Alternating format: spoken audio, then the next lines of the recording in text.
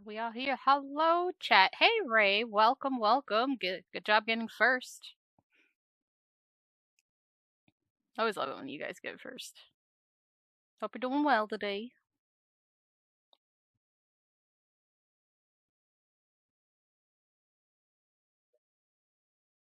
Good job, Savvy, getting second. Again, freaking jump scared by call out. Get called out, girl. Get called out. You get called out for your art. I know. It's so cute. That's what I was mentioning about the Fugi. You could just have like a little like two picture thing and it does a little animation. It's a cute little crab. My friend Artsy. I commissioned her for this one.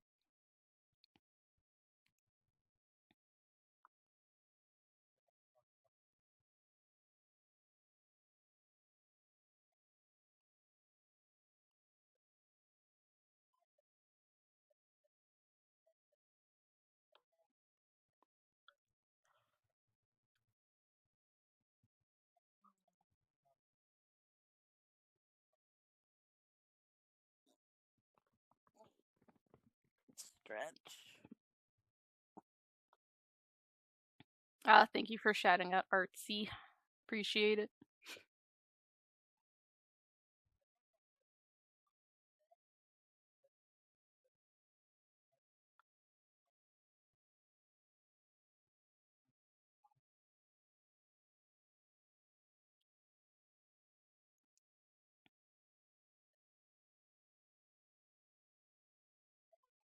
Oh, I need to get my sound. Okay, from here on a big lurk to work on writing. Good luck, Ray. Hope writing goes well. Let's see, where's my sound?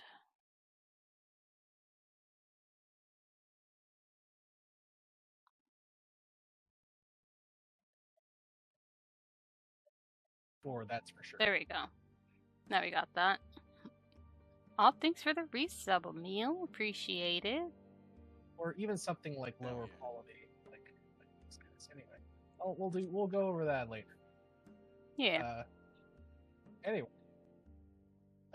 so the reason why we're listening to smooth, I would even argue borderline sensual jazz music tonight is because we are all currently inside of the bar at the Fortune's Wheel, home of Shmeshka the Marauder, and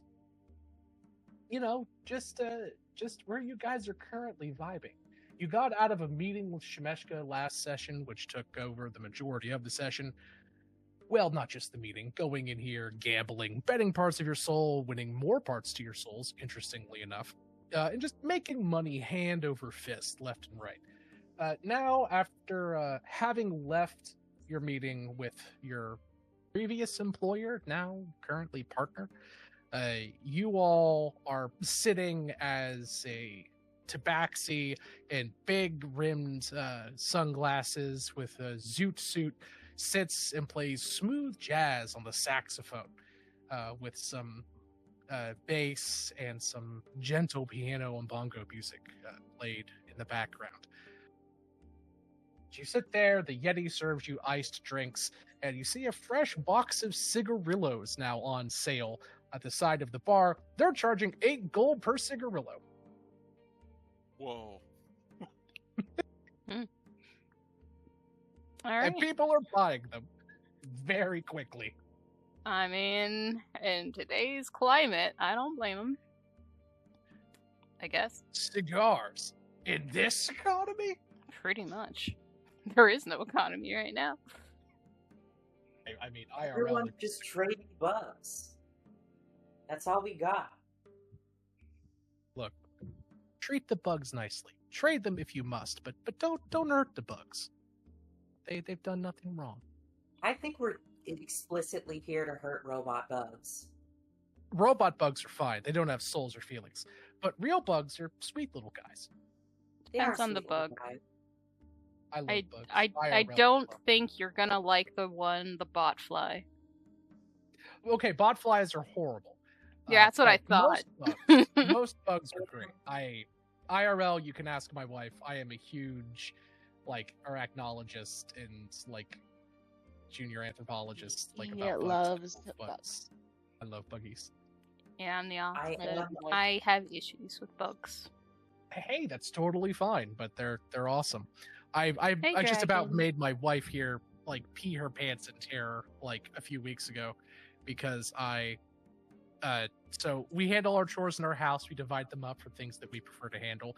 I have germophobia, so stuff like cleaning the bathroom, not so great at. She hates all things insects and spiders. So whenever there's a bug anywhere or something heavy needs lifted, this is what I do.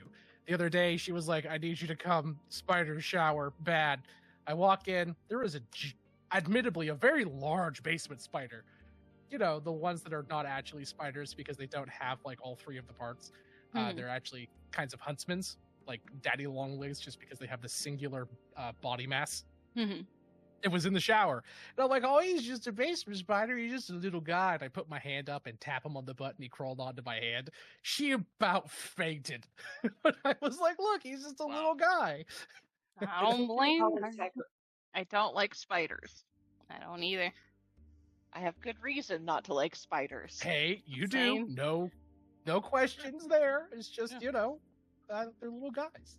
Oh man, Petition I had a to spider crawl up call- my leg today, and then also a spider come down to my computer, my monitor, late at night, and I could just see the spider in my monitor's screen on my left side, and I was like, ah! So I put it in a bag, and I gotta put it in the garage later. There you go. We have a couple of spiders around our house that I have affectionately started naming. We have Phil on our front, like little porch area. He's a little tiny northern orb weaver. His little white stripy butt and makes really pretty circular webs. And he's already paid rent. He's killed about a dozen mosquitoes by my amateurish count. Oh yeah. Fair. He's a good boy. I respect your bug knowledge. I try. I see a respect bug. Sam's knowledge. I appreciate that. I see a bug. If I know what it is, I know what it is. If I don't know what it is, I look it up. You get more bug knowledge. Hmm. Also, we have a bunch of white banded millipedes that have, like, there Awesome must have been job like an getting egg. third, Kirby. Good job. Well done. That must have had an egg clutch hatch recently because we've had them all over the yard, and I love these little guys. They look like normal millipedes, but instead of being round, they're kind of flat, and they have these white stripes on the side, and they're just so cute. They're like roly-polies. You poke them, and they get scared, and they roll up into little balls. Nice. Anyway, my bug autistic fixation aside, the party now sits at the side of the chilled bar, where the bar top itself is a massive slab of permafrost ice, and that it never, ever, ever thaws from the plane of ice and snow, located between the planes of water and air. And you're all just sort of here discussing, you know, what happened to the previous session, Shemeshka, her deal, where you all sit with that. And I want to, you know, have your characters talk out in character what you plan on doing next, because the whole city of Sigil is in front of you. You have quite a few options here. You could go through and deal with the Phyrexian stuff. That is entirely an option. In doing so, there are several things ahead of you that need to be done, or, well, could be done. All of them will eventually lead to the same general path. You could go in and go straight to the Foundry, which is where the portal to Phyrexia seems to be originating from, and where all the Phyrexian incursion forces seem to be emanating from. You could go through and check in on each of your individual factions and see what they Welcome, know, have Kiku. done, or Nice are to see doing in you. regards to the Hope war you're doing effort. well. Or you could just fuck off and leave the city. You could literally, I thought about this. If we really don't want to do the Phyrexian thing, like outside of, like if you don't actually want to adventure in Phyrexia or want to do an expedited version of it, that's also fine. I don't want to like sit and hold a gun to your guys' head and make you go through stuff. You could literally hand the spear off to a Johnny and we could just say that that's that, right? I mean, How do we want to do this without neon though? Do we want to do this with not without neon as a power scaling idea, but do we want to do this without Zoe? Oh no, I understand what you're saying. I don't know how much Zoe's me been interested in personally, I'd be fine doing it without Zoe because I know Zoe's kind of tired of this thing because she's mentioned that, and it's also Cecilia's backstory. It's not Zoe's, so I feel like it's and not. It really just just depends Everything on how much that Becca said. time. Yeah, exactly. It just depends how much time we want to spend doing it, right? Kiku. Sorry. I want to get closure on the Phyrexian thing, but I don't want to. I want to spend the appropriate amount of time on it. It's been over a year. The appropriate amount of time passed 8 months ago. Yeah. Right. Which is why I would like to get to. Just want to speed run it. It's fine. Honestly, Well, no, that's Have also good luck, another factor dragon. of it. It's your quest, and I want to take the appropriate amount of time that you're comfortable with. Savvy. speed run it. It's fine because, like I said, I just have no energy tonight. I'm fine with this. Just speed running it so everyone can move on. Well, I mean, it's going to take more than a single session. Even if it was just a single boss encounter, you guys need to get into the portal at minimum. And then once in the portal, you need to get to the boss and then fight him. So it's a minimum 2 sessions, 3 sessions. I give Sam the eyebrow wiggle. I know Becca can do things quickly. I've seen her blow up things that weren't meant to be blown up. Do that on occasion. Really just depends. I'm ignoring the potential innuendo in that, and instead I'm going to reference, I didn't even see time. it. And I'm going to say, oh, you know what? Yeah, that one time where you got exploded fighting a false Hydra, and she shot a metric fuck ton of TNT and killed all of them. Yeah, I remember that. Yeah. Or the one time I accidentally one-shot a boss. Actually, 2 times that I've one-shot a boss in Sam's campaign. So yes, it happens on occasion. Oh, honey. Did you 1 or 2 save all of times? us after 1 or you 2 killed all of us? times? No.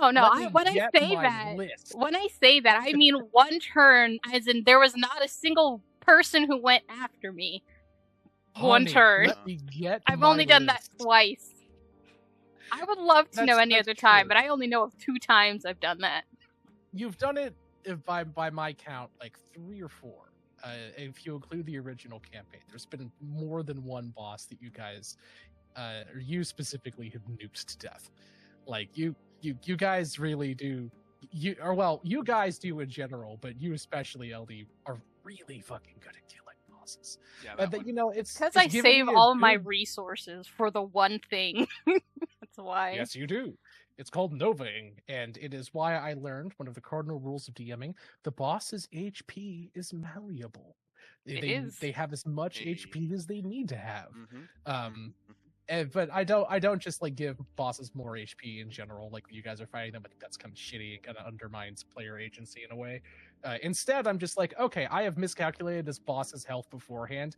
If I see in the first round that it's going to instantly die, I'm just this should be maximized. And at most, if you go in D&D, I don't know how many of you have looked at a monster stat block, but there's a calculation that's in the top right-hand side that shows you how many hit die plus their modifier that they should have for their HP. If it looks like they're going to die in one round, that average that they have, say a troll with 85 hit points, is the halved average, or the average of their HP, which is typically half of the total they could have. And if that happens, I'm just nah, this is a boss. It's maximized. That troll actually has 170. It's usually it's usually a little bit above half because I usually give it 1 extra.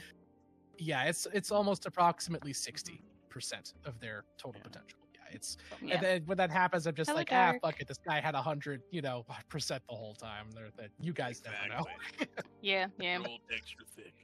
No, for sure. Yep. And that happens. Or I'm this guy started with Divine Shield, which is a WoW terminology for the first hit they take is completely ignored. Yeah. I don't do that. That is actually really shitty. I have a small confession. I've ran 2 year-long games, 2 separate year-long games, and I've looked at maybe 3 different stat blocks in hell total. I just wing it every single this monster. Oh, what is it, a ghoul? Oh, this thing probably is gonna mess you up, give you some sort of poison. What is it, DC? What gives level, like a 4? 12 or 13 sounds pretty strong, pretty reasonable. Yeah. I do something kind of similar. Yeah. I know in general, so I divide my creatures into archetypes.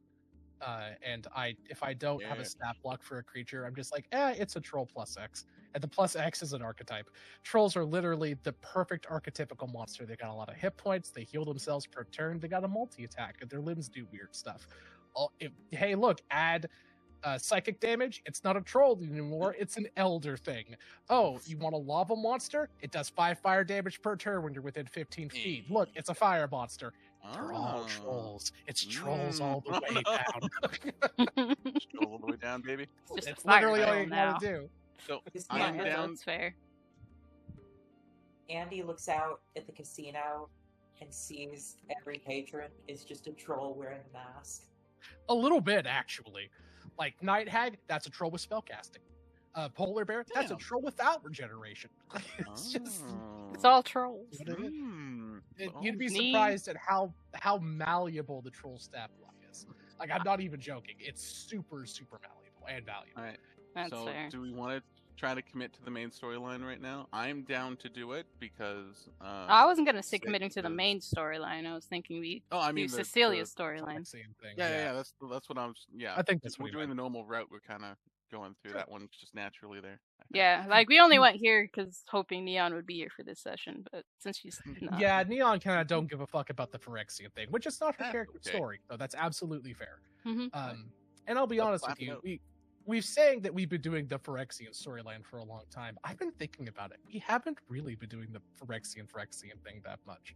Yeah. If you look at the quests and events that have taken place over the course of the past year, really it's just been plain hopping fun times. The Phyrexian stuff, air quotes, was just a small portion of what was in New Capenna, really. Like, you guys went to New Capenna mostly because you wanted to have fun time in like a 1920s style Art Deco D&D plane. Same with like Thunder Junction. You wanted to fuck around the cowboy plane. Like, oh yeah. Yeah, we did. Like, we've been doing the Phyrexian stuff, air quotes, like as an excuse to go to these other locations. Oh yeah. You know? Anyway. Stuff with the Herbrask has been cool though.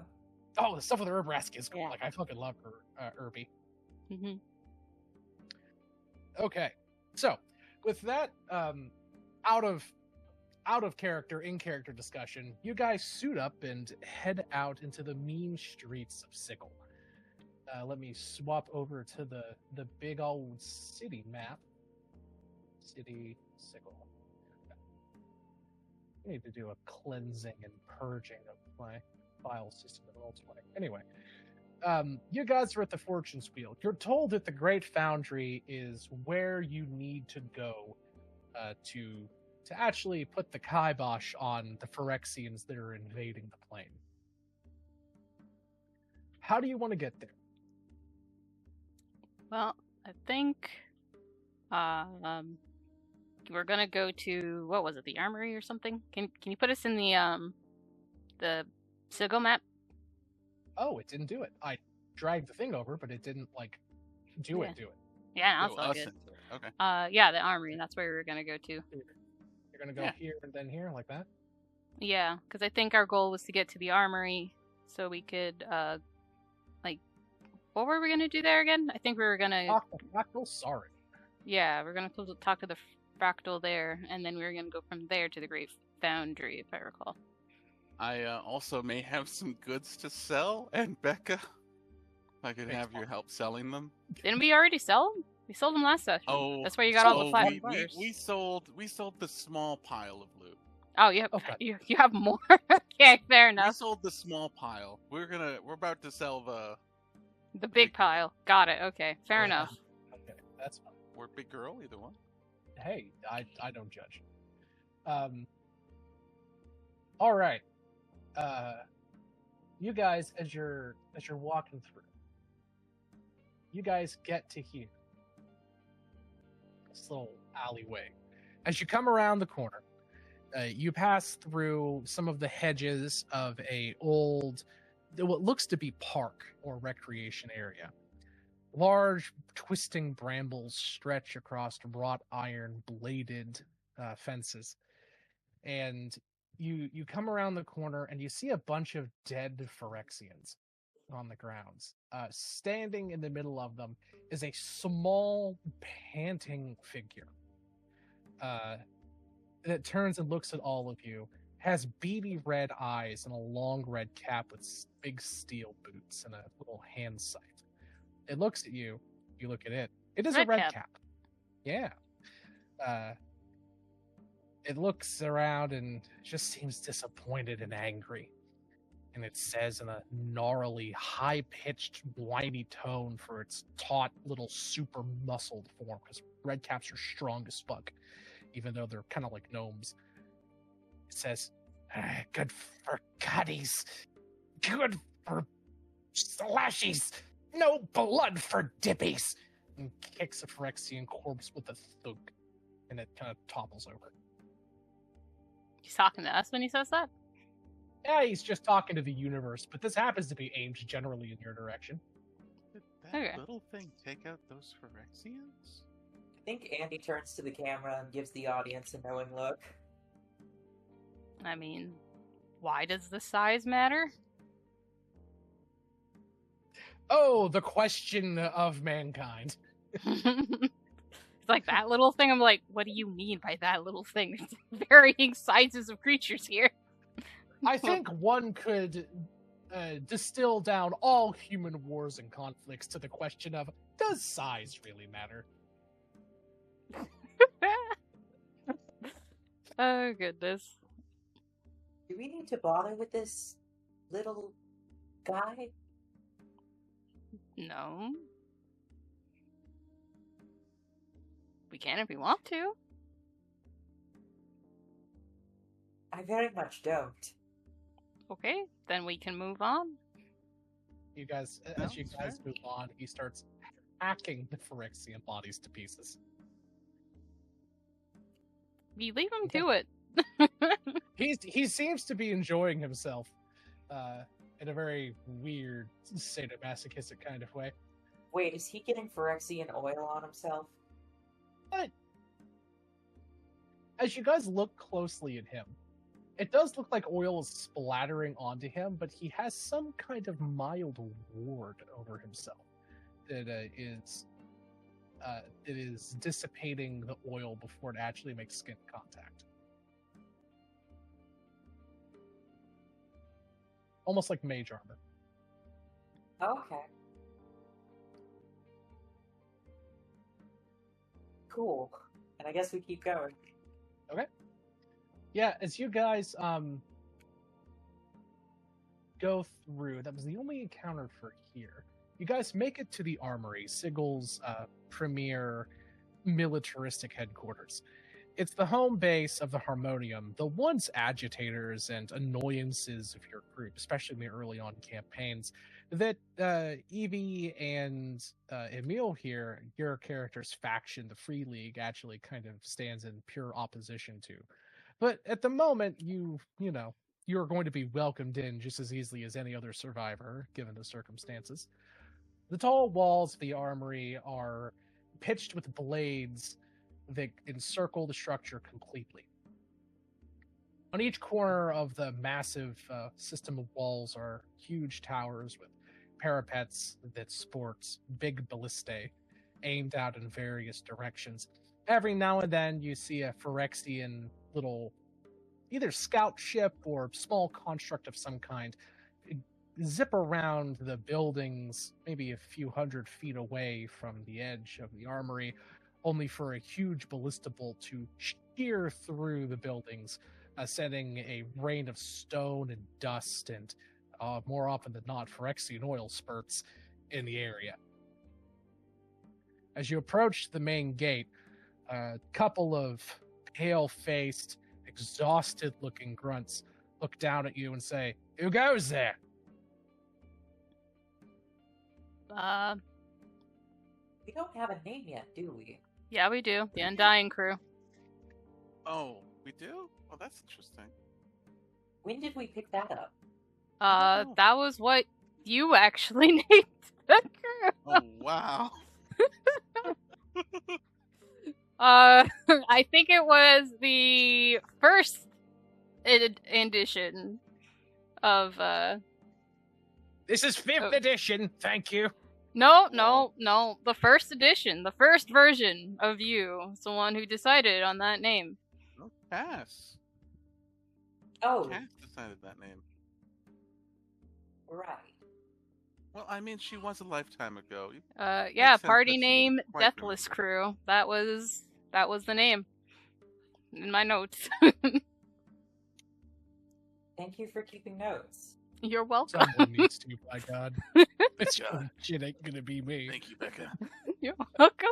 The Deathless Crew. Yours kind of mumble together. Wait, ain't that you lot that's got Maribel in it and Catastrophe Cass? We're known for just Maribel and I guess Catastrophe Cass. I mean, your name's getting out there. Guys are both relatively famous. Like, I keep track of like the general reputation and fame in the city, and you guys are all just in general relatively well known. But the people with the most fame / infamy are definitely Cass and Maribel, like on equal parts of the spectrum. That's fair. He's like, yeah, that would be us. Whoa, can I get your autograph and can I punch you in the face? One of the you hear an orc from behind the gate say in a raspy voice, but they say, "Oh yeah, we were told to expect you. You must have gotten away late a bit. Factal Sarn said that he's going to see you right away. Come on." And you hear the sound of heavy chains moving between interlocking systems, the grinding of steel and stone, and the gate opens up just ever so slightly enough for humanoids of medium size to pass through. Within the walls of the armory, you see dozens of soldiers running back and forth through the different structures, gatehouses and armories, Thanks, Tal, barracks, for letting and me the know you're like, here. all positioned around a central, massive factory-like edifice that has smokestacks continuously pouring out thick, inky black tar-like smoke. You see men and women of all shapes and stripes, races, and extraplanar persuasions filtering in and out of all of these different structures. You're all brought very expeditiously up into one of the bordering guard towers, where Factal Sarin, bandaged and very clearly still recovering from the 3rd-degree ass-kicking you gave him inside of Faunal, is directing Have you ever wanted to stretch the hell out of your guardsmen and and Donald? Well, now you can. 2nd and 3rds in command. As you're all brought, he turns around you and says, "By the gods, you are here." I was getting worried. I mean, it just takes time with all this, stuff going on. But we're still alive. Believe you me, I know. I've been running logistics for operations that I hoped we would never have to run. It's been a constant work here, and I've barely had time to sleep, let alone do something frivolous like go and gamble or anything like that. Yeah, no, it's a total gamble on those streets. You don't know what's gonna happen. Might lose half your soul, might gain a bit more extra soul than you thought you had out there on those mean streets. Well, gods have answered our prayers now that you're here. Come along, let's go over everything that you know and what I've learned since last we spoke. He brings you inside of the armory. It is a drab, utilitarian, almost brutalist structure. It's a central, massive hall with a big U-shaped indentation in the center of it. The likes of which stairwells run up and down the 5 or 6 levels of the place. Think of it like a big shopping mall, sort of like in design, right? You've got all the floors, you've got like a big open trackway that goes up between the floors in the middle. On each floor is various different like barracks, armories, smithy workshops, training stations, classrooms. Basically it's a giant military academy. Factal Sarin brings you up to his personal office on the top floor, the very further back sections. It's a very small, nondescript location that's basically a little circular room with a big map of Sigil in the center. We'll say it's very conveniently shaped like the map here, with all sorts of little flags and check marks and notations written on it. You see stacks of coffee cups, half-eaten protein bars everywhere, a sleeping bag that's been hastily crammed in the corner and recently used, and some bottles that I'm not going to mention the contents of because we're on Twitch in the opposite corner. Factyl Sarin has been working and living out of this location for days now. And God knows how long before he turned and then was reverted, Phyrexian-wise. He brings you all in and immediately sees the bottles, throws his traveling coat over them, and says, "So here's what we know," sweeping his arm over the map. All of the Phyrexians are coming out of the Great Foundry, and they are going out and trying. No, that you can't see that Keller at all on this map. Let me go with bright red. They're sending all of their forces out, covertly for the most part, through the Undercity, attempting to target the major locations throughout the city. Sounds logical. The more people they infect, the better. We've been attempting to divert and stop them where we can, but it's becoming difficult. The most inhabited and most crowded locations were turned first. Essentially, all of the Hive Ward and the vast majority of the Lower Ward turned immediately. We've been trying to fight them off the best that we can, but it's been very difficult. I will say this, the other factions within our fine city have been doing their part to try and undermine their efforts. We haven't had any major factions turning against us and joining their cause so far, which is a small miracle. However, some factions seem to have been infiltrated from within relatively easily, the most notable one being the Society of the Mind's Eye and the Athar. However, others have been affected too. For example, the watchdogs in the prison complex seem to be infiltrated from within.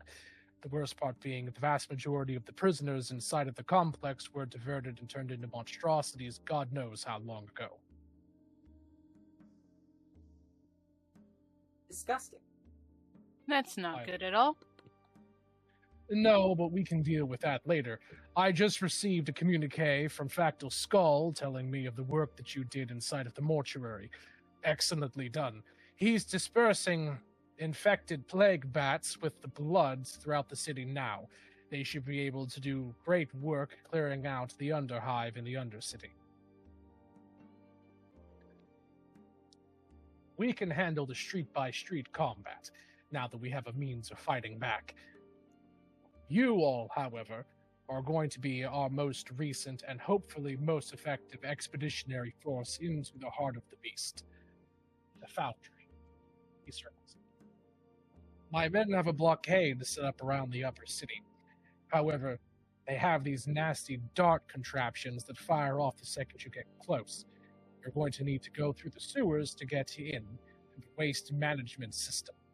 From there, you can go up into the central spire, which is where the portal itself is nested, within the Great Forge itself.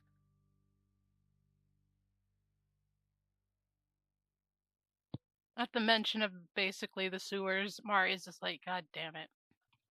You won't be in there long. Oh. And we've already cleared the way for you.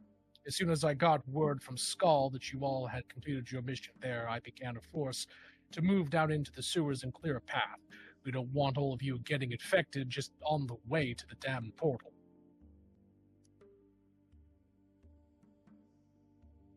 You know what? Thank you. I appreciate you. You're a beautiful man. He looks down and says, I was more so before. A transformation and reversion back to my old self has left. You see him kind of rub his hand over top of his eyebrow, where the traces of a nasty scar where wiring once protruded lie. They have left their scars. Thank you, still. What were you saying, Evie? Cecilia's immune, right? Yes, for the most part. I am so glad you're the one with the torch, with the pitchfork.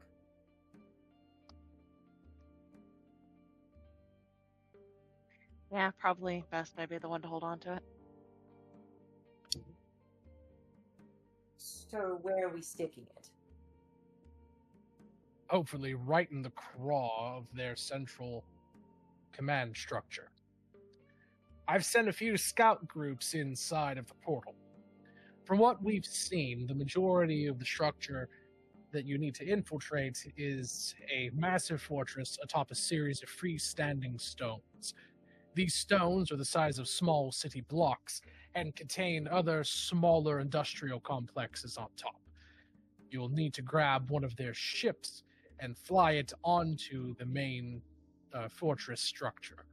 Once there, you can infiltrate the internals of their system, find their leader, and put an end to them. You know how their ships operate? He shakes his head. It appears to be biomechanical. I was hoping that she would have more knowledge. He points to Cecilia. What can I roll to get some more knowledge, maybe? You know, you understand, generally speaking. Once you look at the controls, you can figure it out almost instantly. Your design is an evolution of the older Phyrexian tech that they're currently utilizing. Yeah, well, then I will go into a overly technical explanation. I am both sickened and fascinated, but it's good that you know. I'm so glad you're on our side. Yeah. Once you're inside, you have 2 objectives. 3 if you're feeling generous and good-hearted. The first, obviously, is remove their command structure. Find the leader and his lieutenants and remove them from the equation. We don't know how many they have, but if they look important, put them down, or cure them, preferably. 2, find the means by which the extraplanar space is being generated. We don't know how the forces that they have are keeping a portal open while the Lady of Pain has shut out all other portals in the city, but it must be some type of alien or unknown magic that circumvents the rules of the city. We need you to find it and stop it. That should cause the entire extraplanar space to collapse, removing their foundries and their ability to produce new units. Once that's done, we can clean up the rest of the city now that they can't pump more units into it. Now, with that in mind, it brings me to the final objective. Save as many people as you can. Important figures of the city have been taken and brought inside of that portal for completion. The oil, as it flows freely throughout the city, can transform just about anything that we've seen into, a type of Phyrexian zombie. They're basically Phyrexian versions of their former selves, but whoever it is that's controlling all of this seems to take special interest of those with power, authority, or specialized knowledge in the city. Individuals such as that are taken, brought into the portal, and then surgically altered into monsters. It's what they did to me. My memories of the events and procedures are cloudy, thank the gods, but it was terrible, tantamount to torture. They wouldn't let me die, and I wasn't me afterward. Find anyone inside that fits this description. The more people you find, the better off the city will be after everything's said and done. But don't risk the fidelity of the mission trying to save even the most important people. Save as many as you can, but don't let it get in the way of shutting this operation down.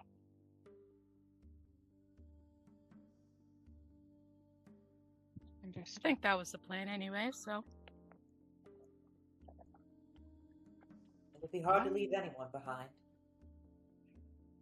It usually is. I just wanted to add something. I've been carrying around a little bit of artillery. It costs a bit of money, but if you wouldn't mind relieving me of it by paying me for its burden, you could use it. It would be a definite boon to you and your men. Fractal Sauron, like, pinches the bridge of his nose and sighs and says, "You walk in with coin, purse, a jiggling. Typical Free League. Fine. Very well. Go down to the quartermaster. He will give you fair, equitable trade for everything that you have to offer." Thank you. Furthermore, before you go, I have expeditionary packs for each of you. They include a simple ward that you can put over yourselves that will protect you from the oil. We had some of the hags and magisters aside of the Tower Sorceress develop these. They're the primary means by which our average soldiers are keeping themselves from, well, becoming not themselves. It should help you all stay yourselves longer. Furthermore, I had Skull fashion up some of these. It's a belt with it looks like test tubes protruding from the top. Glass steel vials with auto injectors. If you're infected with oil, one of them automatically pumps into you. You don't even have to worry about trying to fight it off. If you find someone else nearby, just pull one of these suckers out and hit them with it. And they'll be on their way to either being cured completely or will be incapacitated as the process begins. Yes, please. I would like those. Oh, that's fascinating. There's a pack for each one of you on the way out. Thank you. That'll help. He nods. Appreciated. So it has the board.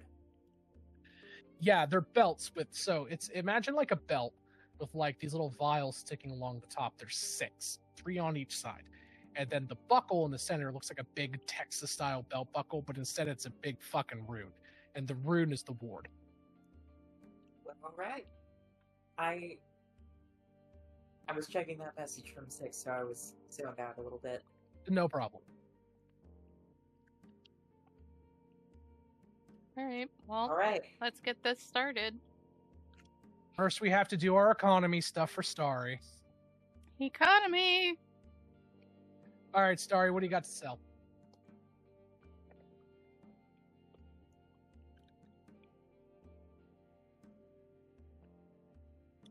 Also, I don't even know where the PDF is of the stuff we have in general. Do we know where that is? I mean, we used to have an Excel sheet until it exploded. It was a Google sheet, and I sent it to you and to me on multiple times. Yeah, but I've never been able to get it to work. Because remember, every single time I tried to use it, it wouldn't let me in. Let me in. Let me in. Got it. No, don't put that material. General. There you go. You're welcome. Do you put it in the Discord? Tracker. I put it in general. Right, thank you. Yes, in the Discord. All right. So, now, what do you want to buy or sell here? The anti-material rifle. Okay. That is worth a total value of 20k, and then I have 39 energy cells. Energy cells actually have a price now. Yeah, there. I posted it. Did? Where? Yeah. Oh, just in the Oh. chat. Yeah. Right there. So yeah, they're worth 20k. I got 20% discount. Only spent 16k on it, and yeah, that's all the math. So the last value, the base value, is what it's actually worth. Yeah. All right. I'm assuming you're having Maribel put on her pushiest, uppiest of bras. Oh yeah. Batting her Oh, yeah. eyelashes and like flashing her star card and getting you as much of a discount / bonus that you can. As And much also, bullshit as possible. And as well also as advantage to helping, and then a heroic dice. Not heroic dice, bardic and dice. also good I mean- old Andy is just ominously sharpening a dagger in the background. The hell, Andy? Why you gotta be so terrifying? That's what she do. Do I we don't know. want to just sell that, or do we want to Okay. sell the other stuff we have? It's a good thing you're on my good side, Starry. And I do Aw. terrible things to people who do. And I do Hmm. terrible things to people who hurt my friends. Oh, I'm sure. Oh, you're so sweet. Yeah, just sell the antimatter rifle and the energy cells. That would be more than enough. Ooh, can I burn a heroic inspiration dice to give you a reroll? Yeah, sure. We'll just take Randy's or Andy's because she has the highest roll out of a lot of you somehow magically. Oh, fair enough. All right, Drew, Can we Andy's take a bardic intimidation. inspiration dice added to that, which You've is already a reached the maximum. D12. You've already reached the maximum, you fucking goblin. Oh, I'm a goblin though. Come You on, are. Fine, go, Gobbo boy, go. It's a D12 now. I leveled up, and it didn't matter. It's a 5. It's a 30 fucking 7. Okay. Yeah, whatever the baseline value of each of the things is, you make 170% of it. So you sell it for its baseline plus 70% on top of it. So let's take a look here. Value 20k, 49k, 2k, so that's 51k. Times 20k, 29k. it's exactly 5.1k. Okay.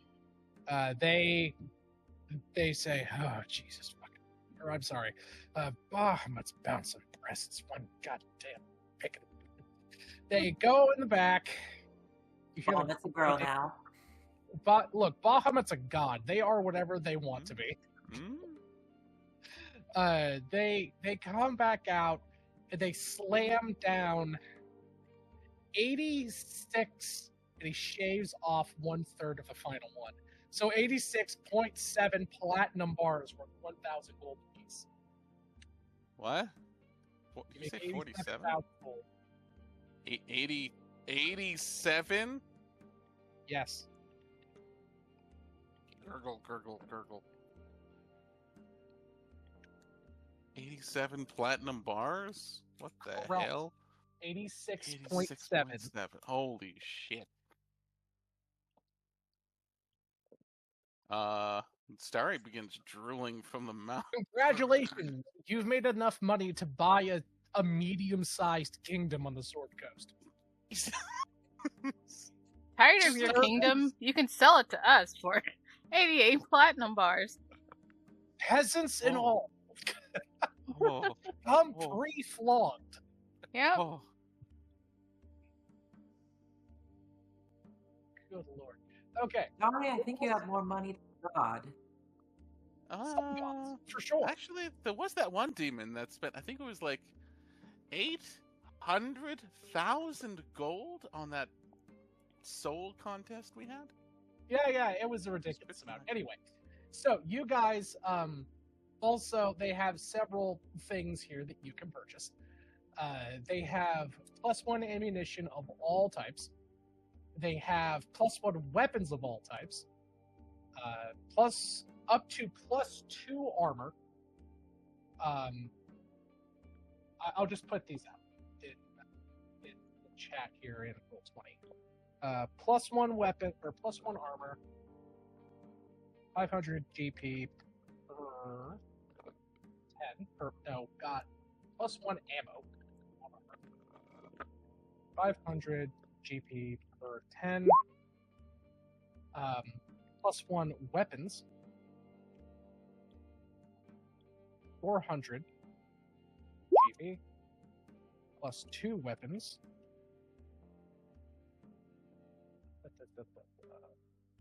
What's your +2 weapons? 8,000 GP. +1 armor.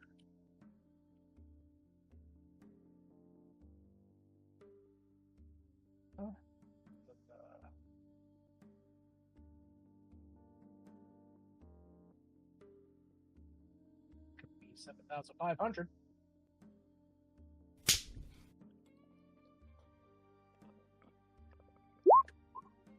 Plus 2 armor. Is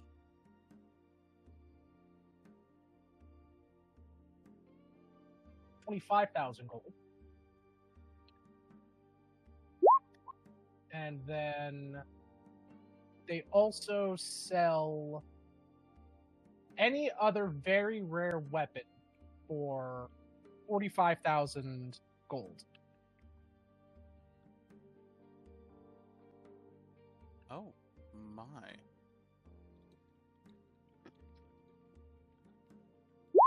There you go. Any other very rare non-named weapon? Oh. Correct. For 45k. Andy, do you have your eye on anything? I can't really afford much at the moment. Oh, don't worry about that, honey. You look over and Starry is already wearing like a Persian silk and a mink fur coated like gown, you know, with a diamond studded hat. Like Ah, right. Don't I'll worry. Mommy that in Starry mind. provides. Are you sure? never say that again. You're too- Sorry. You're I'm way too kidding. young for that. Oh. I mean, Oh my Yeah. god. You qualify as both a MILF and an amateur. You are a young mommy. God no. Puts gun in mouth. What? God, Yeah. what is a young mummy? I'm very Don't confused. get- Don't. it's No. tags. No. Tags. Just no. Just no. That's the Just best way that no. we can put that. Okay. Right? So Moving on. indeed. I don't know if I want to get rid of my witch hunter's armor. And It's good armor. yeah, I could get a +2 weapon, but at the same time, I don't really use the weapon to attack all that much. I mean, It's Would really you- more a spellcasting focus. could we add a bonus to it? Uh, Do we have time for that? you guys do have access to the best resources and materials that are basically available in Sigil at the moment. If I were to get an upgrade, Theoretically, you could spend a couple of days here in town as they rapid enchant your shit. That is doable. You have any interest in that? I will say, if I were to get a weapon upgrade for my very military grade bayoneted musket, it would be at the armory with all the guards. I It mean, that would. would make sense. You know, it's really whatever you want to do. I see that the musket means a lot to you. You do carry it everywhere. Right. It's a memento and a tool.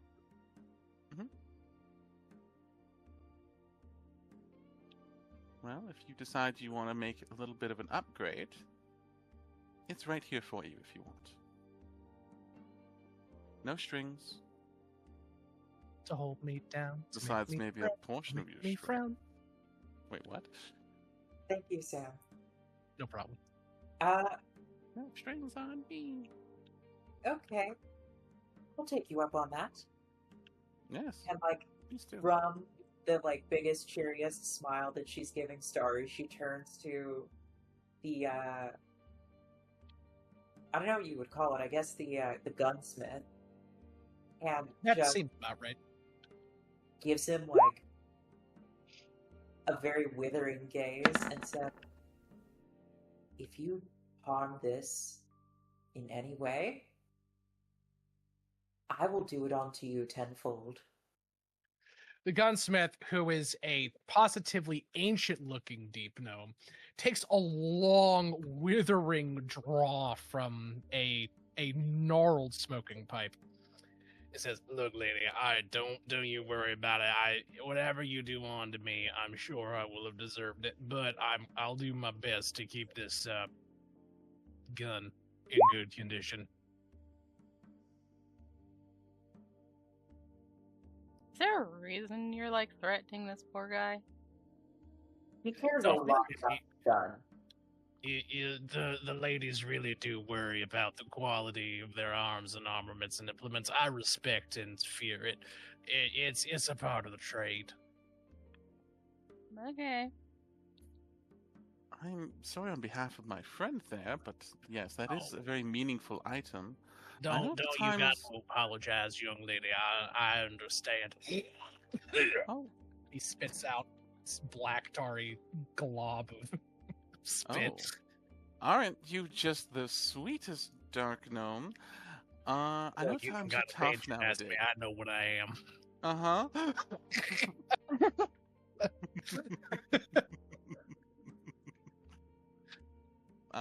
Star is looking to try and get a discount on it. Whenever. Oh, I see. Yeah. That's sure. Give me a persuasion check, Starry. Hell yeah. What is That's that? pretty good. A 30.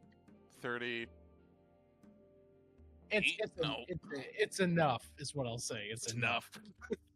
He looks at you. He picks his nose. He flicks the little tarry wad of gunk out of his nose and says, "Look, I don't know who you think you are, but our prices are set by the oh my stars and gars. Is that Maribel? Oh gods. I have been waiting I thought that I would get turned into a goddamn Phyrexian before I got to meet Maribel. Maribel, will you stand my chest?" And he rips off his shirt. He's this little deep gnome, but as he rips his shirt open, you see that he is shredded with a six-pack. And Oh my gosh, he's Master a Roshi. smith. He is stripped to shit. And he's got like a big tattoo that says "I heart mom," and like an arrow through the heart on it tattooed on his chest. It's like a sailor's chest. He goes, wait, I've got my ink gun. And he goes to the back and gets a little tattoo gun. He goes, What sort of "You tattoo? will you tattoo my chest?" Oh god, okay. She's like, yeah, I could certainly do that. Don't worry about the grease. It adds to the coloring of it. Okay, yeah, sure. I'll do that. She takes the tattoo gun. And His chest resembles rawhide leather in its consistency and texture. It's like, oh my but- gosh, I don't know how that works. Yo. Yeah, so long as you can give us a hard. discount on I'll sign this.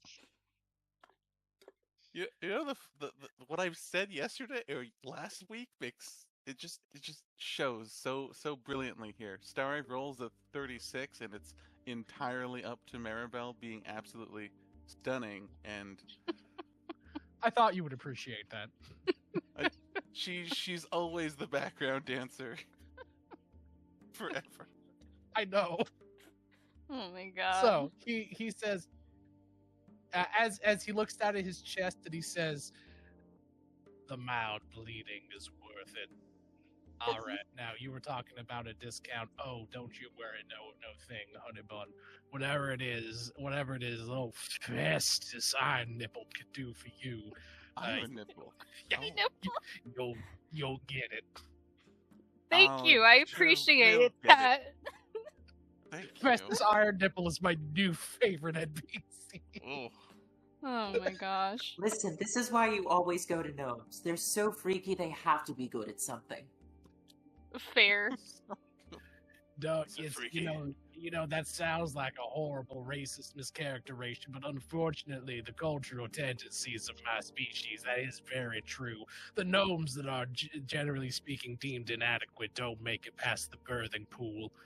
He says, You he see. gets Oh, up. I know. I fought with gnomes for years. We are a Oh. terrible and malignant race to face in the depths of the Underdark. He Oh. says, Oh no, same side. "Oh, you're one of our deep allies, I see." looks at you with a new level of fear and respect.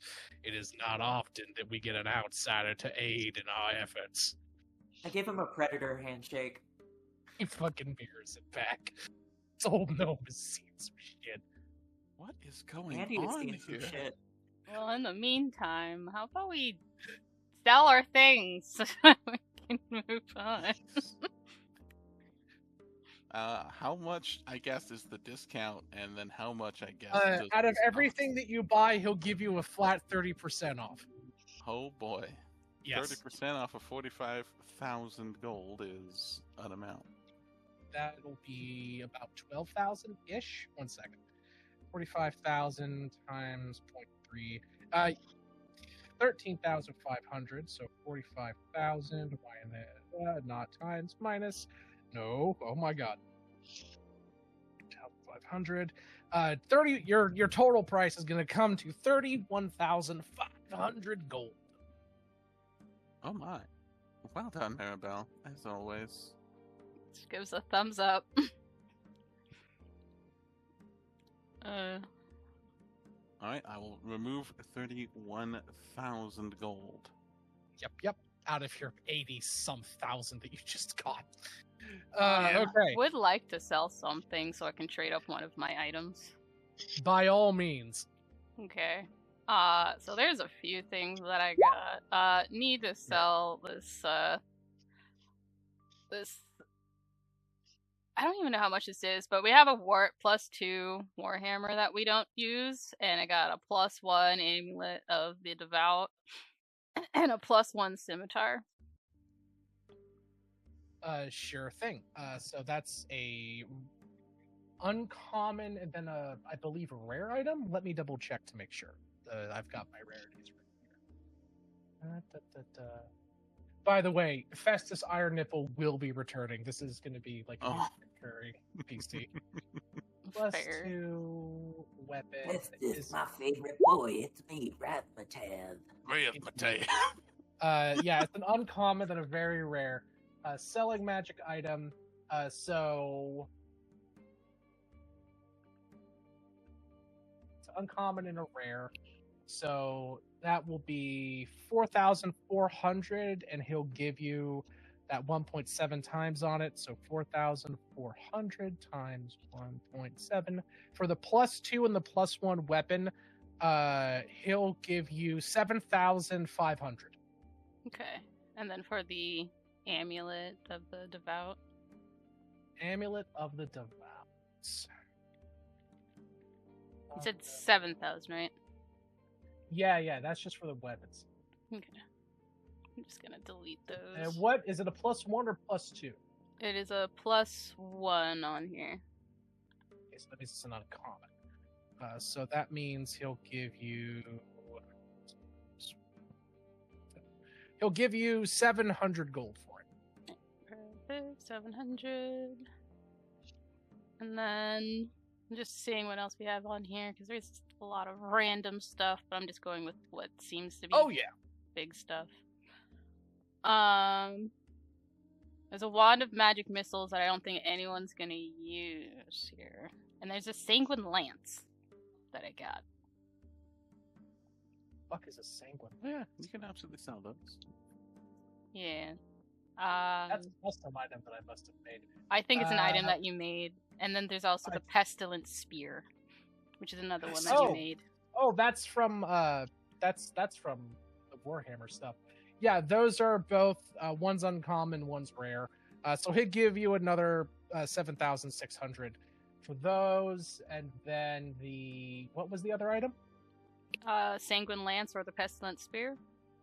Those two. He's giving you 7,600. Okay. The other one. Wand of magic missile. That's an uncommon. He'll give you 600 for it. Okay. +600. I think that should be enough. And then she has the +2 amulet of devout that she has. She wants to go to a +3. Oh, okay, sure. +3 amulet of the devout. That's gonna be. I think that's a very rare. Yeah, I think that's very rare. Or It is. Yeah, it's So very rare. buying magic items. Let's see how much this is gonna run you. That's what I thought. It's gonna cost you 60,000 gold. Okay, so that's 60,000. And then with the percentage of 30%, that is. Oh, yeah, 30% off. 60,000. Wait, yeah, times point. I think that's 3. 18,000 Yep, off. it's 18,000 exactly. 60,000 minus 18,000 should be 42,000 gold. Okay. So it's still. And so how much would he go for the +2 Amulet of the Devout? Much less. If you wanted to bring it up to a +2 amulet, let's see. It's because I have one, so I'm trying to trade up to the +3. So Yeah, I get you. So you have a +2. yeah, I have a right? +2. Mm-hmm. Okay, so that would be. You would also reduce the price by probably another 4,000 or so. Probably, yeah, by about 4,000. So your total is going to be 3,800. Okay. If you want to go from a +2 to a +3. Okay. Yeah, that should be enough to where I sell those plus that percentage off. So it'll be, you said 3,000? 38,000. 38,000? Okay. I think that should be fine. Because there's not too much others that we have that's like big item. There is the one power armor that none of us is using. I don't know if anyone has any plans for it. The Writhing Power Armor. No. Because it's been in our inventory for like ever. What was writhing? I don't remember that. It's the another Warhammer armor. It is. I'm trying to find where I.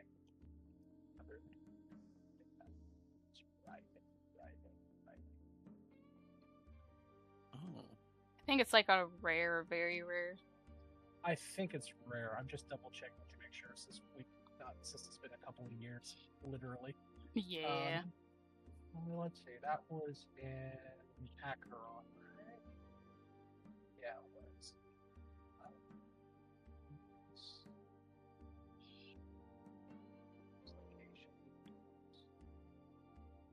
Tales of There it is. It was rare. Okay. So he'll give you, since it's a more uncommon item, he'll give you 8,000 gold for that. Okay, so it's 8,000. Okay. And then minus the 15,900. Oops. 900.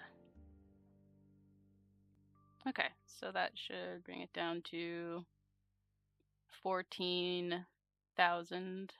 I think that should be fine. So she'll pay for the rest for the 14,100. I know this is a bit of a long shot, but do you guys happen to carry or know where we could get some barrier tattoos?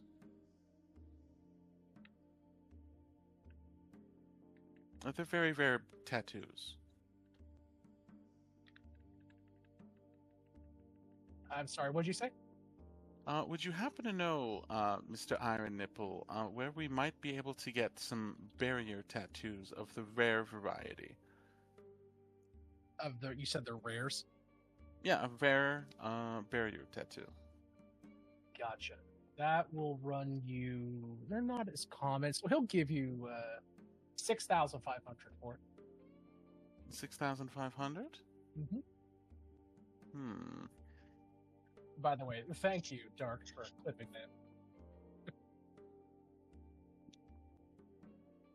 Oh, that's interesting. Alright, I have to do some calculating. 6,500. Okay. 6,500. Thank you. Yes.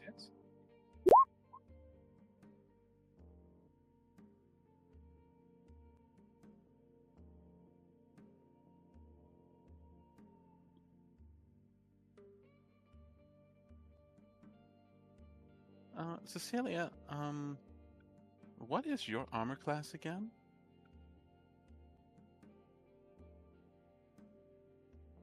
Savvy? Can you hear me? I think there you go. Oh, there we go. Yeah, what's your armor class? 17? And is that just your base like dexterity, and I'm assuming it's constitution plus together? Is that total of 17? Mhm. Okay, never mind. So that won't work. I was trying to think of a way to get you a bit more armor class.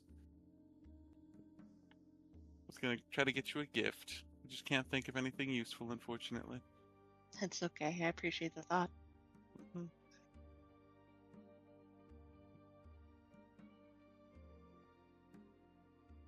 Actually, do you use bracers of defense? Nope. Would you like some? Sure. Alright. They require attunement, but they'll give you +2 to your armor class. They'll Alright. give you some hint of protection. Does that sound interesting to you? Do you have the attunement slot? Yes. Do you have the attunement slot for +2 AC, essentially? Get rid of my welding torch repair gizmo thing. Yeah, I'll do that. Alright, yeah. Starry will hand you her bracers of defense that require attunement. There you go, honey. Yeah. Now people can be less cheeky with you.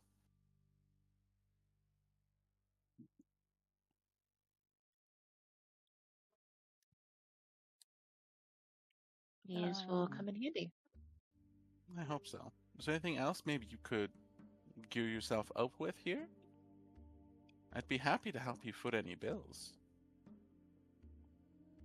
Oh, by the way, Oh. I put the barrier belt Alright. statistics inside of the general chat in Discord. These do not require attunement, and you each get 6 vials of cure blood, which is Oh. the injector that'll let you basically either resist phyresis for yourself or cure something else. The way these things work, by the way, I haven't explained how cure blood works. I should probably do that. So a vial of cure blood has enough basically healing effects to reduce any creature with 100 hit points or less health automatically to a non-Phyrexian state. If they have over 100 hit points, it basically eats up 100 hit points and deals 100 damage to them directly. Holy Certain shit. creatures, namely boss creatures, are immune to this, but any type of grunt or mook that you're coming across, 100 flat damage. Damn. Yep. Fair.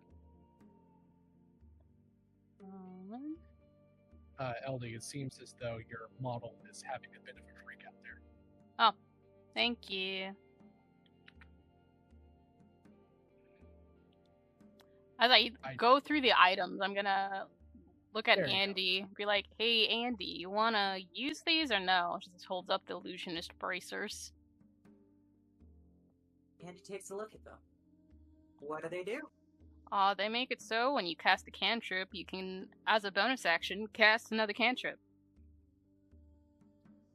Oh my god. So that you could is Eldritch so Blast, good. and then as a bonus action, Eldritch Blast again. You should use your... Yeah, she's like, I don't know how long. I'm like, I don't know how long they've been in here, but like, I think you're the only one that you could probably find a use for that. Oh. Saying, I my hope you forgot God. I gave you those. yeah, I forgot it existed until I saw it. So I was like, hey, Andy, you wanna use this, or do you want us to sell it? Because I feel like you could use this. Andy just laughing maniacally takes them off your hands. There you go. That's what I thought. Well, Andy just doubled in power level. They are Actually, they literally... are attunement, so you may need just attunement slot to consider it. I think any attunement slot is worth... That's like near, like, very rare to legendary. I would argue legendary. Yeah. You guys really are at the end game now, aren't you? I mean, potentially. Yes, so I mean, I honestly don't think I'm hurting for attunement slots right now. oh wow. Oh, you can good. also buy a legendary Ring of Attunement. It consumes the attunement slot. It requires attunement, and it grants you an attunement slot.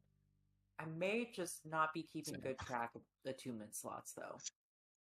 It can maybe. happen. Can only have 3, and there is a lot of items we have in general that is attunement. So Yeah. Let's see. I wonder if Gloves of Thievery, Witch Hunter's Armor, Witch and Hunter my might be. Gloves of Thievery is not attunement. It's no, not. no, those are just regular. Yeah, it's just a regular one. I know the Demon's Eye that you have is attunement, so that one's attunement. But the Okay, Demon's so Eye is that's- also very good. It is very Memory serve. good. Demon's But it Eye, just- I'm not.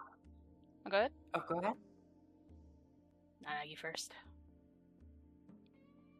Demon's Eye is something I would not give up attunement for. That's too good. Yeah, it's really good. So I just know that one's attunement, and I think the armor might be. I don't know what it does. I don't remember what it does. But if it does something extra other than armor, it's attunement usually. Mm-hmm. While you're wearing this armor, you gain +1 CC, and you have advantage soon. Yeah, that's definitely attunement. What item? Witch Hunter's armor. I believe that was rare. Yeah, but attunement. Oh, yes, absolutely. 100%. Yeah. Okay. Gosh, how many attunement slots do I get? 3. 3. Okay, so that's 2.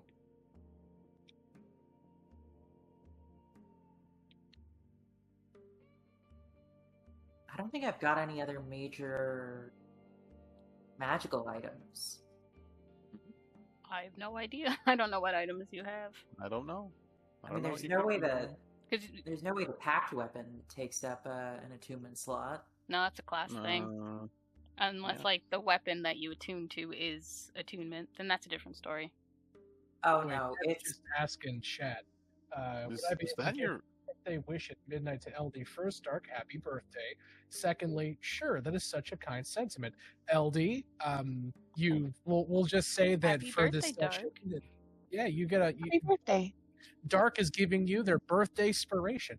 Aw, thank you, Dark. I appreciate that. Inspiration. Birthspiration. I'll call it Weird. Darkspiration.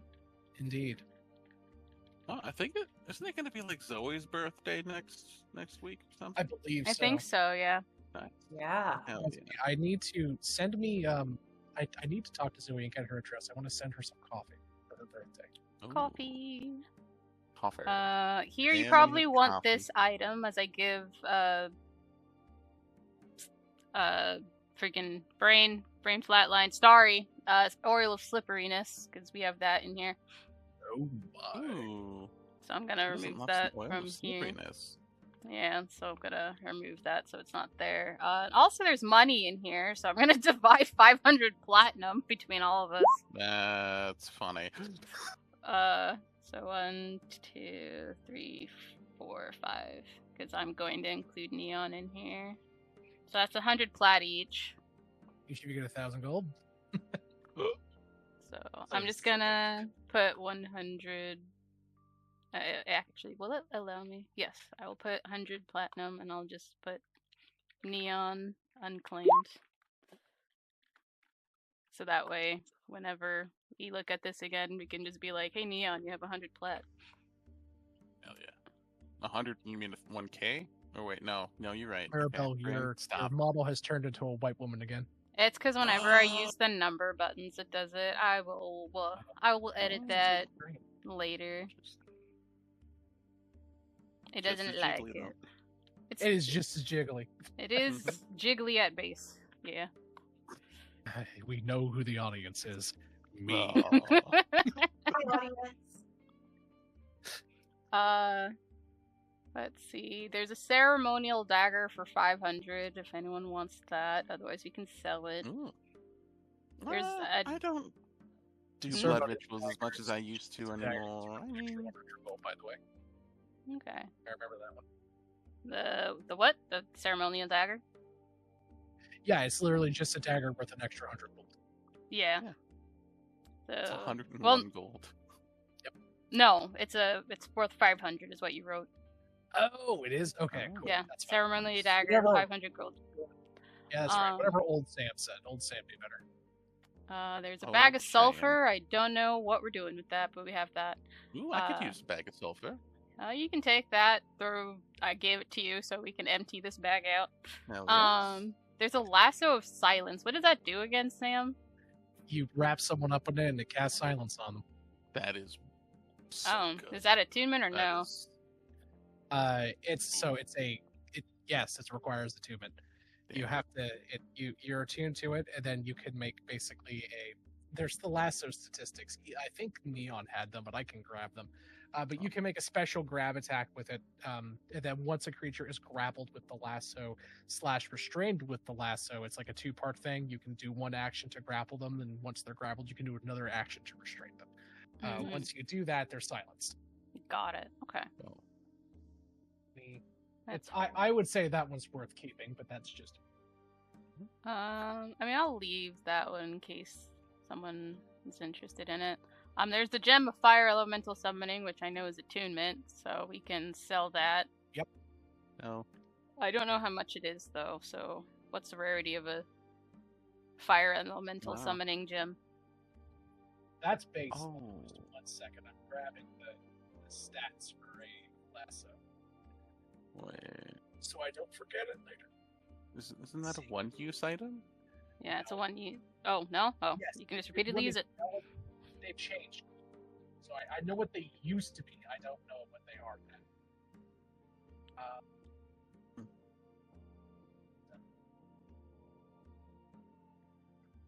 That's one of the chips.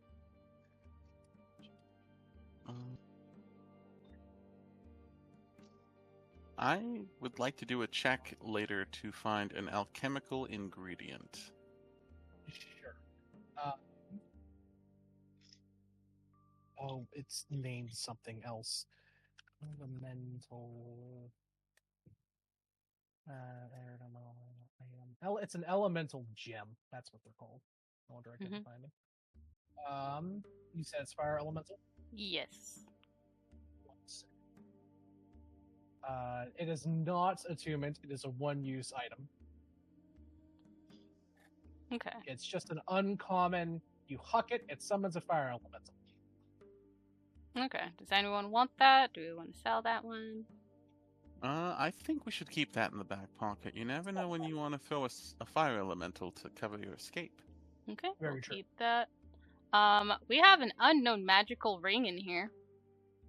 Oh. You never took the time to identify it. Well, That's now's the fine. time. I don't know what it was, Sam. I don't know if you still have it in Watch your it. note. Watch it increase in rarity. If it helps, We opened it later in the game. I don't know. If it helps, I You- think it's you from didn't get Warhammer it that- time. It was Yeah, you guys didn't get it that far ago. Like I remember generally what item it is. Just 1 second. Yeah, I know. All I know is that was during Warhammer because it was around the 2 vials of Carcerian tar. And that's I'm putting the stats for the lasso in general chat here. There we go. There's the stats for the lasso. Okay. Ooh. The ring. I remember the ring. It was a rare ring.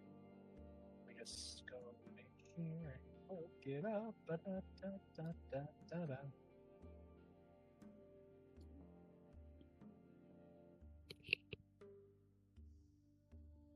It is a... Oh, God, excuse me.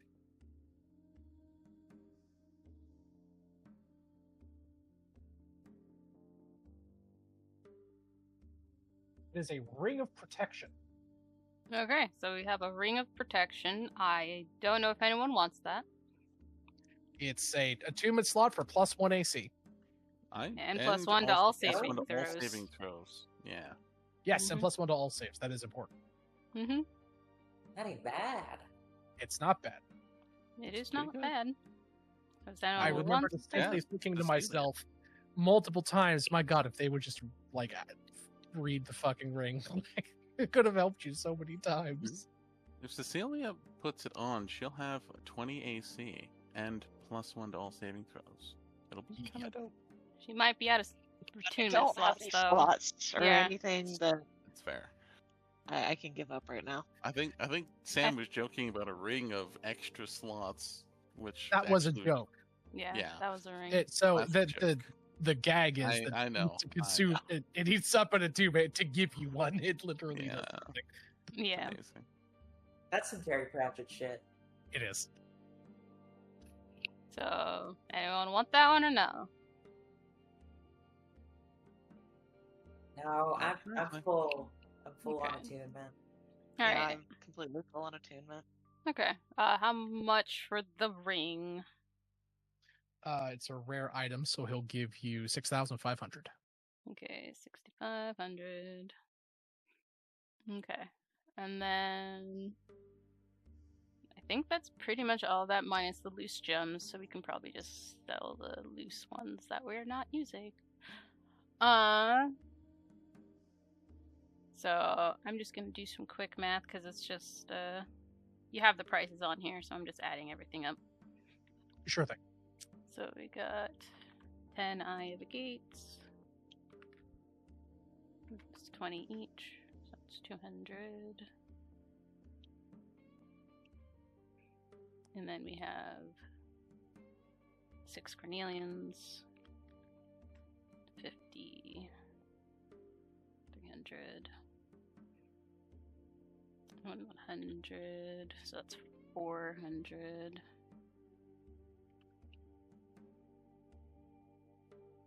And 500.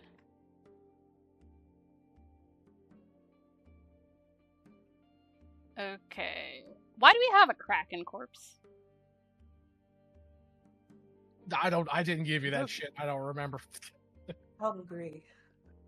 There's a literal friggin' Kraken corpse. in the thing. I'm just picturing you guys opening up like a two-way gate to like Maribel's stronghold, and inside of that stronghold is just like a bunch of like garbage that you guys are dragging out. And then when you guys get to the back, Maribel hits a wall of unimaginable stench, and she just looks around the corner. Why do we have a Kraken corpse? It's like, Just who like put a the Kraken? big Kraken corpse in the back rotting. Who put the Kraken in the bag? What the hell? You open Okay. up like a bag Andy of looks at the Kraken corpse, pauses for a beat, and then takes a flask out of her pocket, unscrews it, and empties it onto the floor. Wait, what? Who put the Kraken just corpse? I imagine it's instead of like a portable hole or like a very cramped and squished up like bag of holding, and you just open it up, and it's that foghorn sound effect from SpongeBob as the gas hits you. Just Yeah, no, pretty much. Like spores come out. yeah. Yeah, I imagine she just like cleans that out. Like, okay, let's get rid of that. No one needs a freaking Kraken corpse. I mean, I guess it could be good for like alchemical ingredients. Comically Wait. speaking, it might be good as bait to catch a bigger fish. Yeah, This could improve our relations with the cranium rats. maybe. You know what? Fine, I'll leave it. There's 22 dynamites in here. Give that to Starry. I don't know why that's in here, but here you go. I know that's your territory. 22 dynamites. Thank you. You're welcome. Oh yeah, I think that belonged to me. Oh, was that Likely, yours? I probably made them for you. Well, there you go. 22 dynamites. Put I mean, you that can have in your them. thing. You want them? You want them, Andy? No, that's not really my thing anymore. I'll hold them until maybe we need them. Until it's my thing again. Wasn't gonna say it. I don't want to jinx you. I very much like having you around. It's okay. I keep things around for whoever's after me. And she like pats her bag with the archmage robes in it. That's fair. Alright, so the total of everything would be 12,300. Plus, I don't know on top of the percentage if sold.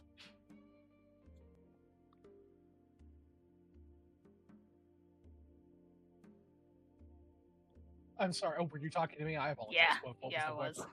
was. So 12,300 plus I don't know what the bonus to the selling point is. It's the same that I've been using. So 30%. It's a little more than that. So 12,300. Oh, does the free league technically get us even more percentage off?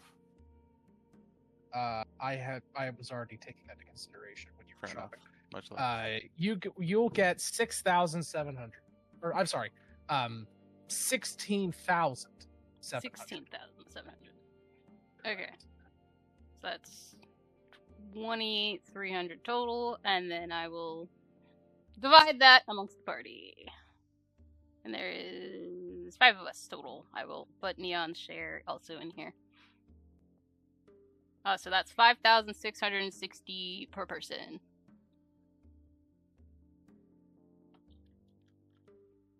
$5,660?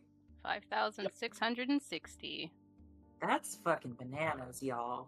Thank you for doing all that. I do what I All can. just selling. Literally, Zoe's gone. We're just eliminating all the loot. That's funny. Yep. Oh boy. What does that cost? Zoe gets back and she's just like, where the fuck is my Kraken corpse? Awkward. Non-zero chance that happens. Oh, I said I left it, so it's still there. Yeah, it is still there. I'll just assume that I put it in her bag. I'm just gonna put Neon. Because that's Neon's now. Neon opens it up. Foghorn, furball vomit. She'd be like, why is there in my bag? Okay, let's see. I think there's 2 things left. I don't know if anyone cares. There's an Impact Club and a Staff of the Lantern Bearer.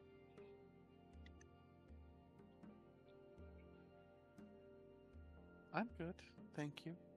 Does the staff of the Lantern Bearer just light up? No, it actually does something. Damn. I was really hoping it would be useless and funny. Lantern. I'm trying to find where that is. It's. Oh, and there's also a Plague Begotten Chainsword. I don't remember what the chainsword is, but I know that both of those other items they're both uncommon. Fair. So if you want to sell the lantern thing, it lets you cast several spells. It lets you cast like light, fairy fire, and you can use a bonus action to make the staff light up for like 60 feet diameter. It's uncommon. Same with the other item. That's fair. I'm also just going to assume the chainsword is an uncommon item. So 3 uncommon items. Just going to think that much. If no one's against it, my character will keep the Staff of the Lantern Bearer for shows. Okay, that's fair. Go for it.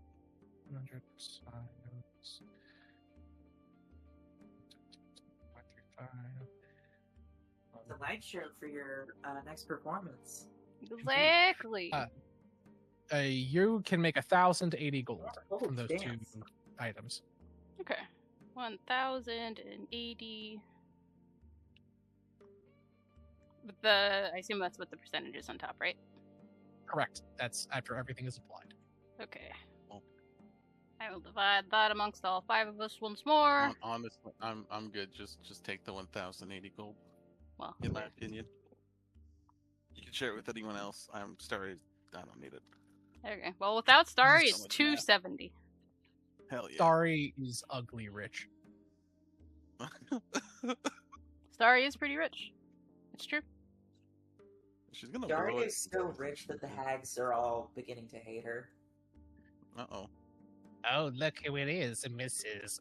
Fancy Pants Around Town. Oh, you finally noticed. Yeah, I've been wearing this green dress. For years, actually. It's a shame it makes your ass look small. Bitch, I will turn you to a frog. Bitch, I already am a frog. He fucking Honestly- snaps up a cookie off of the table. You're hideous in a good way, though. I mean, Don't you forget it. One just looks you up and down and says, no rats.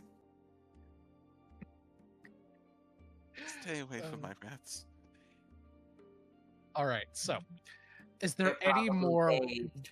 goddamn shopping that we're doing?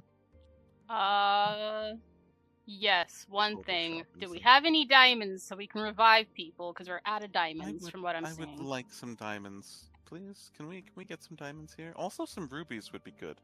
In the spirit, I throw of you a ruby of the war mage. other rubies, I think she means. I mean, like You didn't rubies specify. for spell casting. Oh. I'll take a ruby of the archmage. I don't know what this does, but like, I don't know. It's Oh, just I- in our stuff. Ruby of the war mage. You put it on a weapon and it does some stuff. Wait a sec. I'll tell you. Ruby of the War Mage. You put it into a simple or martial weapon, and it automatically turns it into a spell casting focus for your spells.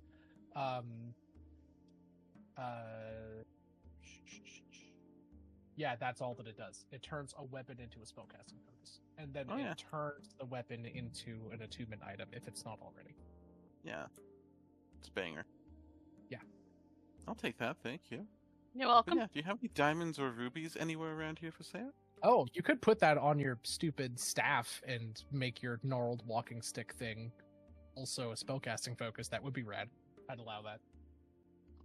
Oh shit! Yeah, you could do that. Sure, I'll do that. That sounds good to me.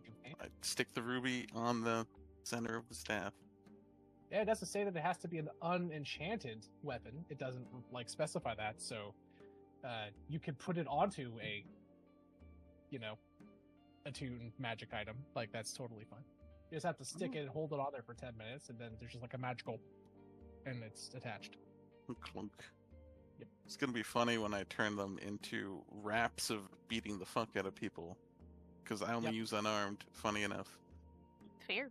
We'll just say that it. You ever see those like Rock'em Sock'em Hulk hands? You know those like '90s toys. They're like the big stupid Hulk fists. It turns into those, but they're just Oh, made out no. of pure fucking cedar. And fair. ruby. Yes, cedar with a ruby over the knuckle on the middle finger. Hell yeah. That's fair. But yeah, what kind of diamonds do they have for Revivify or Raise Dead or They- Resurrection? They have all of the diamonds that you need, but they are since there is such a hot commodity, they are unaffected by any of your price negotiating magic Oh. by order of the city. Just because there's so many fucking dead people, they're at war, they can't afford to skimp on the diamonds. Yeah, that's fair. Fair enough. I understand. Okay, so they have all of them. They do. So how many diamonds do you guys want, and how? I will say they are put under. You can only have 3 of each. You can buy up to 3 of each. Up to 3 of each. Three Okay. of each? 3 diamonds? Yes, 3 well, 3 for diamonds each of per. us? Well, no, 3 diamonds per the type of spell that you and your group want to cast. Yeah. So basically, 3 I- Revivify diamonds, 3 Raise Dead diamonds, and 3 Resurrection diamonds. I mean, I just use diamond dust, but I mean, Diamond Dust doesn't cover Revivify or Raise Dead. It has to be full No. diamonds. yes, I need diamond dust for removing critical conditions from people. That's for greater restoration. Yeah, I think, couldn't right? remember the name. Thank you. Yes. Yeah, Oh, that's fine. That is not under a moratorium. You can have as many of those as you want. Oh hell yeah, I get some diamond dust. I need that shit. Just you to reduce the amount of money that you have in total by the exact amount of money that you would buy it from. Like it's just I buy it. buy 1,000 gold worth. That's 10 castings. So That should be enough. Just keep track of how much of it you have on your okay. your Oh, yeah, character I do. sheet. I do. I do. I can't even. I know. Thank you. Mm. There. Now I have 1,300 diamond dust worth. Bitch glitters. Hell yeah, bitch glitters. Yeah. And I'd like to buy some rubies. Ruby dust. Same deal. Same deal. Okay. No Because not a lot of spells use ruby dust. There are several iterations of ruby dust at several different casting levels. It just depends on what spell you want to Night, cast. night, my boy, sleepy tight. Aw, I heard that. Heard that Is too. it Bobby? It is Bobby. My babies. So how many diamonds do we want to split for?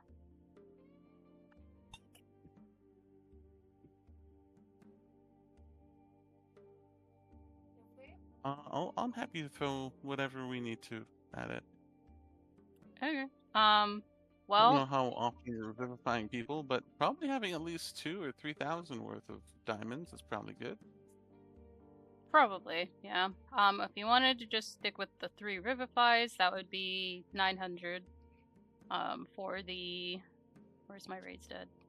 For the raised dead, that would be 1,500 for 3 diamonds, or we could just have one for 500. And then for the... Where's my resurrection?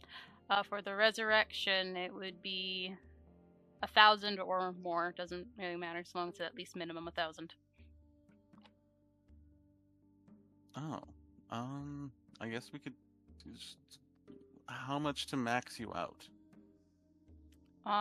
Since we can only get 3, we can get 3 revivifies, so long as it's within a minute, so revive people during combat. Which does happen a lot.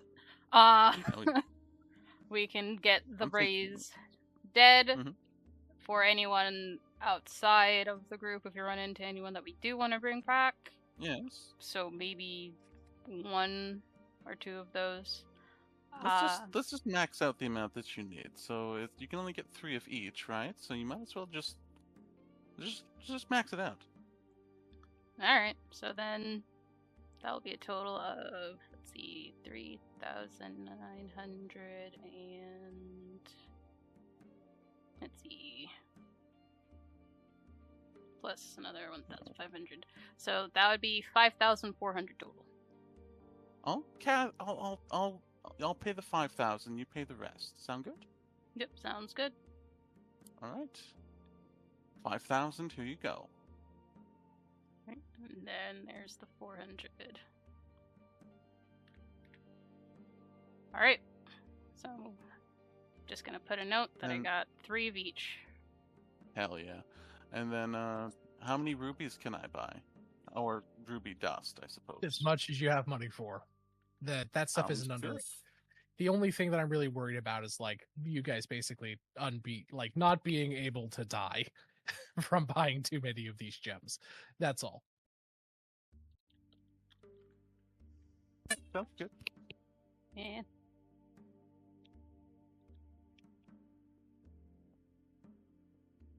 Okay, that is I'll run 3 some numbers. each. Thank you, Sam.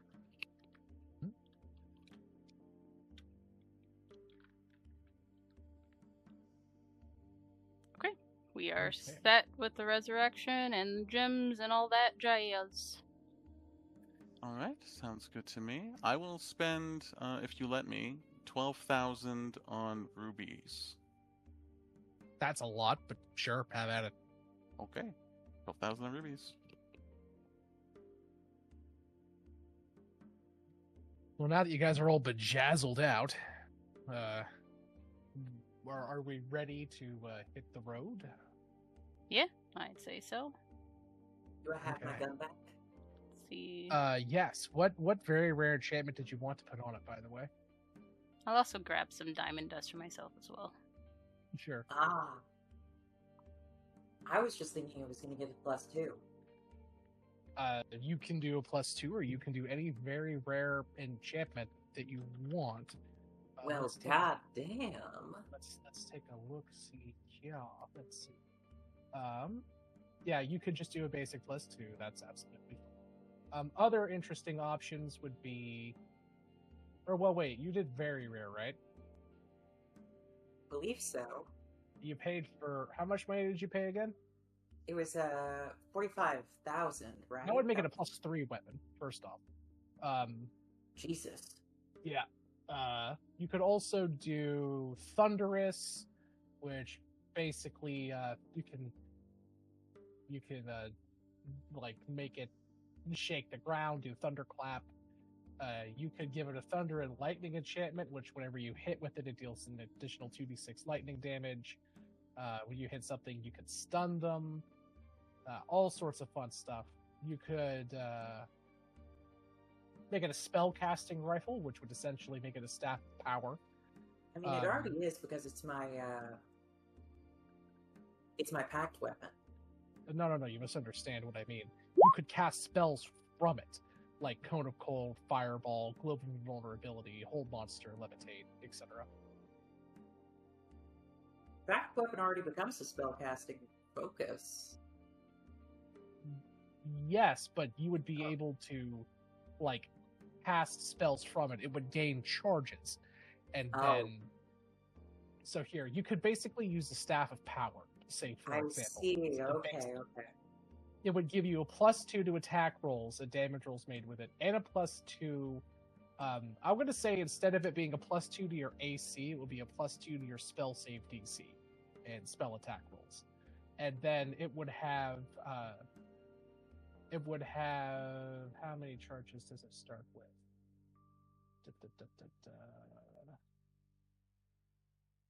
It should say, I think it's 10? Yeah, it has. Wait, what? To share the list you're looking at? Yeah. It do, Dark. It do. There we go. Now I'm finally done with the numbers. I hate you, Discord. Actually, no, I love Discord. It's just so annoying sometimes. That's fair. X, B, there you go. Okay. It has 20 charges. There you go. It would basically be this.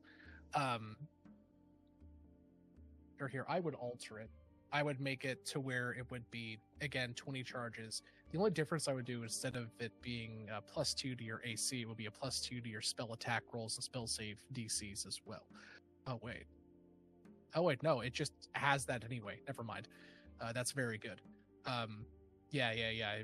+2 to everything, more or less. Your AC, saving throws, spell attack rolls, damage rolls, just a flat +2 to everything. And then while holding the weapon, you can cast one of the spells from it using this table below. Wall of Force, Enfeeblement, Magic Missile, Lightning Bolt. And then you could even use an action to break your rifle over your knee, and when it does, it explodinates. Dude, that's so fucking busted. I would just take the +2 to AC and call that a fucking day. Are you kidding? Staff of Power is redonkulous. Did you just get a Staff of Power? She did. I don't know how I got a Staff of Power. I don't know why you're letting me put this enchantment on my gun. Because your gun's an unenchanted gun, and it's literally just getting a Staff of Power, which costs the amount of money that you paid anyway, but just as a rifle. Like, that's actually so sick. It's no big deal. Like, yeah, it's just you like, welcome to being Maribel for a few. I have like a lot of pretty toys that I find. No, we don't need to know what kind of pretty toys Maribel collects in her spare time. But yes, no.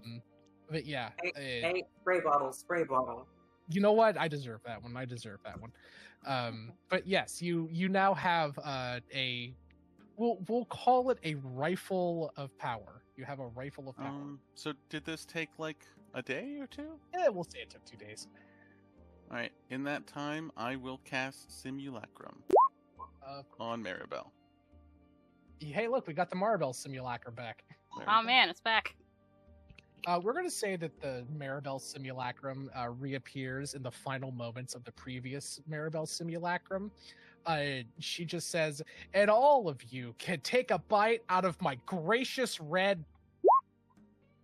Wait, where am I? Oh, welcome back. Oh, I seem to have been revived. I didn't realize the last thing I remember, I was fighting off a bunch of Phyrexians and was about to cast Fireball at the 7th level, centered on myself, and I did, didn't I? Yeah, you went out as a blaze of glories, but you should be pretty proud of yourself. She smiles. I am. Yeah. And in general, I have a question since we were there for 2 days. Could I have Mhm. fortified our location? How? Forbidden? Sure. Because I'm pretty sure that would help everybody here. Actually, they tell you not to because the forces here inside of the city have people of all types helping them: fiends, undead, constructs. I mean, there would be no. they can share no the way- password. Oh, duh. Never mind then. Yeah, Yeah. absolutely. Go ahead. It's like, so long as they know the password and giving it to them, they will know it. It's just to hurt as much Phyrexians as possible. Give me a spellcasting ability check. We'll say it's a DC 28. It's a check. Okay. Wait, why don't you have like turbo proficiency in that? Oh, you said a check, not a save, so. Oh, just give me a save Okay. with your whenever your primary spellcasting. Is that what it is? Yeah, there you go. You want to throw something at that to give you 3 more points? Chosen by the gods. There you go. Yeah, you're because you're God's favorite as princess. As you're casting the forbidden spell over the armory, you delve into your eldritch knowledge of Phyresis and Phyrexians and what you've learned from them over the course of the last year, and having lived with Cecilia basically as a roommate inside of the ship that you guys were in, and inside of the city and all of that. You're able to modify your forbidden spell to target Phyrexians specifically. Oh, yes, that would be great.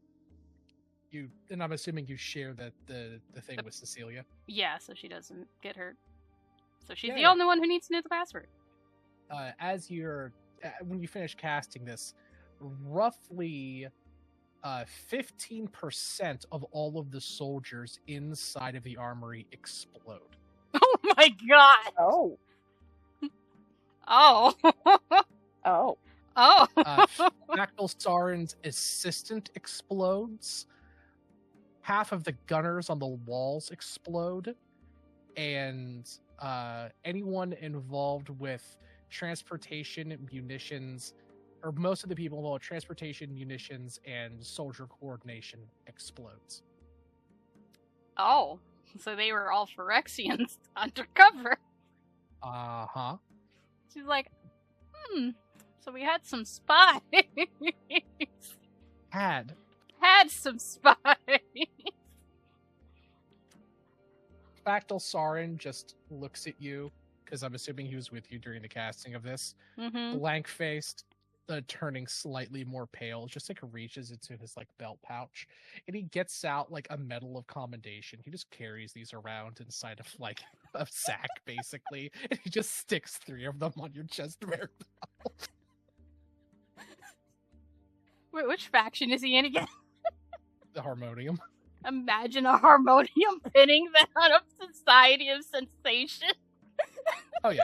So funny. He goes. Your rank was lieutenant, right? Yes, lieutenant.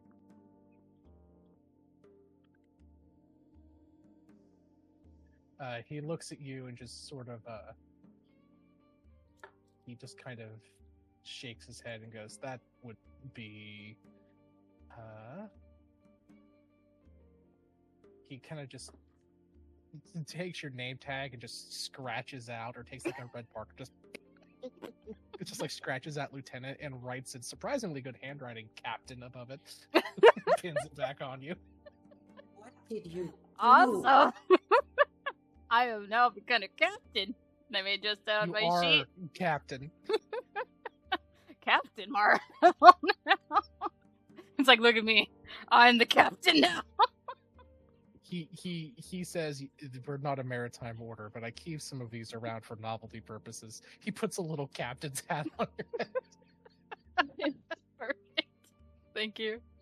Oh, goodness. To Andy, she's gonna say, I got rid of all of the Phyrexians except for our trusted only Phyrexian from the premises. No. By forbidding their existence in this area. Ah. Yeah, I can be very exclusive sometimes. Good on you. Mm-hmm. Wait, why did somebody get spray bottled? I don't know. Who got spray bottled and why? Oh, I was looking. I'm sorry. I thought I heard someone say that. Oh, no. It's like, okay. Yeah. Maribel cast Forbiddance over the whole structure and detonated like roughly 15% of the people here. Yeah. And then she puts permanency on it. Oh my god. Oh, by the way, permanency does have a material casting cost that's quite expensive. Let me look up what it is. I think I put it Ruby down dust worth 25,000 gold pieces. Yes, so you will have to subtract that from your character sheet. Just recall that. Okay. I don't have that much right now, so she'll be like, Actually, Factal Sauron is going to say, put that one on my account. That's fair. I mean, He'll be like, it's good for the city, so yeah. But he hands you the Harmonium Ultra Gold card. Ultra Gold. The card itself has a picture of Factal Sauron's face, pointing, like giving the Buddy Jesus double finger gun smile towards the reader. And, it's just the Yeah. old Iron Nipple says, "As you say, sir." Jing, click, link. Puts it under Factal Sauron's account, and he hands you just a fistful of ruby dust. Thank you. She just makes Thanks, that Iron permanent. That way this place is just safe. No spies in this house. And the nicest thing is nobody here needs to know that password because the only good Phyrexian on the plate is literally Cecilia. Exactly. Yep. Feel like, Cecilia, you're the only one who needs to know. Do not share this password with anybody. What is the Thanks for password? the trust. I think the password is gonna be in a it's literally just a word in her language, so no one Please- really please even make know it. Please make it 1, 2, 3, 4, 5. It's the word for cantaloupe. The word for cantaloupe. It's just password. It's just the celestial word for That would be password. It's actually in Siren, so it's even less known because no one speaks Siren. Oh, God. It's like a weird ass subset of Primordial. Yeah, this is like, yeah, good luck, because no one speaks Siren anymore. Just speak the passphrase in the ancient tongue, lost to time. The passphrase is Korak Kial. What does it mean, Master? Password! You know, if you think about Lord of the Rings, it literally is like speak friend and enter. It's literally the equivalent of just the password being password. It is, and it's great. It's great. Could you just imagine the main villain, who shall hitherto be nameless, being like, "We need to fix and figure out what the password is. Assemble me 42 of our most diligent commoners." And it's just like, Commoner 1, go. 1, 2, 3, 4. He hops over the barrier, pop. Next one, 1, 2, 3, 5. Jumps over, pop. Password, pop. Password with a 4 for an A, pop. That's fair. But a fun fact, in case you want to know, the password in Siren, it's not even a word; it's actually a name. It's just her favorite name, which is Atlas. There you go. Right, there you go. But in Atlas. Siren, Is it her favorite? Yeah, because you're the person shouldering the weight of this entire fucking army. I mean, the harmonium is useless. On a good day. on a On good a day. He Star does is say just it out weeping at loud. the corner next to a Johnny who was also weeping next to him. They help. I mean, I wouldn't be able to make it permanent without the help. So they're not completely useless. They're helpful. They got resources. Hey, You know what, Johnny, that's how you doing, bud? I've only killed 4 Phyrexians since I've entered the city. It's okay. I just imagine You're gonna him, get like, so many more. Mm-hmm. curled up in a ball. Cecilia's like patting him on the back.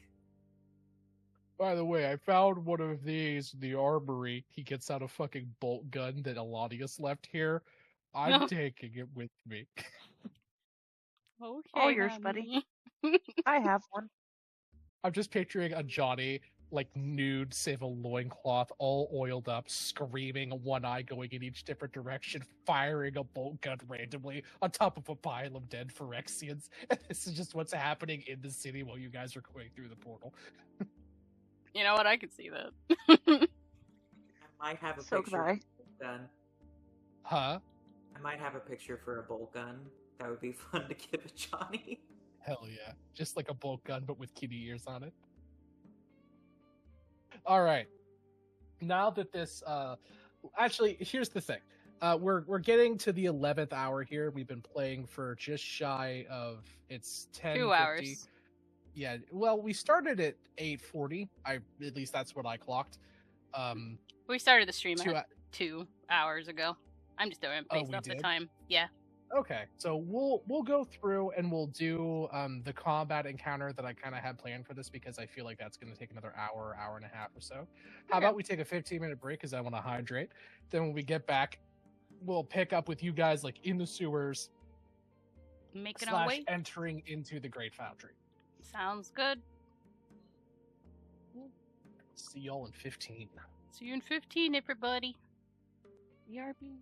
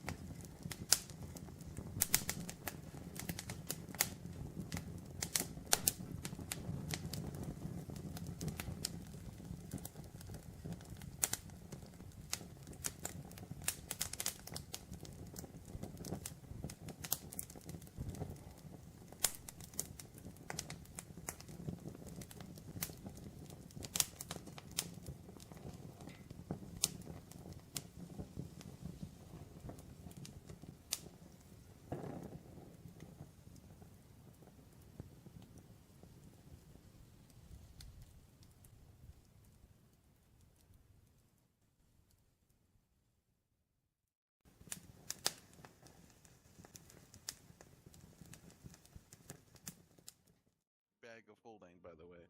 Pardon you? The extra Is this- Maribel. Oh, is this like a Maribel thing with the change. jar? No, the simulacrum.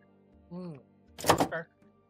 Yeah, I mean, until we need her, I guess. Well, I mean, it's up to you, Maribel, but you have a Maribel in a bag of holding, I can only assume.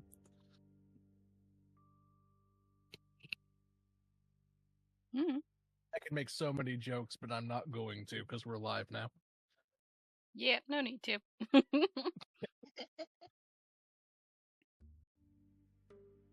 Thank you, Dark. Something to tumble in the sack? I'm not sure. No. Something like, do you know how much money Maribel in a bag would sell for at a concert? Oh. Oh, no. Listen, I'm Dark. just saying it is now possible to have Mari perform live with Mari and make so much money. Just saying. Oh, what's that old quote from Emil here? Oh my god, my dreams are about to come true. Pretty much. Fucking Pretty with much. Scythia. Yeah. Remember? Oh, my. You're like, what do you I mean? remember. What do you mean your dreams are about to come true? I It's don't like, know. I don't know. What did you mean by that? Kept randomly bringing it Look, up. I'll never let you live it down. Never, ever. Yeah, I missed that. Just like every now and again, she just bring it up, be like, "So, what do you mean when you said that all your dreams would come true, huh? Buddy. Huh, buddy? You wanna explain?" Alright. Well, now the things that could get us demonetized are out of the way. We're looking at the sewers, unfortunately. It's stinky. It's filled with the mausoleum of the dead because under Sigil, which is their sewer system, is literally filled with mansions of the dustmen and the other societies and organizations. To your guys' horror, as you're traveling throughout the waterways and plumbing of the city, more than one stream of sewage and water is filled with oil and other pollutants and runoff from Phyrexian industry. It's horrible. You see fish kind of swimming through halfway through Phyresis every now and then. You see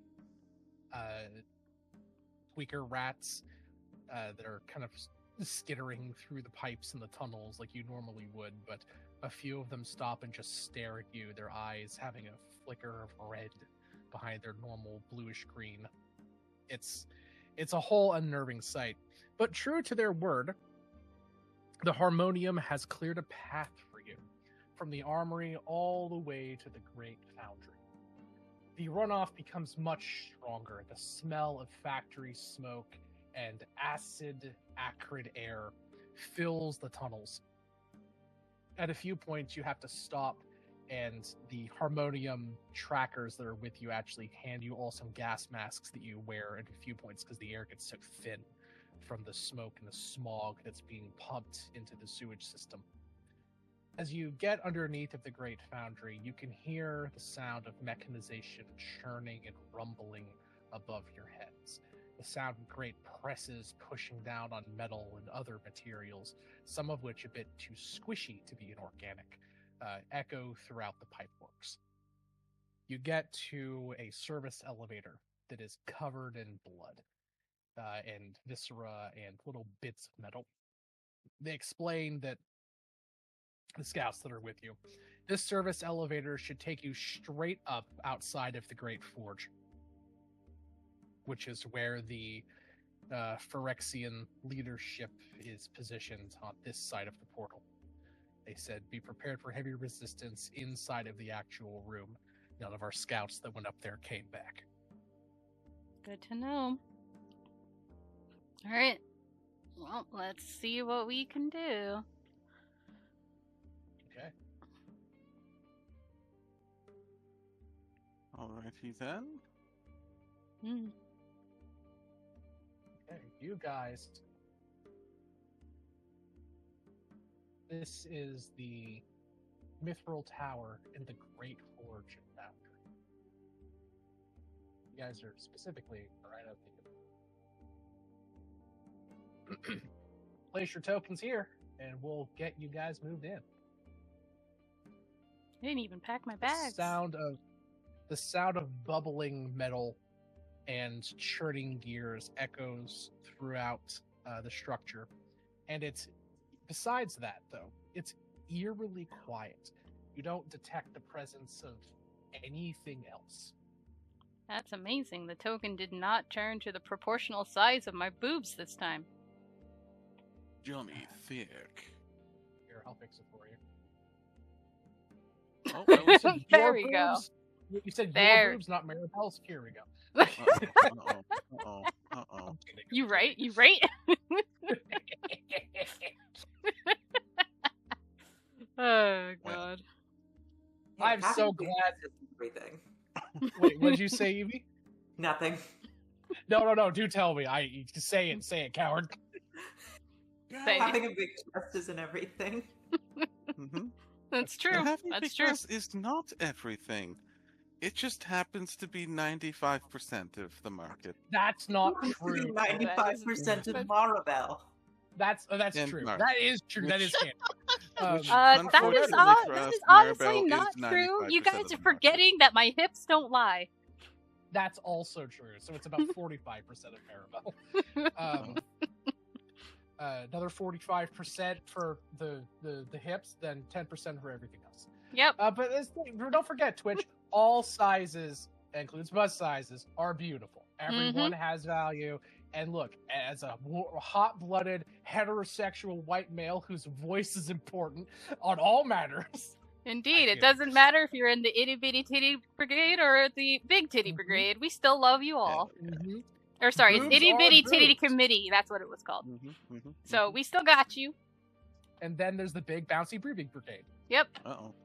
The big boob brigade. It's You great. gotta drown sometime. We got all You gotta you. go with a smile. Mm-hmm.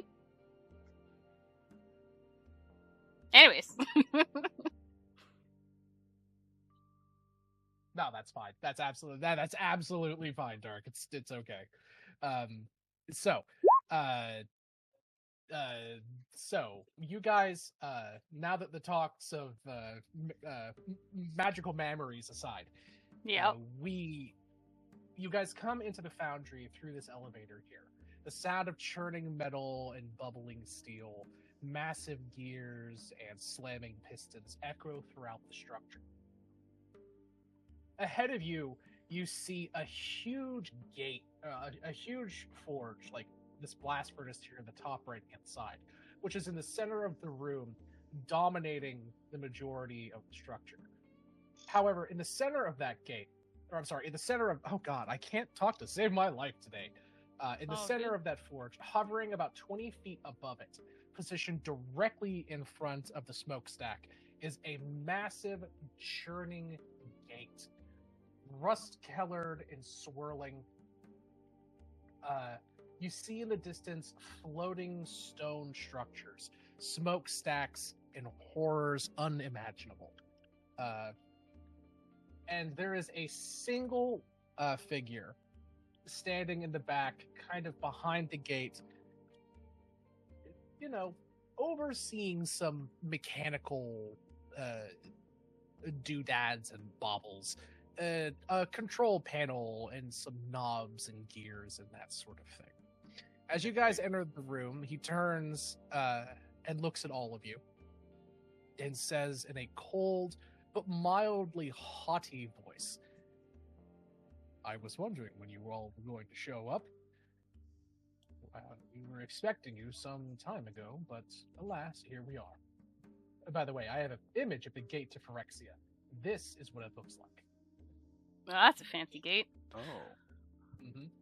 And it's floating above the blast furnace. Fun. Okay.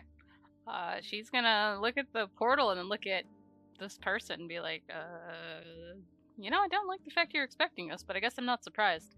Oh, by the way, who's over here? I'm assuming you guys have come into the room at this point. Maybe down these stairs or so. Yeah. So who are you, and why aren't you trying to kill us like everyone else already? Just looking around suspiciously, expecting someone else to be hiding or something. Give me an investigation check. Investigation.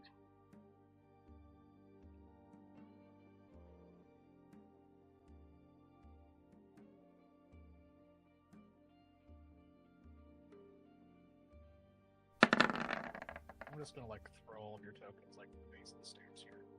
Just so I'm assuming that you 16. guys are all like with the talking range. You note that there is some movement inside of the piping hot magma in the rooms. You also note that these objects here are big steel drums and containers. Theoretically, they could hold creatures too. Okay. Yeah, she's eyeing those suspiciously. He says, "Oh, come now. I'm surprised Cecilia hasn't told you about me." Cecilia, you recognize this figure immediately. It's Jonathan. Oh no. And Cecilia, I am not surprised.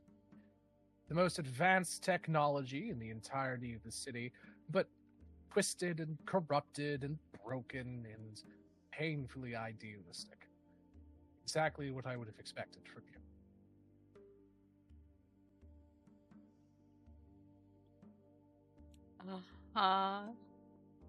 Wait. So wouldn't I know him too, since I was with her a He's- couple times to turn things in? He was her main contact at the guild, and he's also her childhood friend that followed her to Sigil what feels like lifetimes ago. In fact, Cecilia, Jonathan, the last time you remember speaking to him was old. He was in his 50s, maybe his 60s. At least that's how he appeared. He was a half-elf, so his age was progressed more slowly. He was actually several hundred years old by this point in time. But now he looks like he's like he was back in Neverwinter. Late 20s by human standards. A young man.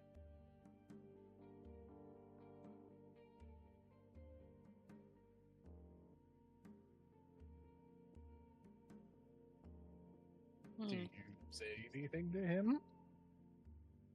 I do. I'm just trying to think of what to say. As What's player? the matter? My youthful appearance surprising? What can I say?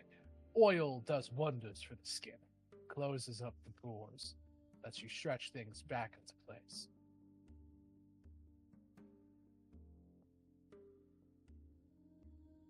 I mean, it really just depends on you. Thus far, I've seen a lot of scarring. He shrugs. Scars here or there, the small blemishes. Nothing that matters in the face of progress and real improvement.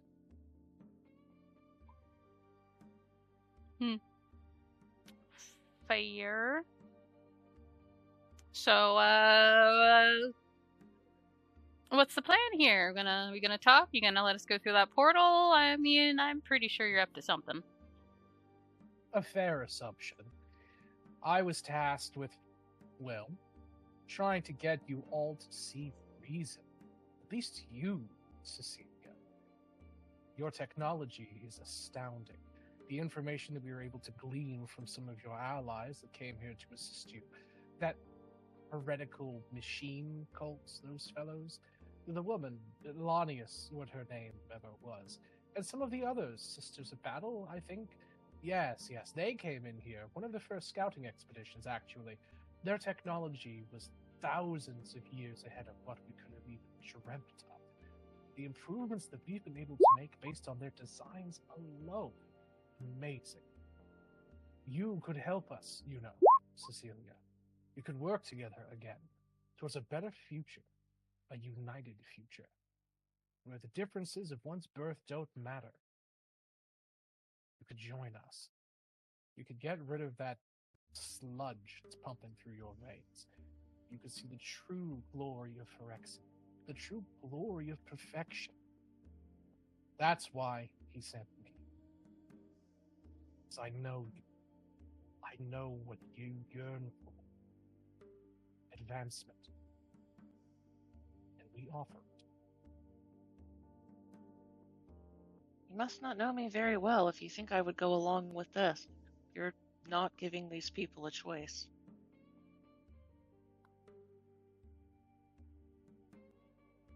They do have a choice. They can either reject perfection and live out their small temporary lives and die, as they would have anyway, and be fuel for our engine, where they can embrace perfection and become more than they were ever destined to be. All must serve in the end. That is the very nature of our existence. Humans have more than humans. All life has no choice. Do you know what happens to a soul when it dies if they are not claimed by a god?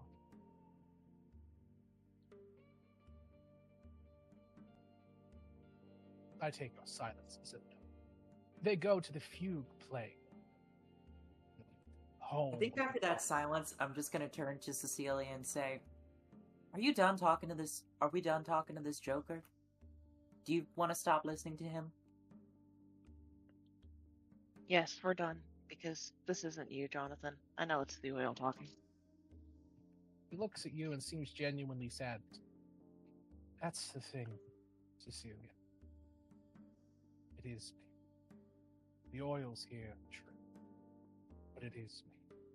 I fought so hard when they came. I was here at your workstation, protecting your technology, looking after that arm that you brought in, alongside the Factor and the others. I would have died before becoming one of these things. Back then, but I was blind. I didn't know what real progress was. I didn't know what real creativity was. But now I see it. And I'll show you too. With that, everybody roll initiative. Hey. Everybody, don't forget the heroic inspiration and the now plus 20 temporary hit points that you get every short rest with Star. Jesus. That's fucking wild. It's pretty fucked up. How much to the initiative you said, Starry? 1d12. Let's find out what it is. He's a 6. That makes it a 13 for me.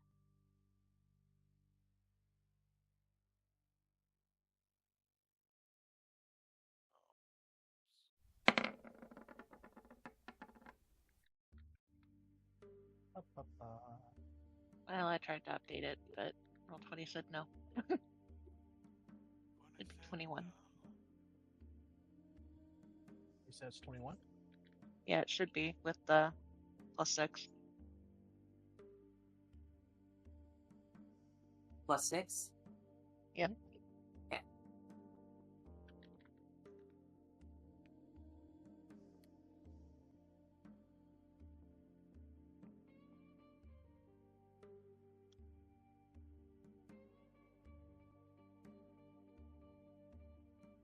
Okay.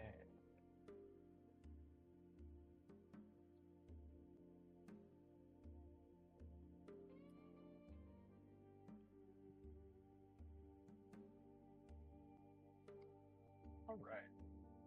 Is everyone's initiative in there? Does this all look correct? Yeah. Mine's still not updated, but What's yours updated? It's supposed to be +6, so that's 21. Plus 6. Like there so. it goes. Okay. Yes. All right. Wait, does that mean that Andy's is 26? I think Andy already did that. Andy already It was updated 14 it. +6. Got it. Got it.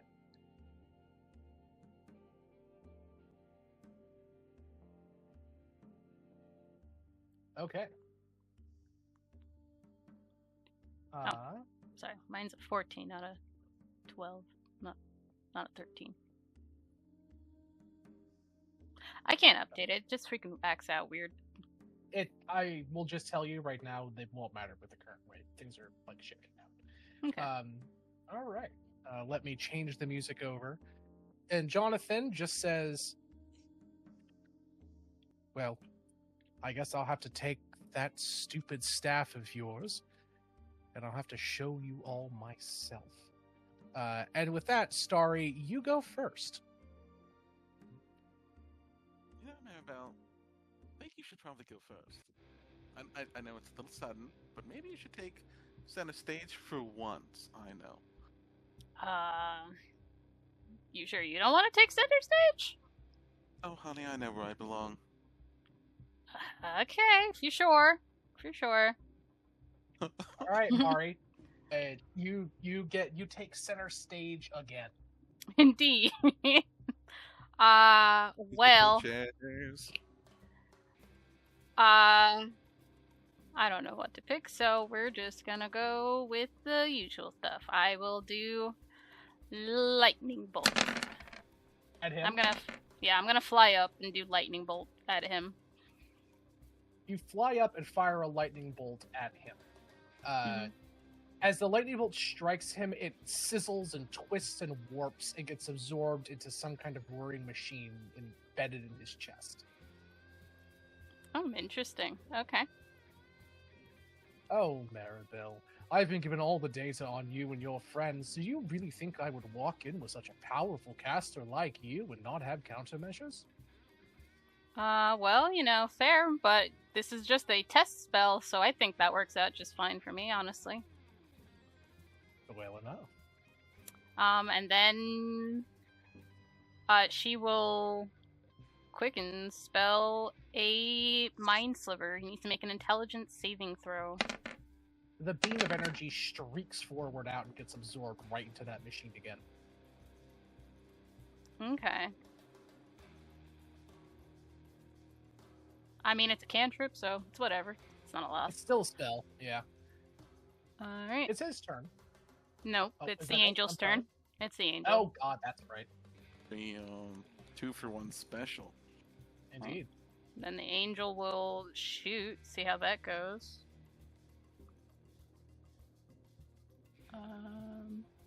All of these are at an extra +1, but doesn't matter. Yeah.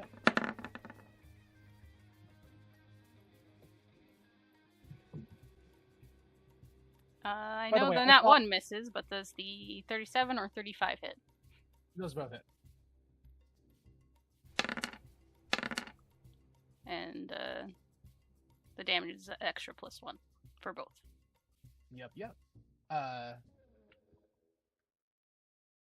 So that's 25, 34, 53. Did those Okay. go by just fine? They did. Okay, good 'Cause to they know. are not spells. Yeah, the streaks of energy clash forward and impact this barrier that's around his body. And he just says, my, that thing is dangerous. On his turn, he is going to...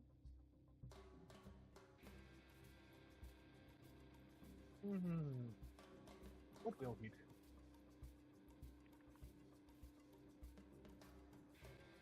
Just a heads up, I did ping all the things that Starry does have currently active in the fight way further up before we got into it. Sure thing. Heads up.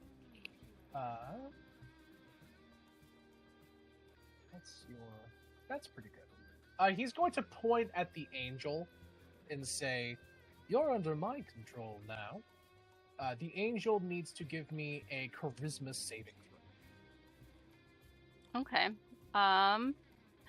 Quick question. How does that interact with my planar binding? Would it be a It DC does not contest or no? It's basically a type of dominate creature spell. Okay. But is You are it... still Oh, it's bound a to spell it. though? It is a spell, but he's outside of 60 feet, I think. Yeah. Yep. Yeah, he's at 70.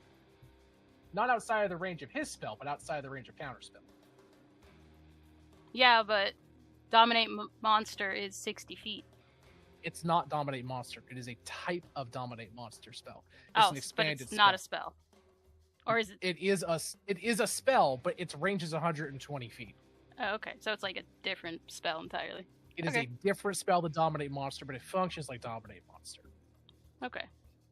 Does it? It's called command conjured. It's called command conjured creature.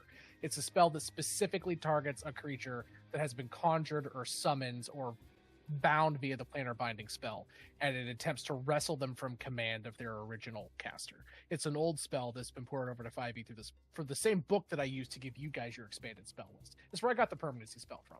Okay. It's an old-fashioned spell that says, "Oh, your opponent conjured a thing; it's now your thing." Okay. Is it? I'm assuming it's going to be concentration, probably, but 17 on the save.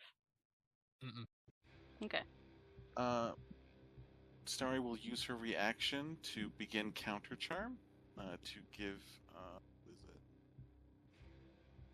Blah blah blah blah blah blah blah. Creature 30 feet fails saving throw, gains an effect, applies charm to frightened condition. You take reaction to cause the save to be rerolled, and the new roll has advantage. No, that's. Let me check to make sure that that's. It's a charmed condition, right? Yeah, I would assume it's sometimes, charmed. sometimes not. It. I mean, control is charmed. Or have the yes, it is. That's correct. It is the charm condition. So yeah, the angel may take the same. Nope. Damn. You tried. Just be like that sometimes. Yep, a crackling. I'm gonna use streak an inspiration for it. Okay, go ahead. You do have heroic inspiration, by the way, so you can burn those first. 22. The 22 will pass. The angel resists the charm finally. Blue lightning crackles through the angel, crawling up its body, almost like fingers going into its head. But you use your arcane energy and Starry's, and you push the magic outside of the creature's system. He hisses, takes a few cautious steps this direction, and then points to Starry and fires a bolt of arcane energy. Owie time. What's your AC, Starry? 23? He misses, although barely. Ooh. A bolt of arcane energy blasts the wall directly behind you when it explodes. Just an eep escapes from Starry as she ducks. Mm-hmm. He says, "Oh dear, I believe your dinner's here." As the vampire girl comes skittering around the corner on the ceiling and dives at Maribel, getting a advantage on her attack round because it is unseen attackers. She jumped out of hiding and left it off. Bitch. Let's see. She has all that garbage. Now she has. Okay, so the first one is going to be one of these snatching wing attacks. What's your AC, Mari? 18. She hits. Yeah, she dives from the ceiling at you and snaps her wings out that have these nasty barbed hooks on the end of them. It's that vampire girl whose name is skipping me at the moment that was your like competitive singer friend. Yeah. From your guild. She hits you and deals... The singer girl that you formed a beautiful relationship with. Do remember. Plus 6, that's 24 piercing damage, and you are grappled. Okay. And so then... take 4. Is she large?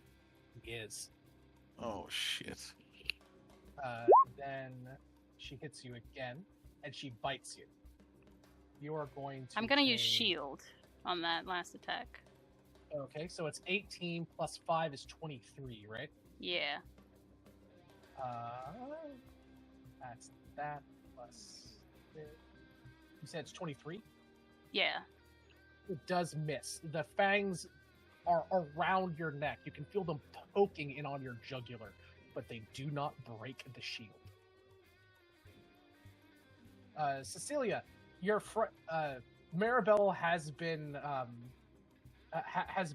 got by your by this vampire that just leaps from the ceiling, claws and fangs outstretched. Yeah, that's fair. Oh, I rage, and I'm trying to go after Jonathan with the spear. Okay. You have to get to him first, honey. He's a hot distance away. He's 70 feet over 2 little lakes of lava. Although those are only 10 feet. You can hop over those pretty easily. Okay, well, I'll hop them, and I'm throwing the spear. Okay, so 30 feet and then a spear hook. That'll bring you there. And you turn and huck the spear directly at him. That's a 25, right? 25 and 29. Okay. The first spear throw goes straight towards him, and he says, "Oh, Cecilia dear, I really am so thankful you've done that." He holds his hand up, and a little gate opens up in front of him, and the spear Oh, straight into it, and it's gone. Thank you. I knew you would be my greatest assistant in the end. well, time to kill myself. No. Yep. I assume there is no save for her to hold on to it or anything. She threw it. Oh, she threw it. Oh, She I threw it. I can't Never get to him. I mean, even if you can't get to him, you don't want to throw it. So fair enough, because that's the only weapon you have. You don't throw your only weapon. It's really bad. So fair enough. Sometimes barbarian don't think. Sometimes Yeah. barbarian Sometimes barbarian- barbarians. Yeah, no, I can't deny that. You just, it's all good. Yeah, You just no, drink it, it's cool. it- It'll be I should fine. not be playing tonight. no, you're good. It's all You're good. good. You okay? By the way, no. Dark, Go I get just him. saw your Go message. get him, Savvy. It's gonna work out. It's gonna be okay. We Don't worry about appreciate all the Yeah. work you do for us in regards to Yeah. clipping. It's so nice, and it makes our stream better. Thank you so much. I do agree. Also, I'm nice. glad Good you're job, working Dark. to an early birthday gift. Yeah, I always love that. it. Early But yeah, birthday gift. he says, "Thank you, Cecilia, so much. The master will be pleased." So that was your one attack as part of your attack action. You still have multi attack. You can whip out your bolt gun and blast him if you want. Sure, I can.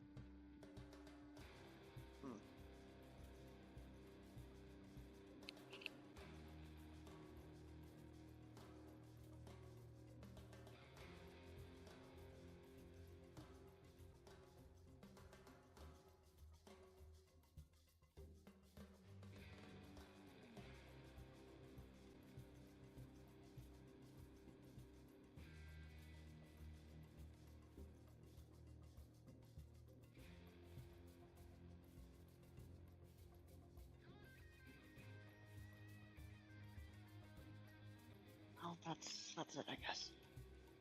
You blast him. You do hit him for 12.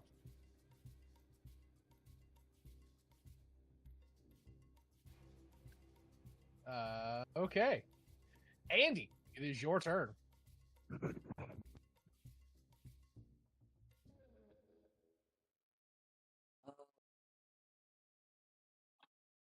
Oh, we gotta kill him. Oh, we gotta kill him hard.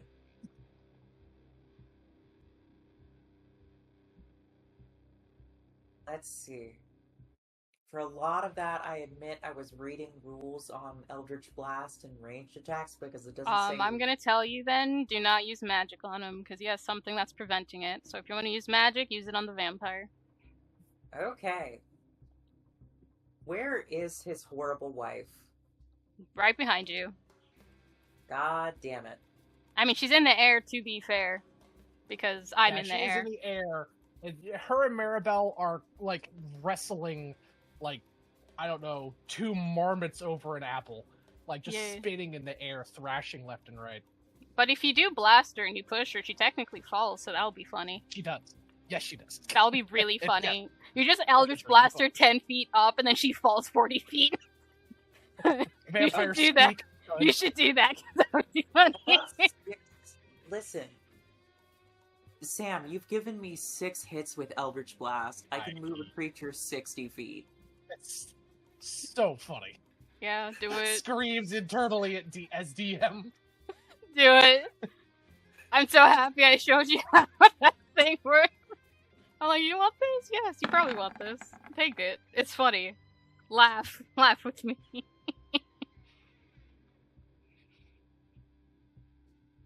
How many of those hit? Her AC is. Tell me it's 17, baby. No, it is 18. Damn. But the 27 and the 26 most certainly fucking hit. Wait.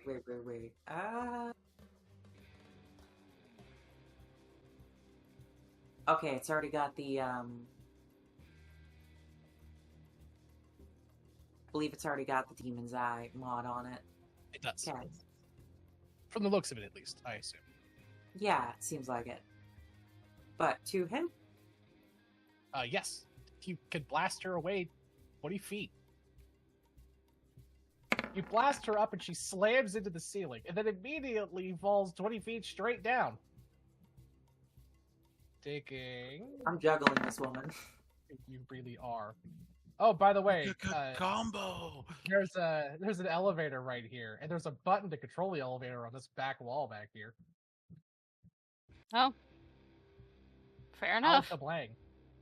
She's 10 feet back again. Is this exactly where the elevator is? Hilariously, yes. And I'm not even like fudging the distances for you. That's just where she's ended up. Dude, I got this. Don't worry, I got this. I got this. Where's It's the gonna button? be so funny. On the back wall, I'm gonna see if you blast that fucker, it'll activate the elevator. Oh no. Yeah, the Sure. button's over here. It's 50 feet Yeah. back. I'll blast the I'll blast it with the 32 to hit one. That definitely hits. She says, "Oh, you sassy bitch!"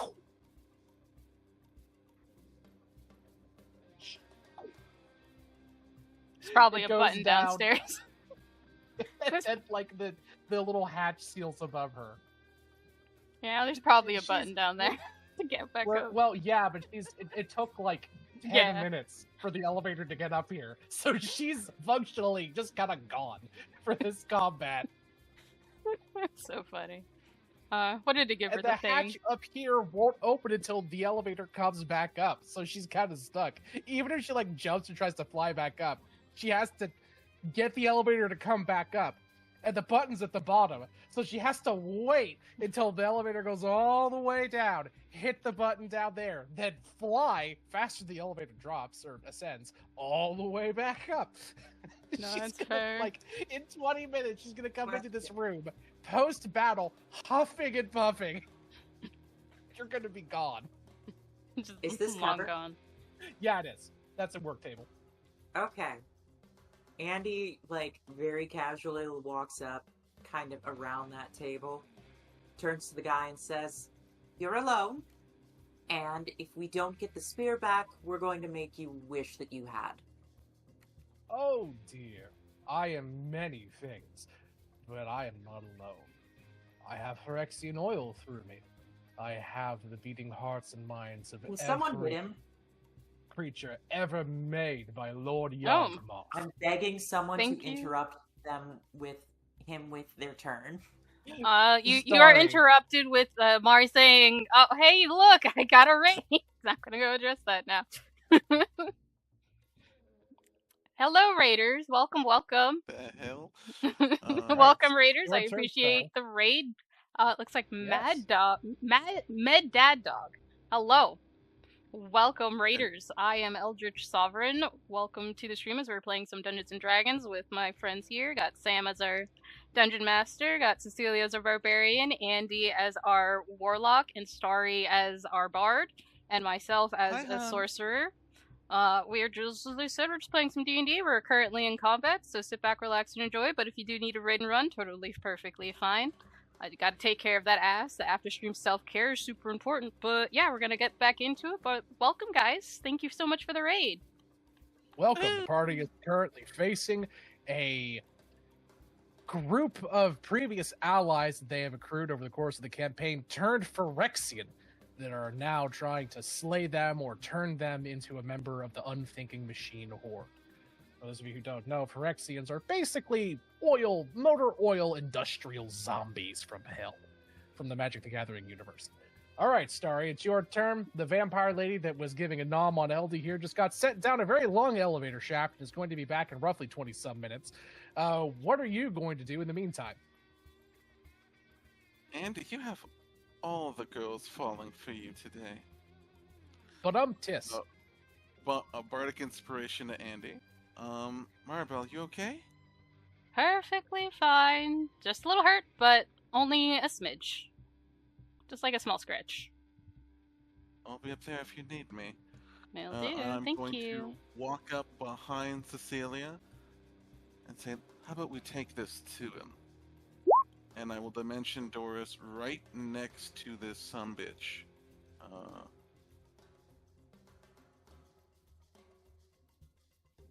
Yeah. There-ish, and then,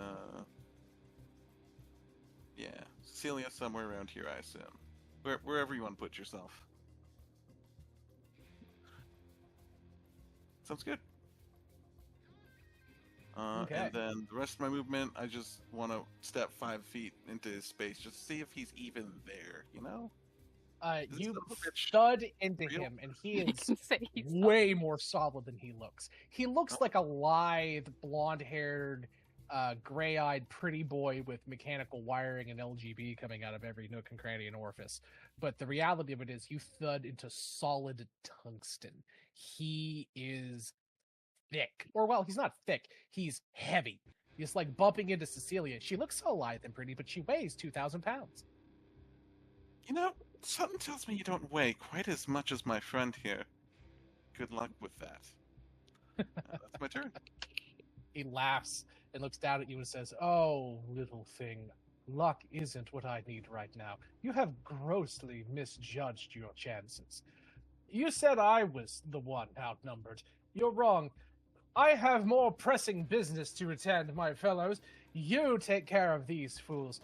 Complete them if you can. Otherwise, well, all will serve one way or the other, even if it's scrap." And come stepping around the corner is a very familiar Sphinx. Ah, if only Neon was here. Oh no, the Phyrexian-ized Vivian is elsewhere at the moment. Oh no, it's because Neon really liked the Sphinx. Yeah, that's true. Well, the whole party liked the Sphinx. This is more like Andy's foil character, because Andy was the one that got the shirt for the Sphinx's sister, and her and the Sphinx hung out a couple of times. Oh, I thought that was Neon for some reason.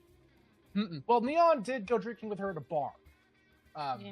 But the Sphinx says, "It's such a shame that we have to see each other again under these circumstances. I really enjoyed defending you in court.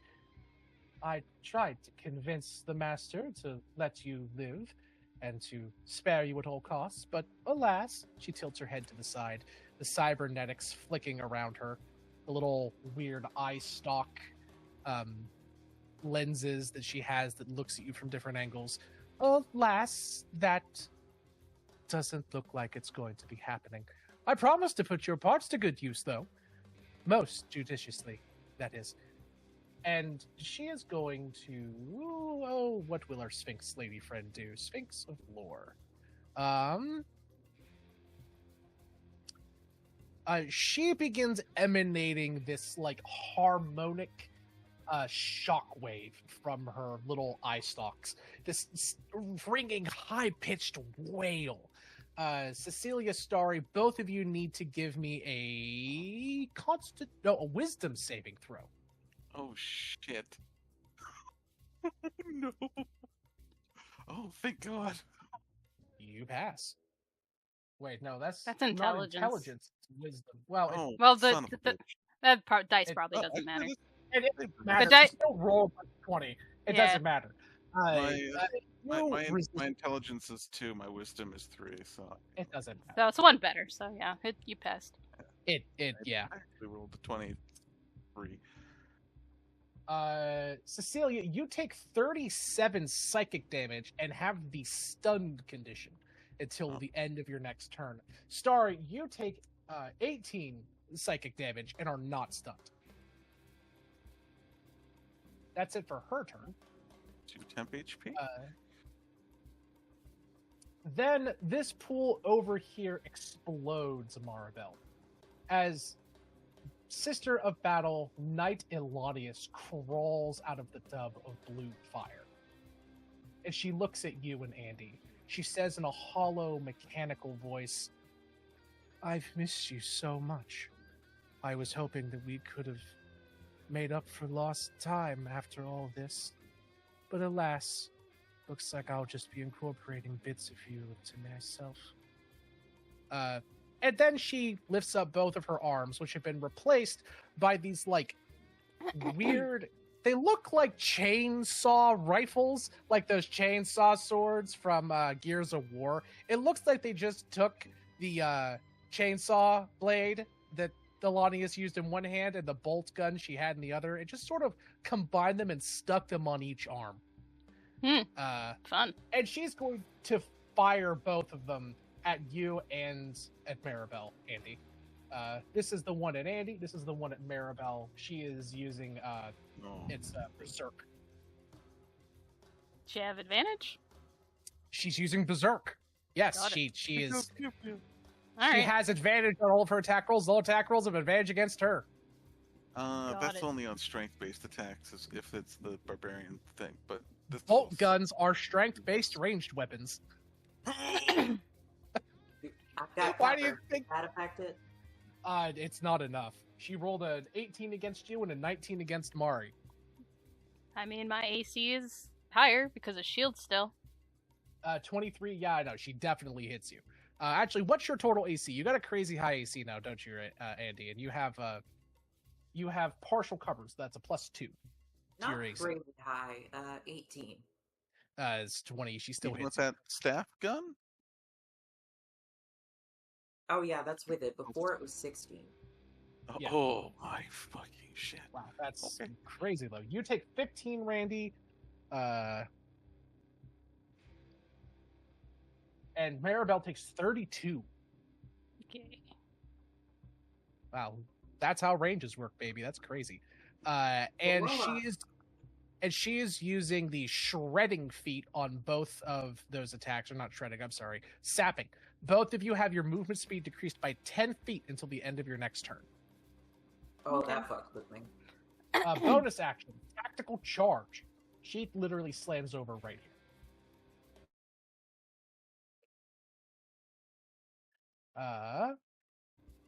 And now it's the portal's turn. Token layer. I'm just gonna put this dork over here to represent the Phyrexian portal. Hmm. It spits out 2 dorks that will take their turns on the portal's next turn. You also hear the sound of doors opening behind you. And you may or may not hear the sound of many stamping footsteps coming from the walls and these 2 tracks over here as the mooks begin to join the battle. Fun. Maribel, it's your turn. And she Uh, turns to Randy and says, "You see, my dear, I am many things, but alone isn't one of them." So when it comes to the spear, you said it went into the portal, or where did it go? Cecilia threw the spear straight at him.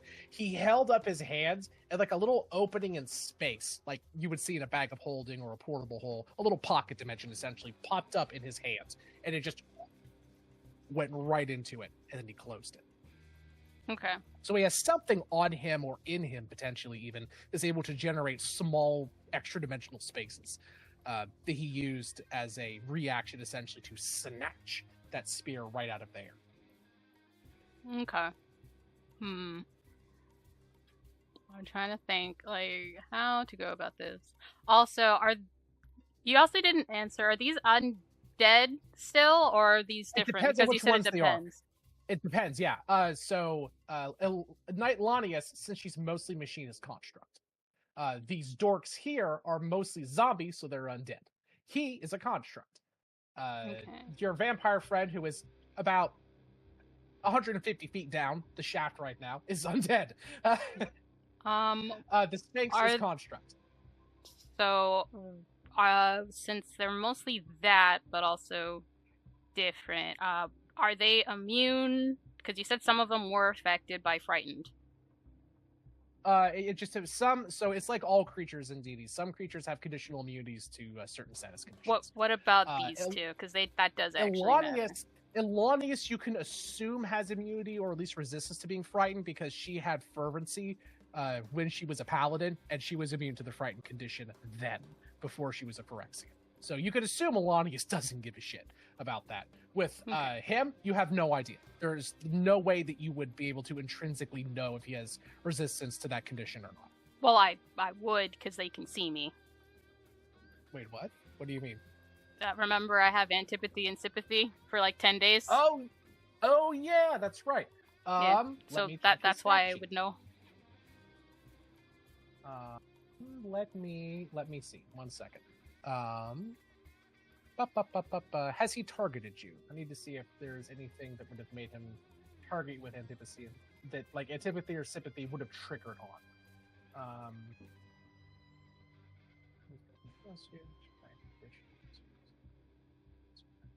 No, he seems to be immune to the frightened condition. Okay, because it's like anyone within 120 feet of me would be, so that's why I had to ask. Yeah, these mooks, however, are not. They actually will. Okay, then they need to make the save as soon as they popped up. Yeah, they will. Actually, what's the save DC for that? I don't. 25. Think they can pass. They cannot pass. Okay, so they have to spend their entire life trying to run away from me. That's correct. They will do so appropriately on each of their turns. Okay. The Sphinx seems to be immune to the condition one way or the other. You don't know if that's just the Sphinx being the Sphinx or being a Phyrexian. Sphinxes have immunity to a bunch of conditions like that baseline. So it could be a little bit of column A, a little bit of column B. Okay.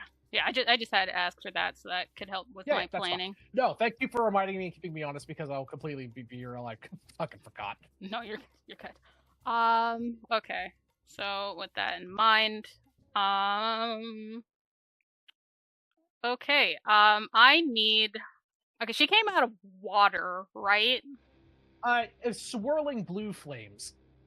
Okay, so she came out of fire, so she's probably, presumably, immune to fire, presumably? Or at the very least, highly fucking resistant. That seems reasonable. Yeah. Okay.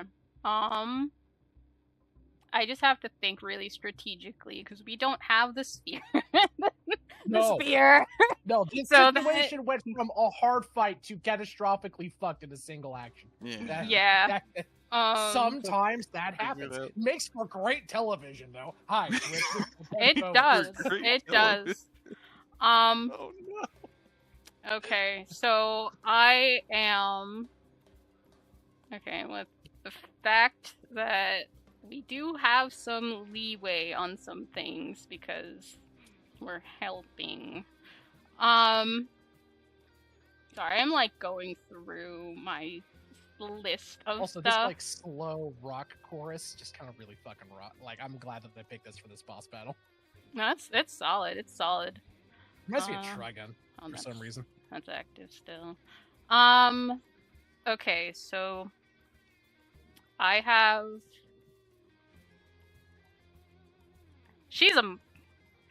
So with the fact that how we know all of these people, I know for a fact none of them have legendary actions, right? Mm-hmm. Okay. Well, he might. He hasn't used any yet, but he's not really.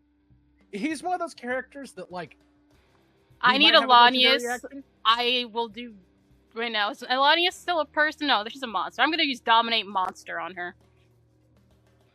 Let me see. If your allies are fighting it, takes damage or takes a save. Okay, sure. Charm condition. Can she be charmed?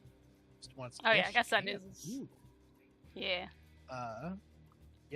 She can be charmed, but she does make the save with advantage. I'm gonna give her disadvantage. Yes, it's. And I'm gonna use just flat. Yeah, so it's just gonna be flat disadvantage, and DC is 25. She actually can pass this, surprisingly. She has a pretty good save with this. She fails. Perfect. Yeah, telepathic link to Elanius now. You hear screaming in the back of her mind, begging you for help, begging you to end her suffering. She's like, yeah, no, I got you. I will do my best for you. But yeah, she's gonna do that. Then she's gonna move away, because that is ideal. Because I ain't risking nothing. And then, let's see. Can I quicken anything? Let's see. Actually, before I do, I'm going to use the Jite, and I'm gonna throw it at this guy. Because I'm gonna have to start using melee since magic doesn't work on the other guy. Yep. So we do a quicken, what the hell is it called? True Strike. So it's gonna have this.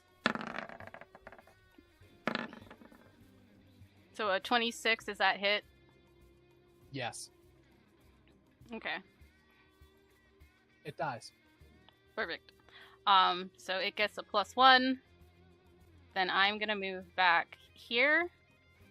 After that, telepathically, I'm just gonna tell her to shoot that guy. Actually, no. Telepathically, I ask her, what abilities does this guy have right now? And what do you have? What is that dimension thing? I need answers right now. Elanius will make a wisdom saving throw.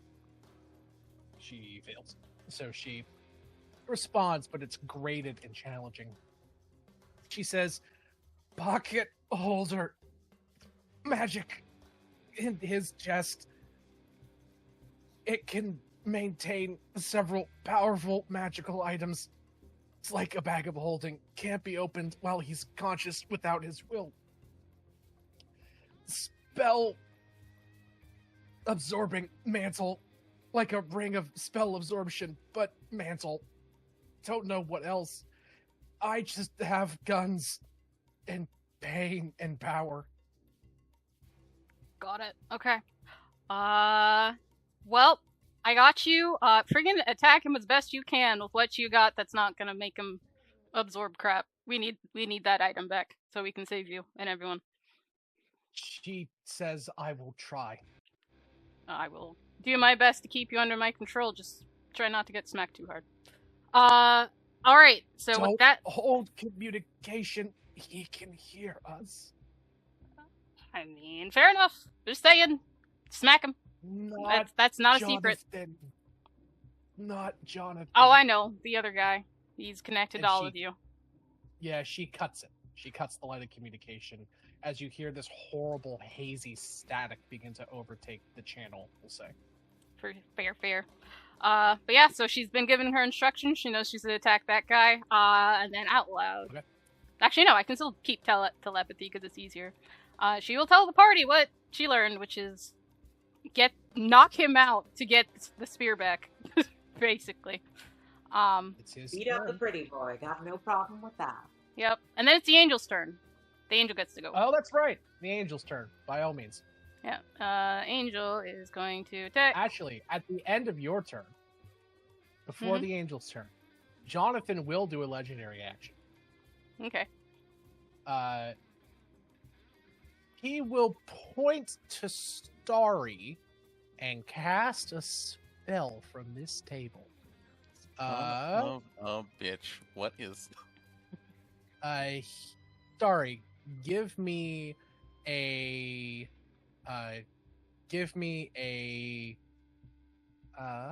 which one's this? I think this is wisdom. Yes, give me a wisdom saving throw. Do I have any bonuses? I don't think so. Oh! I do have heroic inspiration. Yes, you do. Starry reaches deep down. She feels in her bloodline this heroic moment. She can pull back and tries again. Not quite enough. You pull from the depths of your spirit, but sometimes... One more. Okay. What do we have? What are we cooking with? I know we have something.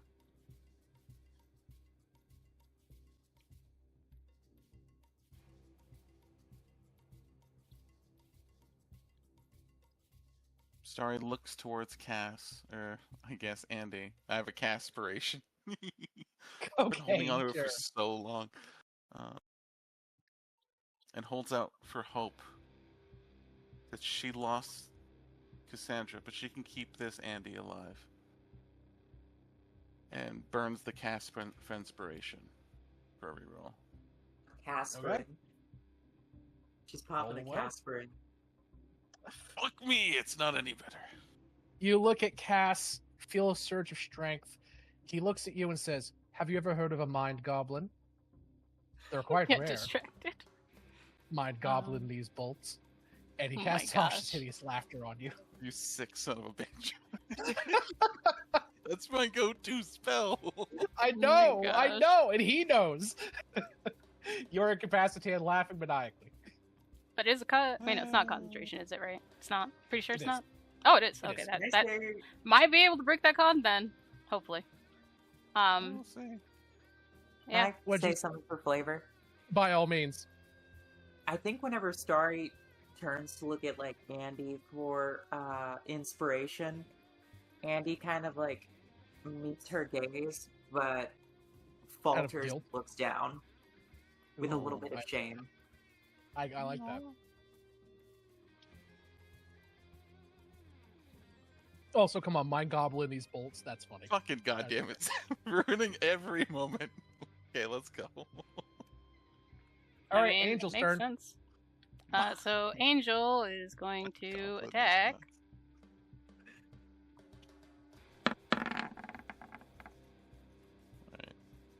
The Let's first find one, out if this he holds item up his covers hand and that. casts shield, Okay. But I and it assume bounces off. a 31 and 37 hits. Yes, they do. Alright, perfect. Also.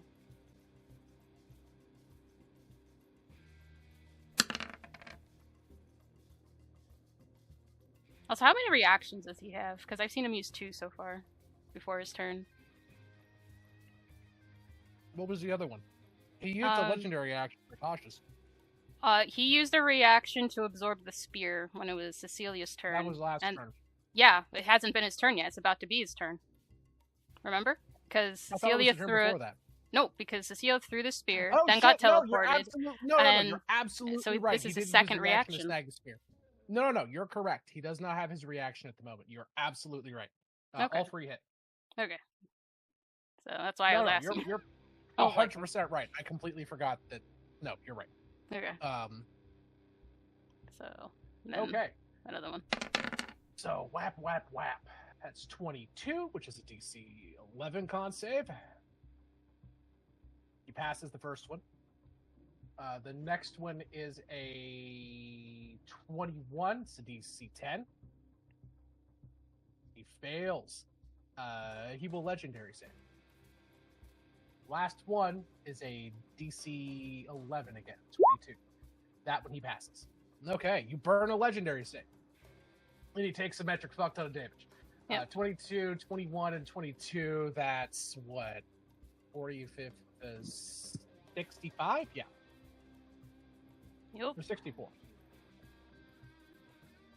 And then it's just gonna move in the back, out of view. It's his turn. Star, you're still laughing maniacally. Cecilia, you're grabbing Under the side. effects of freedom of movement, I don't know. I have to read it. I think you're still laughing though, because it doesn't restrain you. Yes, it does not. Freedom of movement is for like being restrained. You have the prone and incapacitated conditions for the duration. During the time, laughs uncontrollably, and Okay. if it's capable of laughter, it can't end the prone condition on itself. So you're still laughing maniacally. I'll say you're not incapacitated, so you can still move and stuff, but you can't use anything that requires like somatic or verbal components. Like you can't make an attack. You're laughing uncontrollably, but you're not like unable. You can still move and run and that kind of stuff, right? Like basically your upper body can't move, but your lower body can. He says to the minions, "Kill them. Thank you." He casts Misty Step. And right next to the portal. He turns to Cecilia and says, my dear, I really did wish this could have gone better. I wish you would have joined us. Now I'll just have to do it the hard way. Have to... Wait, What's that? how far away was that fella? He was I think over it there. was right- 70 feet. I'm sorry. Misty He was step. right. It was like right between the two of them. I'm gonna say What's the Yeah. range on counterspell? 60. 60. Damn. Yeah, you're 75 away. I already measured the distance. I was like, oh, that's so sad. Uh-huh. Yeah. Look, Jonathan has an in-game int of 22. I'm playing him like he has an int of 22. Fair enough. Yep. He didn't know that you were gonna huck the spear at him, but he knew it was a possibility, so he had something prepared. He knows that Maribel is terrifying with her spell slinging, so he got a mantle of spell absorption. He's got another little thing in the back of his pocket that might also come into play if you try to do something to him. He's literally he's done nothing but the past 2 or 3 weeks prepare for this exact battle. And Jeez. you could ask Cecilia, he was a brilliant inventor and wizard before this.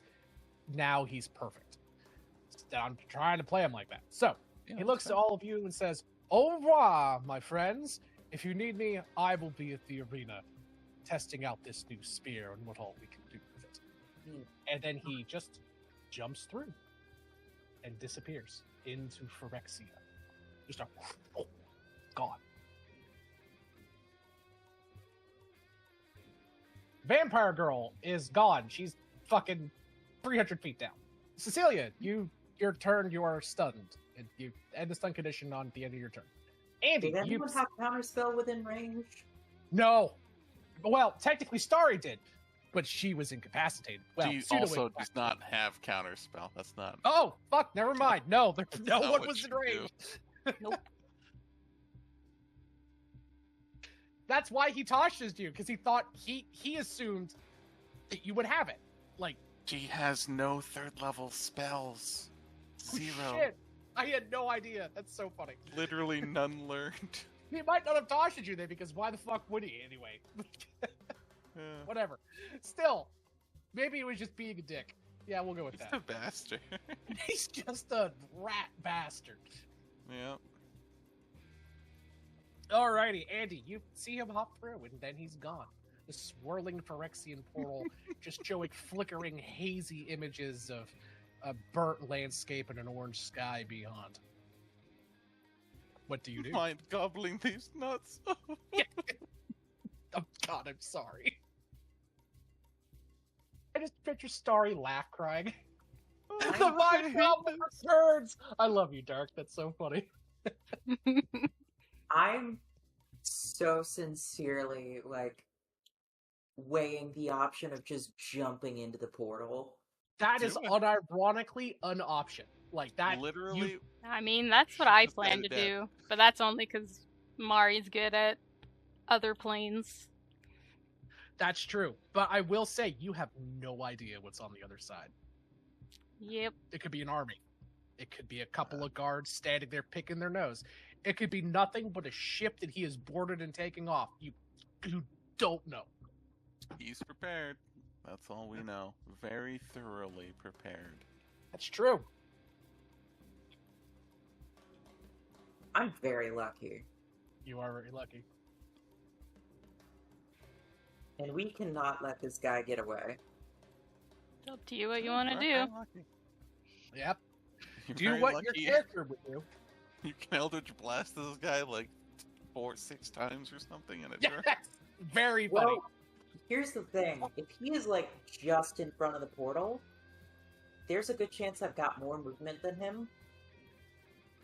And I can get in front of him and blast him back. Ooh. I mean, if you can do that, I Oh. would recommend it. That's for sure. I'm wondering if the spell mantle gets in, like, his protection gets in the way of that, though. I mean, It might I just be did for tell one you. Spell, it might be for all of them. Yeah, I did No, tell it's, you. it's for more than one per turn. Maribel hit him with a cantrip and spell, and he absorbed them both. Yeah, I did tell you that Could the be spells anything don't below really seem spell to level. work.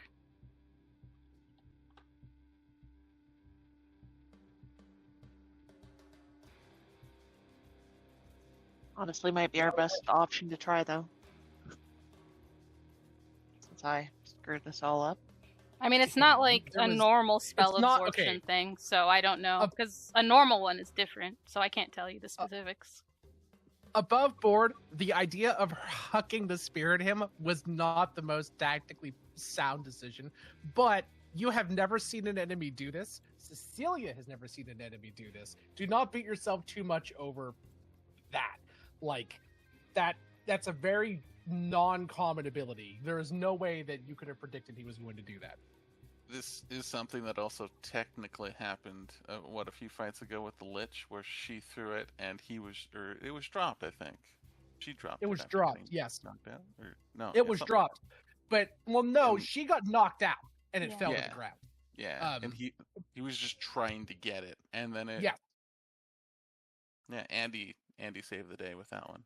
Absolutely, might but do you've it never again. seen the spear can teleport back to you. So if it's in the same plane of existence, right? So like it's even if like an enemy grabbed it out of the air, she could suck it back. She had no way to know that this fucker basically had a ready to go fucking Pocket portable dimension. Some bullshit. yeah, for this bullshit. Yeah, because how would you know that your enemy has been explicitly preparing for this fight? It was going to take extraordinarily high measures. Like, you're going up against a villainous man, kind of. Like, there's bullshit and hacks happening. Of course there is. You know, but you can't know what those hacks are. Don't beat yourself up, Savvy.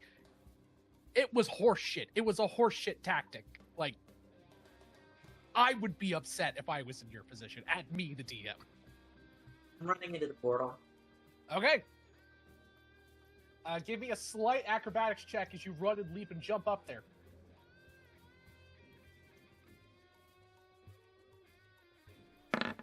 Oh yeah, girl.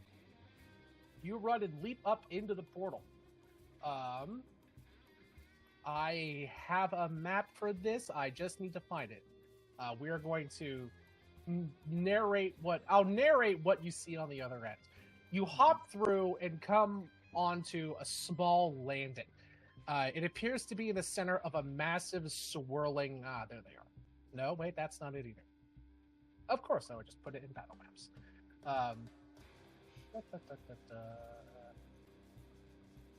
I never uploaded it. I thought I did. That's fine. Here, we'll just do one of these. Sorry, I keep muting myself. I'm having the sniffles today. My allergies are driving me crazy. Not I the think pollen. I know. I think I Oh, can actually no. drag Oh shit, that is a really nice looking gun. each of you individually on here. So let's see if I can. Ha! There you go, Fiddly. Do you see the battle map? No. Fiddly should be the only one to be able to see it right now. Oh, that I is can some see the wild battle map. bullshit. Huh? How do you do that? I can see a blank battle map. Perfect. Okay, cool. Around you is an orange swirling vortex, and in the distance are like these big floating islands with all of the. Wait, I can actually show you this. Why am I describing this? Outlands and the plains. Because I have a map of Phyrexia, of course. Oh. Maps of the plains. Here we go. Wild space. And Demi-plains? Yes, here we go. This is what you see. before Thank you, go. Dark. Appreciate it. This world. This is the horror of Phyrexia. Floating. Eyeball Town. Huh? Eyeball Town. Yeah, Cool. eyeball Fine. factory flesh metal oil town. And you are currently in a hangar down here. Way down there. The hangar, now that you kind of get an idea for what this place looks like, back to battle maps, move you back over here. You see around you just a bunch of industrial equipment, really. And directly ahead of you is a decently sized ship. It has long membranous wings, a ramp leading up to it. Jonathan had a little bit more movement. He only used about 5 feet to get into here. And there's a little ramp leading up onto the ship. Right, like this. And Jonathan is up here on top of the ship, surrounded by other dudes. He turns and looks back down at you. There would be the controller up here. There would be probably a couple of these hounds up here. And he has a quartet of these little fucking things. And there will probably just be a bunch of mooks. A bunch of these mooks that were kind of like rushing to fight you guys earlier. I would say 10. 3, 4, 5. Another 5. Yeah. And then there's Jonathan's token. I didn't think I would need 2 of them. We're just going to use this token for Pretty Boy Floyd here. Jonathan's up there at the top of this ramp. He had 30 feet, so he hopped out right where you are. He can actually be up there. He's at the top of this flagship. And there are portals out, not portals, but like holes in the wall out into Phyrexia. Like there's one over here, there's one down here, there's probably another one over here, there's one right there. And there's just like a bunch of crates and docks and loading equipment and just like general futzy machinery in here, right? Like there's probably a crane coming over here like that. There's crates. Try to recreate vaguely what I had before. Probably like a control station here, chair. It's like that, right? It's probably like an indoor section here. Listen, please tell Jonathan's me you sit like the very top of something in a position looking down and haughty, but also precarious. Well, he's not like precarious, but he is up at the top of the ship.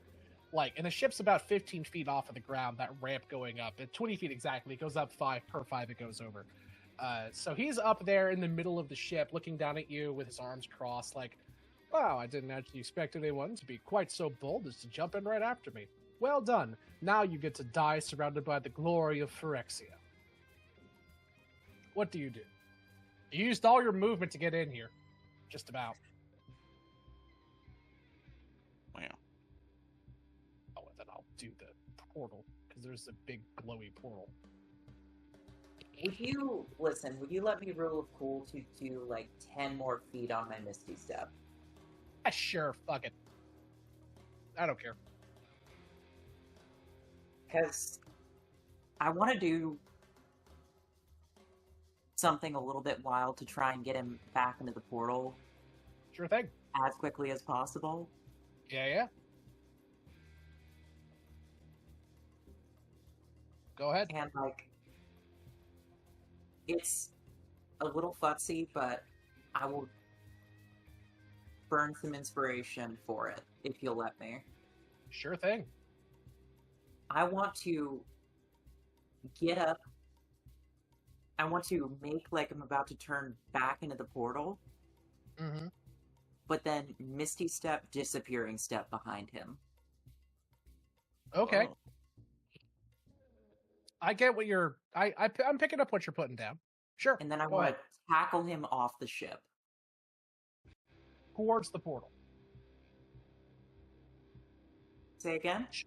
Towards the portal, just so I'm understanding, right? Towards the portal. Okay. Sure. You teleport and then disappear. He says, Faye, just exasperatedly. Now give me an athletics check, as you want to tackle this man, who weighs several tons. God damn it. I even said that he was heavy.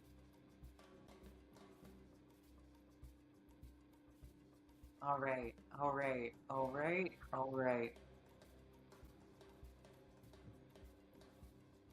I mean, you did say you're lucky.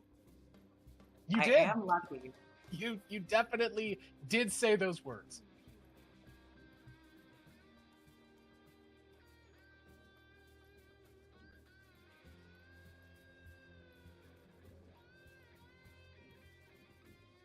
Okay, I think I should.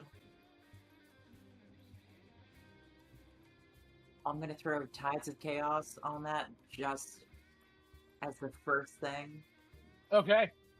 God damn, okay. Let's see, once you do so, you must cast a sorcerer spell with a spell slot or finish a long rest before you can use this feature again. Okay. I don't know if Okay. it mattered, but you do have heroic inspiration. If that matters. Yeah, God, this is for strength advantage, is my though. worst skill. Also have a bardic inspiration, if that helps. You Bardic might throw whatever you got on it. The Bardic Okay, might help. and it's a 15's bardic pretty good. inspiration D12. Oh yeah, it got thick. Let me. Okay, luck that. 21. I mean, a 21's pretty good. Would a 21 do it? No. He Oh. weighs as much as Cecilia weighs. And we have literally said she weighs around 2,000 pounds. That is literally how heavy an engine block and a car, the front of a car is. It's a ton.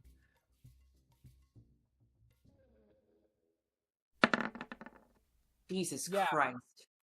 I think you're gonna have to roll like a nat 20. You are. I am.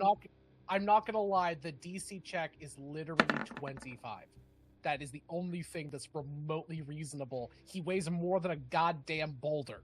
Like, Roll a 19 or a 20. It's the only way. that's what you gotta do. It's doable. It is doable. But It's it's 10% very fucking hard. Yeah. Okay, I'm on my last luck point. I Wait, I do have inspiration. Hey, do. Burn an inspiration. Jesus Christ. Oh, You got not anything else? so lucky Burn today. another. Oh, I mean, It's not bad, but you gotta get 9 more points from somewhere. That's the Could highest the- you've rolled yet. would you let me use a D4 as my reaction to have given it to her in some way? If you were there, I would, but you Sure, cannot alright. see her and That's you right. cannot hear her. That's true. It- That's true. I mean, if you You want just- dark, I can give the dark spiration to her instead. It's I don't know if it'll help, You but know what? That's fair. You don't even burn it. Inspiration. Don't even burn it. You don't even burn it. Dark inspiration. Okay. Go ahead, Let's roll, see. baby. Is it? Oh, Ah. no. nah. Now keep I've got The birthday one- inspiration. last luck point. Yeah, you do. Ugh.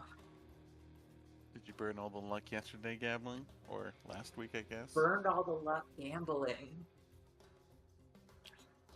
Man, Sometimes it is what it is, you know? Yeah. It is what It is what it is sometimes. Jesus. Oh, Sometimes the dice tell the story. Yeah. I don't remember what his initiative was. I think it was like 24 or something. He's not gone yet. I'm gonna add him back to the goddamn turn order. I was at 24. It was after Maribel, but before Cecilia. Okay, Randy, I'm going to turn to the horrible little voice in the back of my head and just ask, please. Oh, okay. I need to think. how is this guy able to make a portal in what's her face's dimension? That is without- literally the That is question why they we are all been here. asking. That is Yeah, why we've been trying to you- figure it out. You slam that. You slam into him with a thump, and he looks down at you and goes, "Really? I thought you were adventurers, not barroom brawlers." And you whisper into that voice in the back of your head, "Please." And there is silence. Wherever you are, it cannot reach you. It can't reach me? It can't reach you.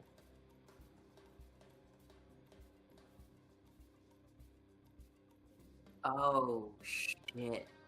Oh, yes. Sorry. Back to you, baby girl. We're going to... I gotta hop between these very disparately connected fucking pages now. I gotta go back to here. I'm gonna move Evie back to here so she can watch with all this nonsense. I was just gonna move all the parties back and forth. Why am I separating you? It's a cool idea mechanically, but I don't want people just saying they're sucking their thumbs while other players are on the map. All right. Sorry. You are still giggling like an idiot. But you can move. You can move. Mind goblin. Those nuts. Fucking goddamn it. Terrible spell. Hash's hideous laughter. It really is. How does it feel, huh? How does it feel, Starry? Taste of her own medicine. Oh. Oh, man. I mean, I never used mind goblin my nuts jokes. Okay, I use silly ones, but I That's guess not just, silly. I It is a mean, silly one. it's definitely silly. It's just, you know, a different tier of silly, let's say. It's immature, that's for sure. Yeah. All right, I think I just have to make a wisdom saving throw. I can't Yes, you do. think of anything else. I'm pretty cooked, honestly. Yeah, I'm not passing this anytime soon. Was it? Okay. No, I'm sorry. He's still concentrating too on it. He doesn't need to maintain like contact with you. Like he needs to hold concentration. So yeah, you're still giggling, but you can move. She giggles on the floor because there's not really anywhere else to wiggle. All right. It's the Sphinx's turn. It used that. Actually, it might be able to do it again. It's got to recharge. That's a no. It's instead going to cast some spells. Doesn't have legendary resistance anymore. It'll just use 3 claw attacks. It'll turn to Starry and begin mauling her with advantage. You will get to repeat that save 3 times though, Starry. Maul, maul, maul. I love going to the shopping mall. What's your AC? 23. How many hits? 3. Ouch. That's a fail. That's a success. Success! Stop giggling. Good job. It's gonna be a lot of damage. Yeah. Yes, it is. Actually, I can cast shield on the last one, so I cast shield on the last one. AC 20. What the hell is it? What is my AC? Like 25. Tasha's with shield is 28. Pretty good. Yeah, it misses the last one then with that. Hell yeah. So, yeah, that will be plus this. Whoops. Nice. Right. Oh, You take 43 nice. slashing damage. Yeah, as you guys just see your once Sphinx friend, weeping tears of oil, leap onto Starry and begin tearing her apart. Elanius jumps through the portal. Randy, you see Elanius leap behind you. Why the fuck did I put these battle maps so far away from my file system? God damn it. There he is. There's where Evie currently is. You see Elanius jump through, run up the ramp, knocking these 2 hounds aside. She yells, "Get away from him!" And is going to attempt to chainsaw him 2 times. She'll wing. Oh, wait, she has. Hey, Sam? Wait, yes. I do need you to read the message because I had a realization. Uh-huh. Without the patron. I see. I don't know how that works out. I'm gonna let you choose. I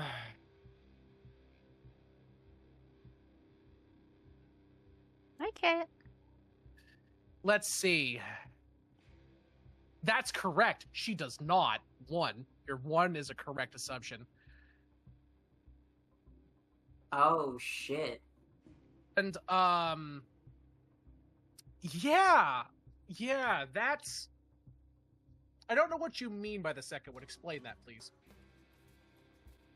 Well, figure her sorcery comes from her, like, initial contact with the Bandersnatch, tying her to, like, a font of wild, strange, Yeah, like, I see. interdimensional magic.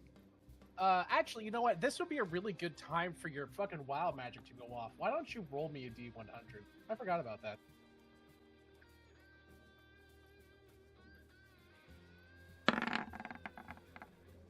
What'd you get?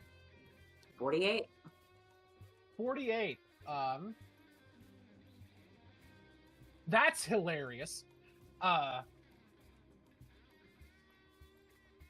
sound of distant weeping can be heard. As a very familiar unicorn. Remember you met a unicorn that one time? I do remember. I don't. Is it You back? did. It's You back. he's You got back, to summon baby. the unicorn. A glowing tuft of unicorn hair that Starry may or may not have slipped on your person at some point reacts with your wild magic. A unicorn explodes from a nearby dimensional gate and runs up to you and it runs up to you and says, "What do you want me to do? Where is this place? Why do my eyes burn?" I don't even know where to begin. And she's, like, still holding on to Jonathan.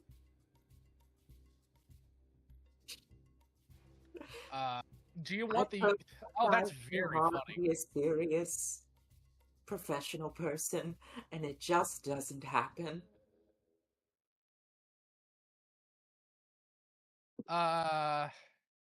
That's very funny. The unicorn doesn't really have any... Hilariously, the unicorn could get you out of here. It has word of recall, which is hilarious. But it can't move Jonathan, really. Just go through the portal. What?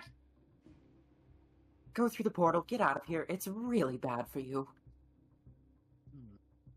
I have a better idea. Please let this unicorn fucking die. Why? Oh, that's right. You want its parts, you fucking masochist. I do, but also... It's not Like, going to this is- remove the oath. The oath stay. No! It's true. It doesn't matter. The unicorn is the token. I'm going to use this evil unicorn as a token. The unicorn looks sickly for just being here. It stands over here and does radiant burst. Everything around it fucking dies. Nice. I can clear up the mooks. We love our random Clear up unicorns. some mooks. I swear. Does anyone want to take an oath? The people who take the oath don't get a horn through the fucking skull. Oh, goodness. Alright. Now that that stupidity's over, it's the mook's turn. None of them can actually approach, which Did means they don't have Elanius to use... even hit, by the way? You Oh, didn't yeah, that's resolve that. Oh yeah, thank you. Mhm. Elanius swung twice. She hits once. Will he? No, he won't. Yeah, she hits once. Plus 6, he takes 24 damage. Good. He still looks mostly fine, not bloody yet. Dear God, it's the tankiest wizard ever. He's a Phyrexian, and he's also a CR13. He's got, like, just shy of 300 health. That doesn't change anything. He's still a caster. True. They're usually not that tanky. Dude, Modern 5e, you'd be surprised. They really gave them a bit of an oomph. All right. Yeah. No, it's specific buildings. Specific buildings. Okay. Alrighty. It's the Mook's turn. They literally can't enter the room. This is the only one that can willingly get closer. He's going to use his turn You need to move all the pull way us over. into the other room map. Oh, yeah, that's right. That's right. And they have to we actually go. spend their whole time running. Oh, they do? Yep. Okay, well, I'm just gonna skip over them. Maribel, it's your turn. Well, she is gonna go over here. Alright, my friends are kind of dying, and then I have one friend that's going after the other guy. This is a hard one. Oh, Okay. Linus has to end her turn and make that save. I don't actually know if she can. If she can. Oh. She doesn't make it at the end of every turn. She doesn't? She makes it only when she gets hit. She hasn't been hit yet to make that save. Got it. You're right. Go ahead. So she's gonna... Alright. I guess... I don't know. I don't know. We're party split up. Yeah. You kind of done I that have one to- thing that people always comically say that you should never do. I know, and it's Yeah, like it's that'd a be tough fun. one because I have to choose between who I'm gonna help. Jeez. Just go. I'll dimension door and try to come in after you. It'll be fine. If you say so. Alright, I she's mean, gonna... What else would you do? That's fair. So she's gonna go over here. Well, actually, yeah. So what she's gonna do is she's going to do, which one do I want, actually? 1 second. There is that one, and then there is... Let's see, teleport, conjure... Okay.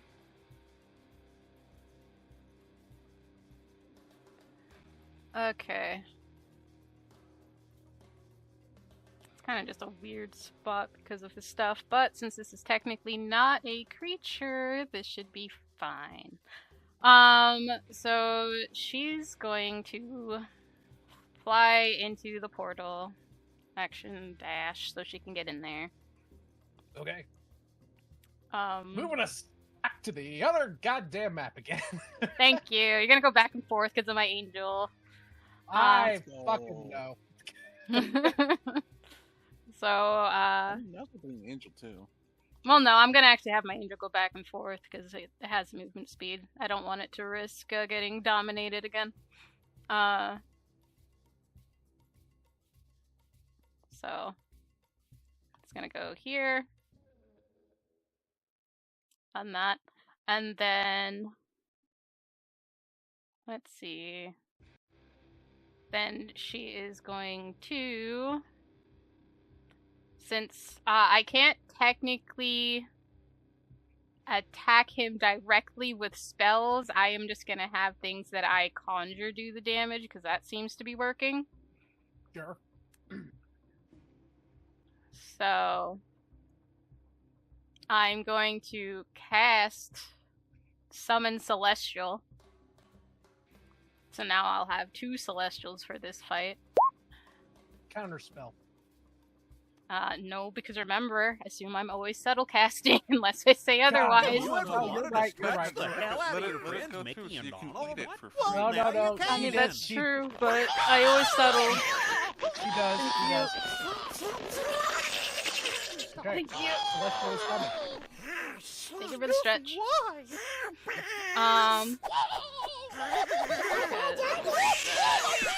And Show I'm your just friends, gonna... Mickey and That was some Donald, messed who's up the stretching. alpha male with stretch the I hell love out of my your stretch friends, Mickey routine. and It is the Donald. best.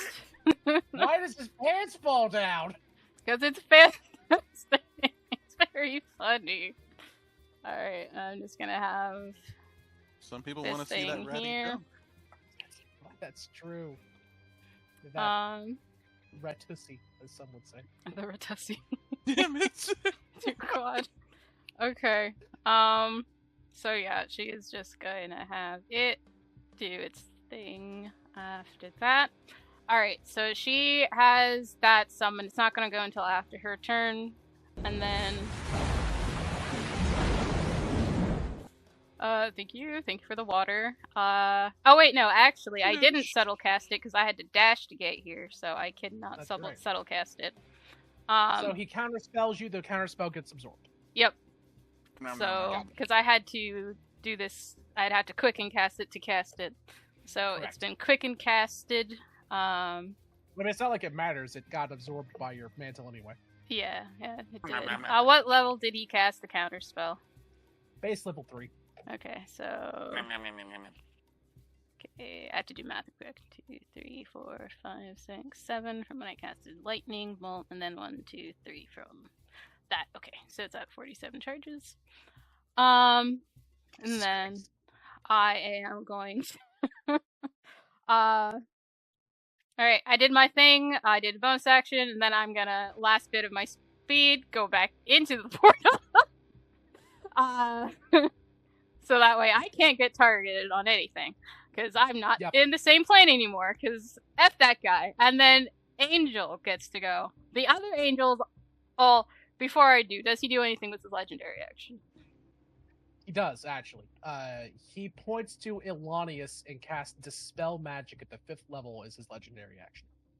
He has to do a spellcasting ability check, right? Yes. DC 25. No, I thought it was 10 plus.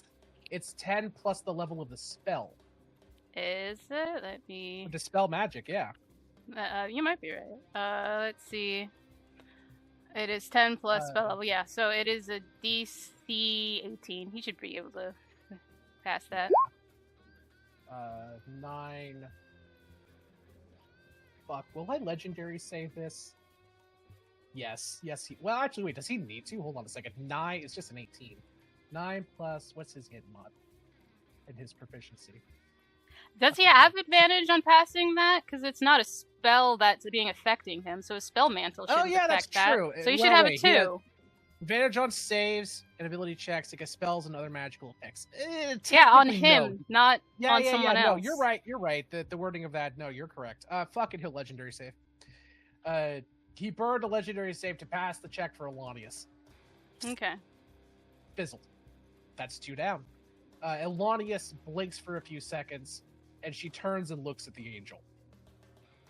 Alright. First angel that's outside of the portal's turn. What does it do? Yes, I'm moving us back. Give me a second. No, I'm going to use the angel that's already in there to make life easier. Sure. Because it's really just going to mirror the same thing. Or here, we'll do this. That's fair.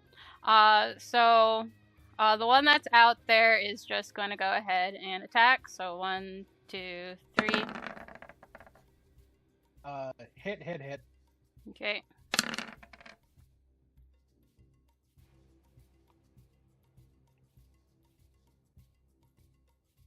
So they all shoot at that guy. Radiant damage in case it matters. It does not. 25, 24, and 24. That's 60... 73. Okay. He is still up. Then it's just going to go back into the portal because it's going to use the portal as cover because why the hell not? It's a free portal. Yep. And that's the end of its turn, and it's going to be the other angel's turn. Does he do anything with his legendary action? Not yet. Okay, then no, he has 1 left. Yep, and then this angel's going to go through and do literally the exact same thing and then go back into the portal. So. Bam. Yeah, sure. Go ahead. Make your attacks. Hilarious hijinks. Yes. 3. Oh, crit.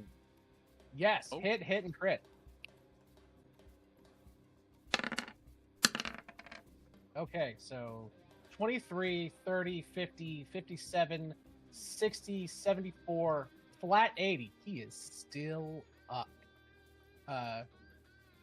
Although he is looking extremely wounded. Andy, at the end of the angel's turn, he looks at you and says, "Well, let's see whose gambit pays off, my dear." And he reaches out and grabs your face. Give me a... He's casting his big spell here. I need to see what kind of save you make. Give me a... It is an intelligence saving throw, surprisingly. Uh-oh. Do a counter spell? You can try. Wait, no, yeah. He has to... wait, what? Can I use We'll say sure. Go ahead. I don't care. It's okay if not. Like, I don't know, and this is so tense, I'm not going to look it up. I'm going to say yes. Probably not, but sure. I really don't care. You should be able to use your warlock spell slots for anything that you can cast. Pretty much, yeah. Yeah, you can use a warlock It's a spells. weird rules interaction that got rewritten in 2025. I don't know the specifics of it. I'm just going to say yes until we look it up. well.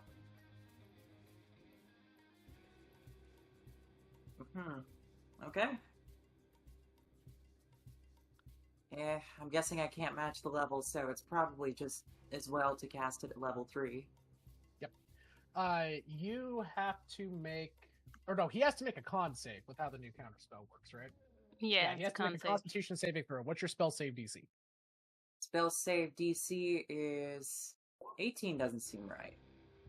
It probably is, but unfortunately he passes. He does have advantage on this because you are targeting him with a spell and he has magic resistance. So you throw your magic at him and attempt to fuse the magic around his hand.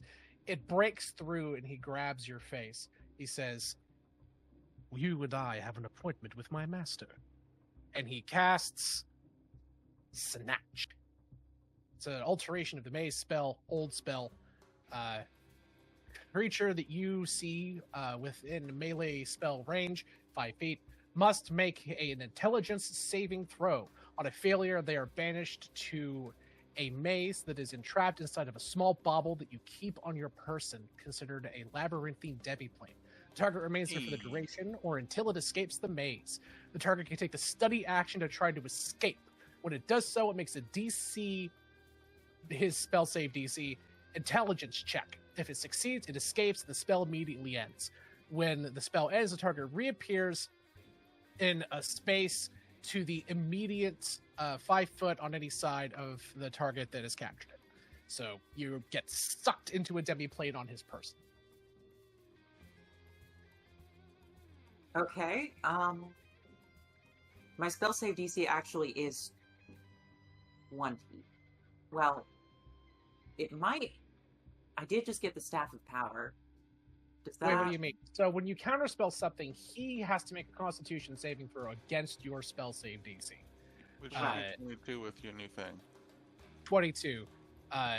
He does pass that with that 18. Damn. Okay. He's a chunky boy. You inside of his demiplane. That's it for the last turn before it's his turn. Well, I still get to make an intelligence saving throw, right? Yes, go ahead, please, by all means. Above board, the DC is 22. Jesus Christ, I rolled a 5? Wow. Oh, my God. Send my goddamn rolls back to the baker. Jesus, Yep. Send those rolls back. This shit's fucked. That's unfortunate. All damn night. Come on. That sometimes it's like that. Would you like an Sometimes it is. inspiration point? Ooh. I would love an inspiration point. I don't mean to be that guy, but our rules for inspiration and sharing it. The target must be within visual or audio range. Yeah, but you said Dark could But do Dark- it because it wasn't used. You okay. said so. Since You it's can't go dark- back. Ethereal being. Since it's dark, I'll allow it. Hey, if it makes you feel any better, with how the rolls have been going, it's not going to make a fucking difference. You know what? You might be right. Yeah. You might be right. But it's like until Dark Dark's coming- inspiration oh succeeds. my God. Oh, see, Dark's birthday! Dark's birthday! The unicorn. Hand clap the for Dark's unicorn who is birthday! now named Happy birthday, the Dark! unicorn. Thank you, Dark. Happy You saved her birthday, life. Dark. Happy birthday. Happy birthday, Dark! Happy birthday. The unicorn, who is now named Dark, turns its head and suddenly that, for whatever reason, gives you a jolt of inspiration, Evie, and you shake off the magic. The Phyrexian wizard steps back and says, "I can see that sometimes the odds just aren't in your favor. Sometimes extraplanar creatures stick their hands in where they don't belong." And then he casts teleport. He literally just... 2 spells in a turn? Damn. That was the legendary action. fucking hate you. I know. That was the legendary action at the end of the the end of the Angel's turn. Is what he did. I waited till the very end. Legendary action. Cast his big spell. He can cast his once per day spells as part of his innate spell casting with his legendary actions. Then on his turn, action teleport. Look at it like this. He didn't teleport with Eevee, which was his plan. Yep. Alrighty. You just stand there staring at Elanius, who just slowly levels her guns at you, Eevee.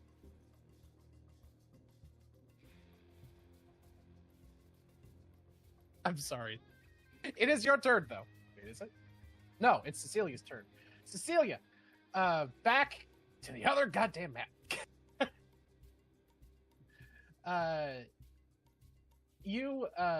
Cecilia, you are done being stunned. You stand up and you see the Sphinx ally, your once friend, mauling the piss out of Starry. And then you look up and you see Maribel and her angels doing fucking hopscotch back and forth between the portal, blasting something on the other side. That lady takes 22 cold damage for hitting me, by the way. Noted.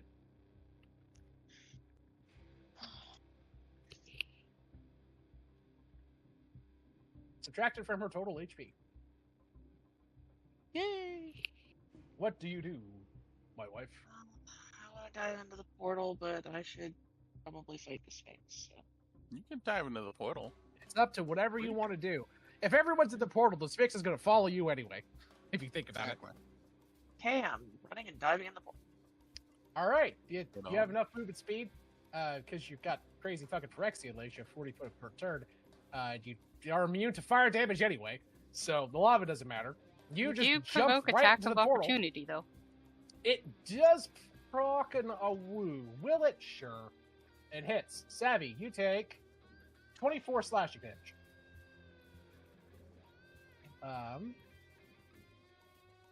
Back to the goddamn battle map. Out of pitch.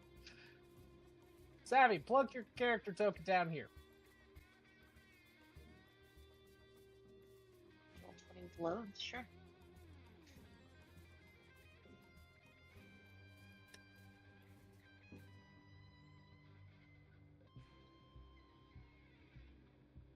I really wanted to get the fork back. We tried. I thought that you were going to. I think we still can. We just have to cast a little bit of divination magic to find out exactly where they went, and then our teleportation specialist wizard may or may not just fucking find them. You might, but it would be difficult in combat, we'll say. Maribel, you look and you see, Cecilia, you jump through the portal, gun ready. You see Andy standing in front of Elanius, and you see him between the two of them. He turns and looks back at you and smiles, and then just vanishes. Gone, teleporting away. You see Elanius level her guns at your friends, and the other creatures on the deck that are now going to realistically take their turn when Elanius does, because they should have won already once. Aiming at your friend. What do you do? I'm the slipperiest little rascal this world has ever known. Don't worry about me. Oh, apparently Dark missed it. Dark, your birthday inspiration literally saved Andy from being teleported into basically the hell prison. It came in clutch, and the unicorn in this campaign is now named after you. Its name is Dark, and it neighed and whinnied inspirationally and allowed Andy to catch her save. Yep. So good job, Dark. You saved her. You saved our warlock. You did. You did. All right. You see him disappear, Cecilia. What do you do? And Elanius is about to gun down our allies. Yep. I'm shooting Elanius twice. That's valid. And you hit twice. That's 8, 15, 19. All right. Andy, he fucking disappeared. What do you do? And it works. Ah, I ain't no fucking wizard. I can't tell where he went with that spell. Nor am I, Fine, but I'll figure it out I eventually. could just take my anger out on the mooks. You could. Might be a good idea.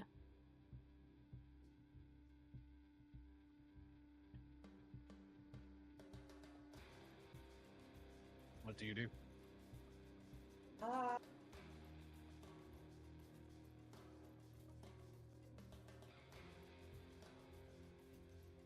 As the slow rock chord plays in the background.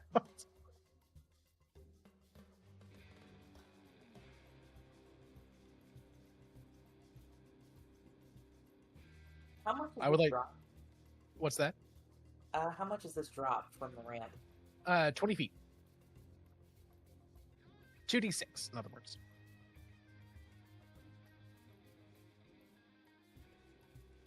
Also, I would like to once again thank Kevin McLeod for existing and making some of the best just general background music that we content creators can purchase and use royalty-wise as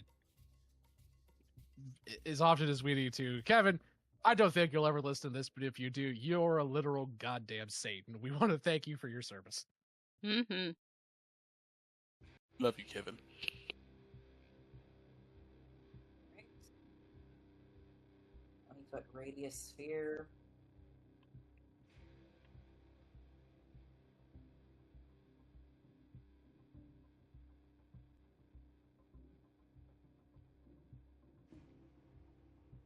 I get. Oh, they're very efficiently spaced. They try. Hmm.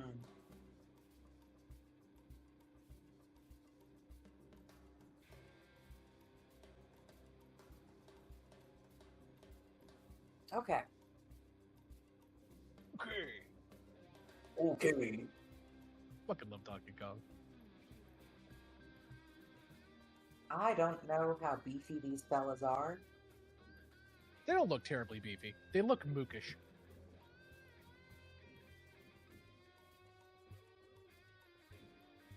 They got nasty, sharp, pointy bits. It looks more like they could hurt you hard if they had to turn, more than they could survive being hit.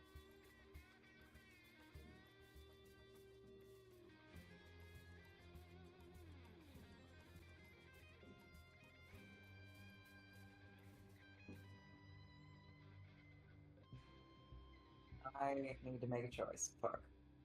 Yes.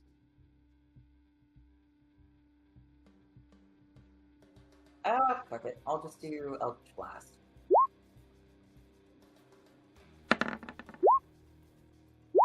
Okay. You start blasting. Those hit. Which targets are you focusing on? I'll do the 3 moves nearest me. You whip around and start firing your gun rapidly. 1 shot, 1 kill times 3 means 3 dead men. Okay, 3 more here, here, and here. I do want to mention there are these guys here because they are closer to you. Oh yeah, but this clears a path for me to move, and the Ooh, unicorn can probably get these guys. I see. Gotcha. Like so, right? Yeah, or well, Yep. technically you have to roll 2 hits, so roll 3 more shots. Oh, true. They have 1 HP apiece, they're minions. So just fucking blast them. But you just have to hit. Their AC is moderate.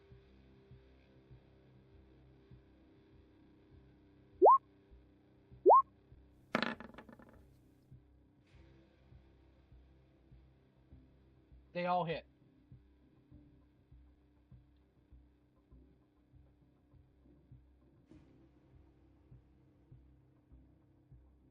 And oh wait, but my movement is still. It's been brought down by 10 feet, right? Yes. Shit. Wait, then I would have never made it to the portal in the first place. Oh wait, no. You could have made it, but you couldn't have made it this far, technically speaking. But that only lasted for 1 turn, so that was last turn. Oh. So I've got my full movement? Yeah, you're fine. Alright.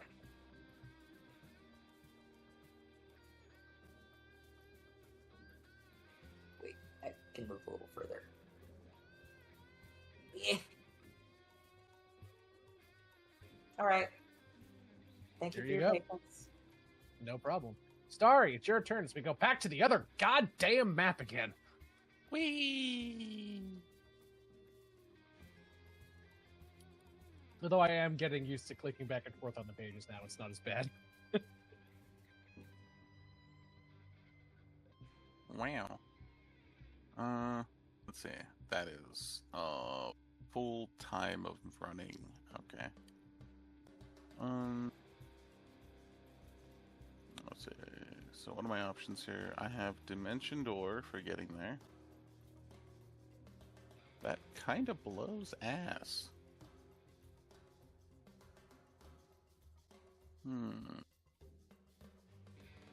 I think I just have to blow Dimension Door because I can't think of anything else. And everybody is already in there? Correct. No, Mari's on this Well, side. no. Mara's on the other side, but she's like so basically close to it that she could be inside the portal at any time she wants, realistically. Yeah.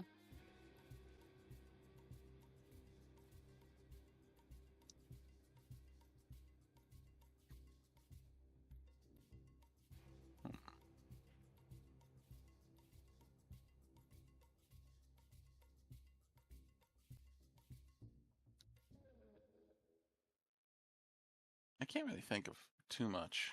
I think Starry has to stand up and begin walking this way, which is what, 15 feet? Yep. Yeah, 15 feet. Should get her Will you about provoke an here-ish. Awu? Actually, she doesn't because she already popped it. Oh, yeah. That's right. That's right. She already whacked Cecilia. That's true. Yep. I'm so sorry, Savvy. You sound so sad. I feel terrible. Oh. Let's see. What are the options I have? What magic options of bullshit do I have? Not too many. I will pull out like a rabbit from a hat, a immaculate double of Maribel, and Oh, put God. her, I guess, in like what, right here maybe? I don't Sure. know. You pull out the Maribel simulacrum. Could I like do it in any sort of way where I can like throw her through the portal? I don't know. You Like could throw throw the the bag. bag through the portal. Yeah, but I can't like pull her halfway out and then throw her through the portal. No. Shit. No. Fair enough. I guess I just gotta dump her there. I can't think of anything else.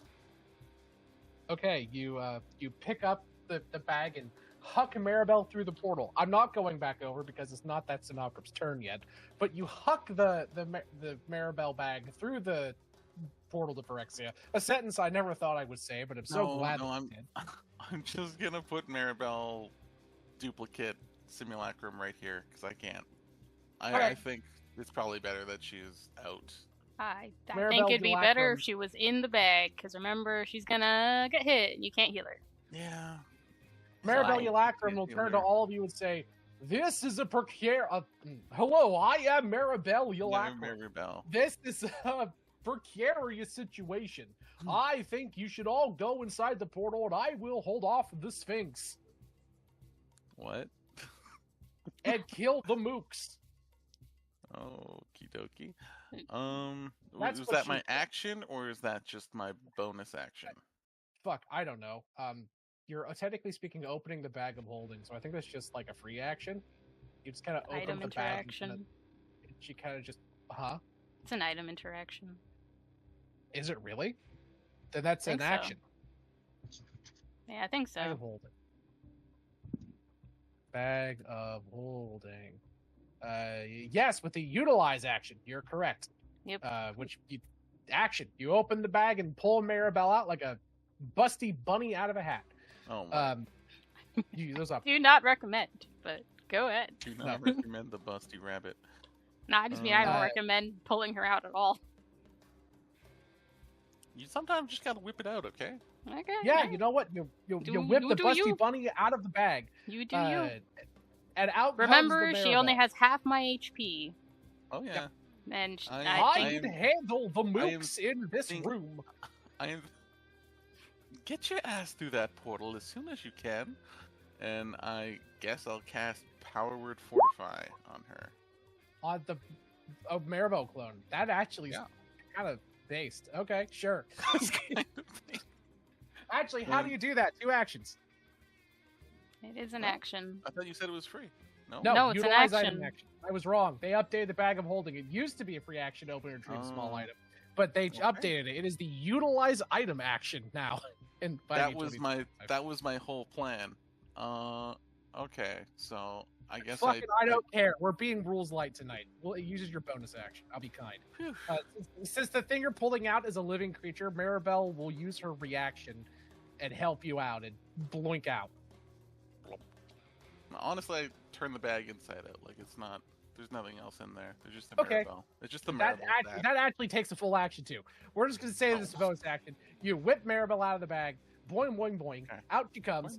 And you tap her on the head. She gains a bunch of HP.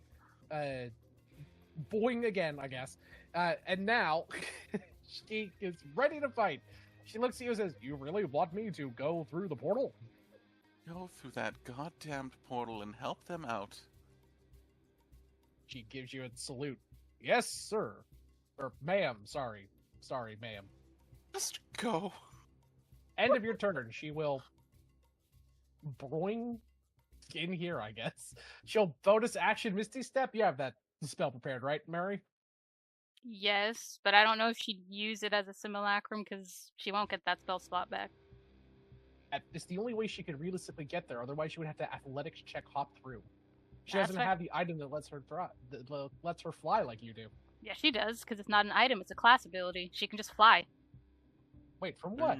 Because it's my class, Divine Souls. 14th level, you get divine wings. She can just fly. Never mind. I didn't know that. Look, I'm a forever DM. I don't read player classes, okay? That's fair. No, she can just fly. It's not an item. She just has divine wings. I thought, honest to God, this entire fucking time, I thought it was your stupid ass anti-gravity belt. I don't read No, that's I just can fly. You know it's true. Oh gosh, Sam. I'm sorry. It's okay, I don't mind. I love DMing more than life. Well, okay, that's not true. I love my wife more than life. I love DMing more than my life, less than my wife. The Mari Simulacrum flies through the gate. As you command, story miss. And away she goes. I'm not moving it. That's fair.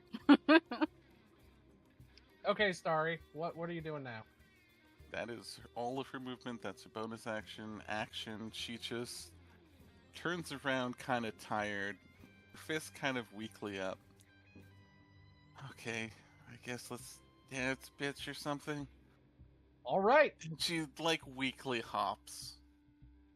That's it. Okay. The Sphinx's turn.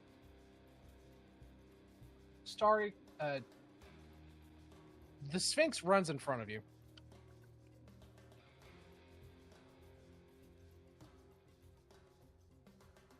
I need to see how the shove action works in 5e.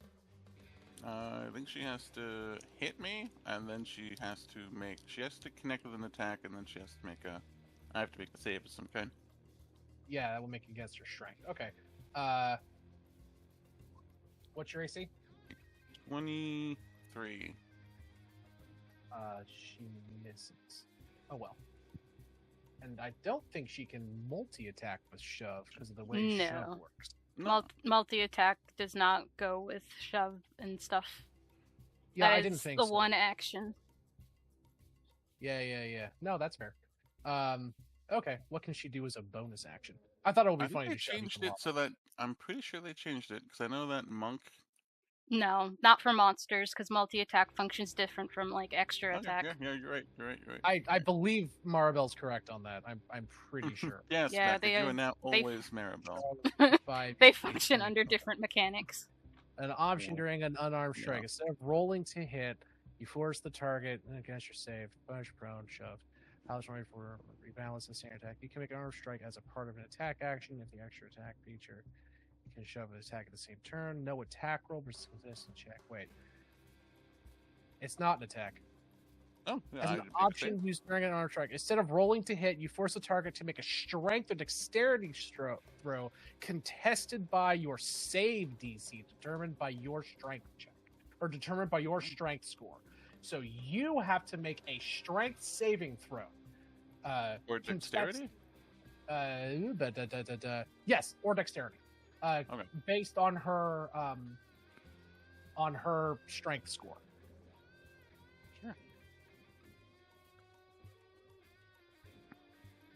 Well, I don't really have anything to add to this, so I passed. I think. I'm 23. pretty sure you do. Yeah, her strength is good, but it's not that good. You do pass. The Sphinx attempts to shove you, but you hold her back. The searing hot magma directly behind you. What does she have as a bonus action? Some spells, hilariously. Aren't you no- like some sort of scary sphinx? Come on, you can do better than this. You're embarrassing yourself. She looks up at you and says, "I was a lawyer." And I'm barely standing, honey. Come on. It's Eladius' turn. It also, ow, that she's a Phyrexian, but that still hurt her pride a little bit. Oh, yeah. She looks kind of flustered. Poor thing. Elanius is going to move up here. You're not invisible at the moment, are you, Andy? I'm not invisible now. I I- jumped the guy and then I threw out some gunshots. Bonus action, she will tactical charge and run up to you. And then she will make 2 attacks with her chain weapons at you, and you are wearing armor, Could you yes? switch me back to the other map? Oh, god damn it.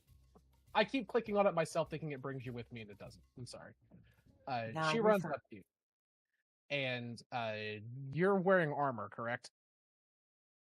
Yes. Witch Hunter's armor.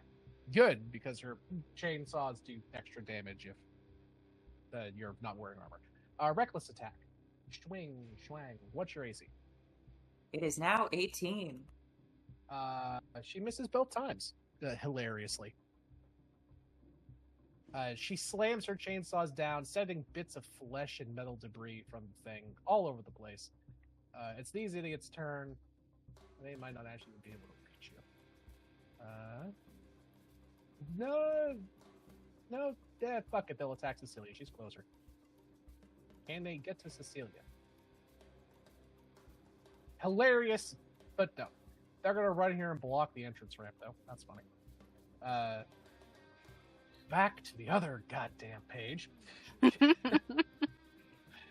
Oh wait, no, Maribel's here. They still fucking can't approach. Jesus Christ. Maribel, Lol. Yeah, what do you do? I don't know. Can you pull me to the other map, please?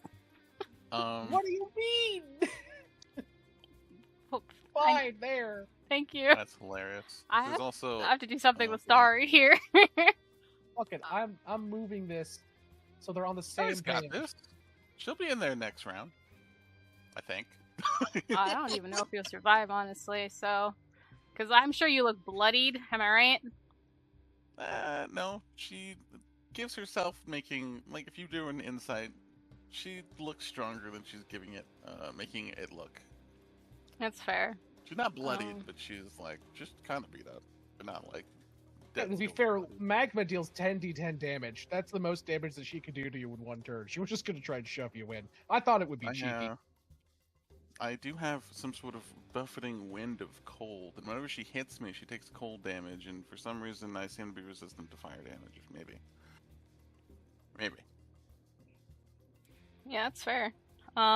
Okay, so with what I know about Phyrexians and everything, since we fight them all the time, I'm assuming The upgrades that it does, it gives them like some immunities, but not too many. Like in the case of the frightened and stuff. Is that right? I'm sorry, what was the question? When it comes to them getting affected by the Phyrexians, I know that they gain some immunities, but it's usually like either a type of some kind. So all Phyrexians have immunity to the poison condition, as well as the exhausted condition. They also all have the unusual nature feature, so they don't need to eat, sleep, or drink. And some of them, depending upon how mechanical they are, can have resistances to psychic damage, poison damage, and that kind of stuff. Got it. Okay. But all Phyrexians have a set of baseline immunities and resistances, which makes sense if you think about it, because they're partially machined: sleep, drink, eat, poison, that sort of thing. Got it. Okay. But I'm fairly certain even most constructs aren't immune to incapacitation. So I am going. But very few. Yeah, so I'm pretty sure Phyrexians are not on that list, especially since they're mostly organic, or at least partially organic. So I am going to do Psychic Lance on this lady. Sure. Blammo. Int save, right? Yes, intelligence saving throw. I'm making her have a disadvantage. She does not, so disadvantage. And she fails. Alright, she is incapacitated and Psychic Lance damage. Can you please pop up if you don't want to? I understand. Okay, so that is going to be 6.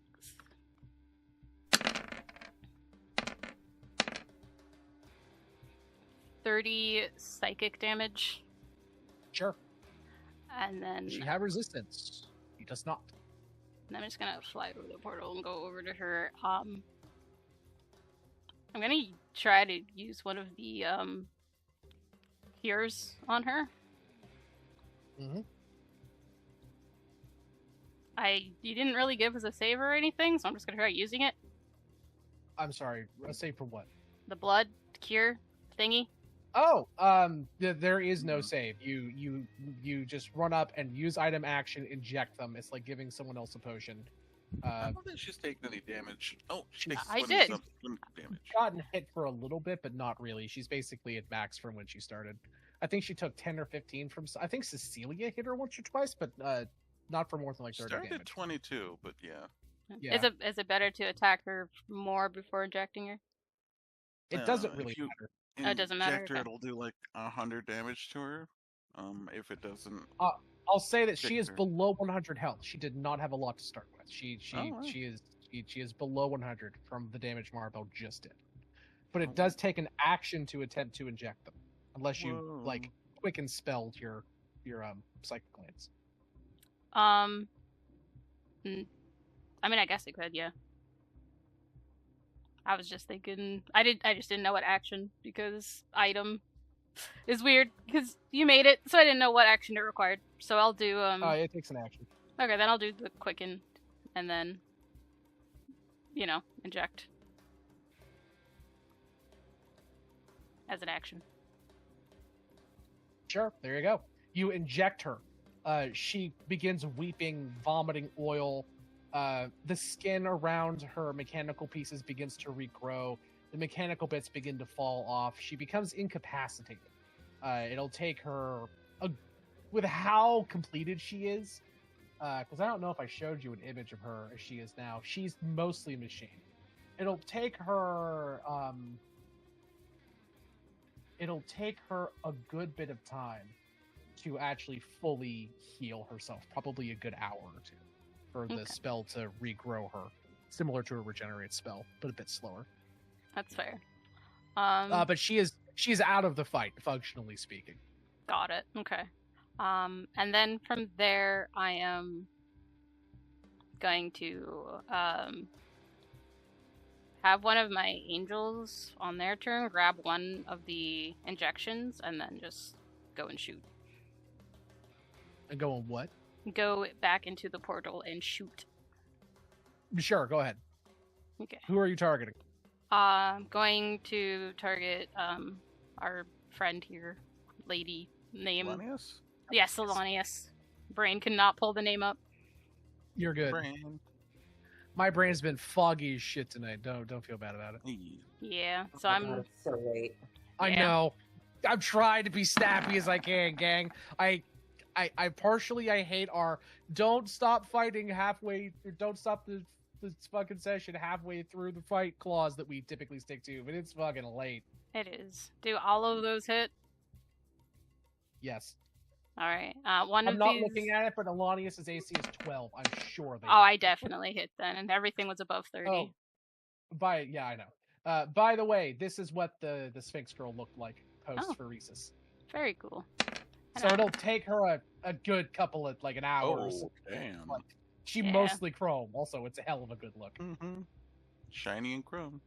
Shiny and chrome. 24, 31, 49, 55, 6, 79, 66, 87, 94. Yeah, you knock Alani. You kill Alanius. Or knock her ass out. The goal was to knock her out, and the last shot was gonna have the injection. Sure thing. You don't even need to do all of those, to be honest. Once she gets bloodied, she'll have less than 100 health. So Okay. you can, when she gets bloodied, the angel can run up and just. Yeah. Elanius, her physical form sloughs out of the center of it, and she, you can tell that she's still mostly intact. In fact, it looks like she was in a battle suit of some kind. And her body is leaking oil, and she's unclothed because she was again inside of a suit essentially. It'll maybe take her, I want to say, 5 minutes to fully heal before she's back to her old self. Sounds good.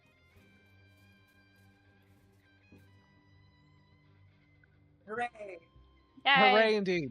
That is all of Maribel's I didn't think this actions. combat would take this long because I kind of expected you guys to start doing this way sooner. I'm not gonna lie. Yeah, I mean, I was hoping, but I was never in melee to even try. So I was understand. like, oh, you know what? By the I'm way, just this gonna is try. what Knight Elanius looked like. I love it. I know, right? It's very cool. But only instead of the spiky arm, she has the chainsaw arms.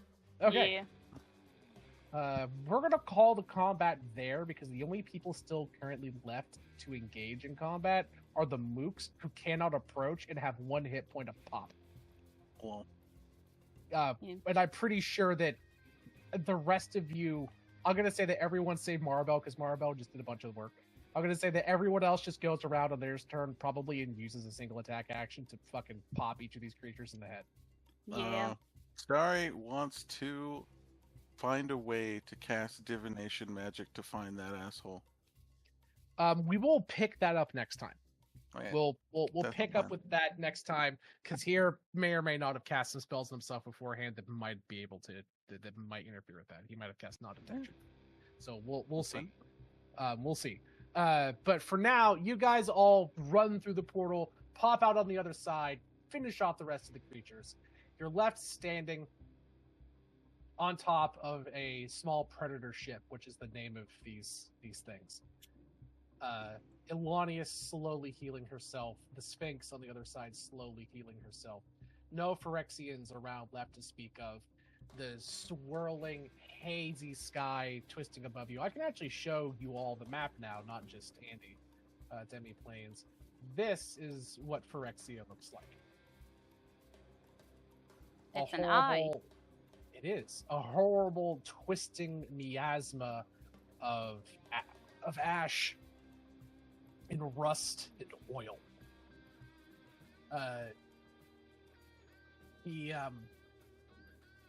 The scent of the air is like blood and rust. Lightning crackles in the distance, and Phyrexian oil flows freely like water across the various locations inside of the inside of the demi-plane. The whole place is relatively large. Did I actually scale this right? I did. From side to side, the entire structure above you is 2 miles. The structure that you're currently on is about 1 mile in diameter.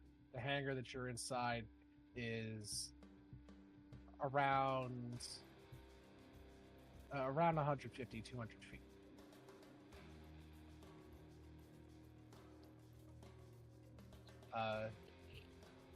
What do you guys say now that you're inside the place?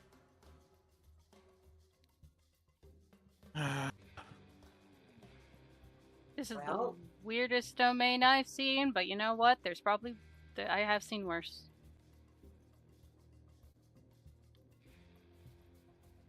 You know, I didn't want this to come up so soon, Yeah.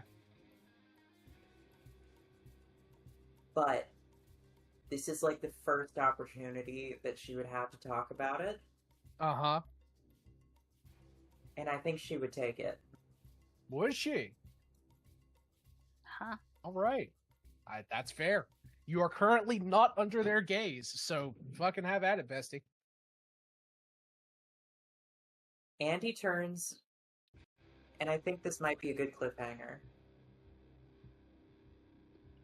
Andy turns to Starry. Yes, darling?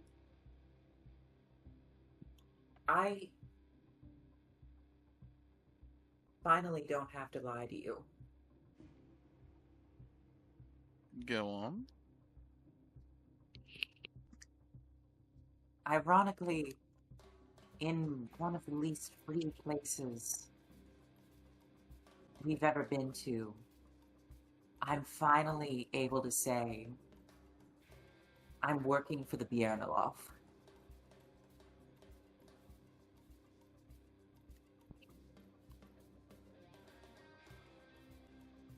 The one who took your mask. I mean, you get a stare from, I'm pretty sure, everybody on that one. Yeah. Yeah. Until next time on Dragon Ball Z. Yeah. Until next time, as everyone just turns and like, what? And just stares at you and I would assume gobsmacked disbelief. You all hear in the distance, dun-dun-dun-dun-dun-dun-dun-dun-dun-dun. So I feel like the hostility that my character had shown in the past, while still not justified, is now justified. Maribel just, booyakacha, told you so. It's like, I knew it! Fucking dabbing. Oh, goodness. Anyway, I just had to say that. So much shock and betrayal on Starry's face. I don't even Betrayal. know. I need Betrayal. the Halo betrayal announce. Betrayal. I need that redeem right now. Betrayed. I think the only thing you can do to keep everyone safe is kill me here and now. I mean, you're just gonna come back. Of course. But I won't be this one.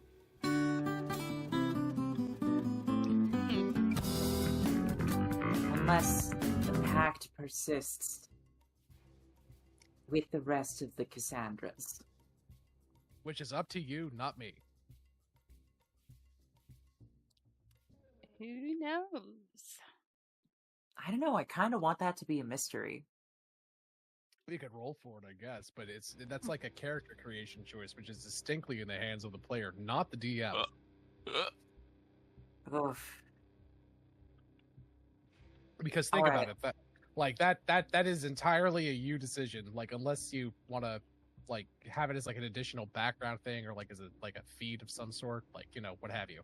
But that's a you deal, girl. Okay. So Can I you saved give me a Andy just whisper so roll? they could be killed. No, Dark. Sure. You saved I'm- Andy so that way they don't get kidnapped, and then we don't even have her. How about this? If you die, you can DM me a whisper roll as a D percentile, and that will determine it. Okay. Yeah. So, and I'll obviously message you back and tell you the results. But yeah, Dark. Essentially, the evil mage, what he did was so the evil mage was attempting to trap Andy in a pocket dimension using a spell very similar to Maze. Essentially, they make a melee spell attack against you. If the spell attack hits, They then have to make an intelligence saving throw. If they fail, they are trapped inside of a pocket dimension, inside of a small cage on the wizard's body. If they pass, nothing happens. They can escape the cage early. The spell only lasts 10 minutes. They can escape the cage early by using a study action, which is an intelligence check, to get out. So Randy had to make an int save. She failed. Rolled again, failed. Then she used your birthday inspiration, and she passed. Yep. If she would have failed, the wizard would have, on his turn, because he uses a legendary action at the end of an angel's turn, on his turn, he would have cast teleport and zapped himself, the spear, and Randy to God knows where. Yep, and then we would have been a party member down. Yes, this would have gone from a infiltrate and kill the bad guy mission to save our friend from becoming a Phyrexian mission. Yep. And now it's friend asterisk. Yes. Very funny.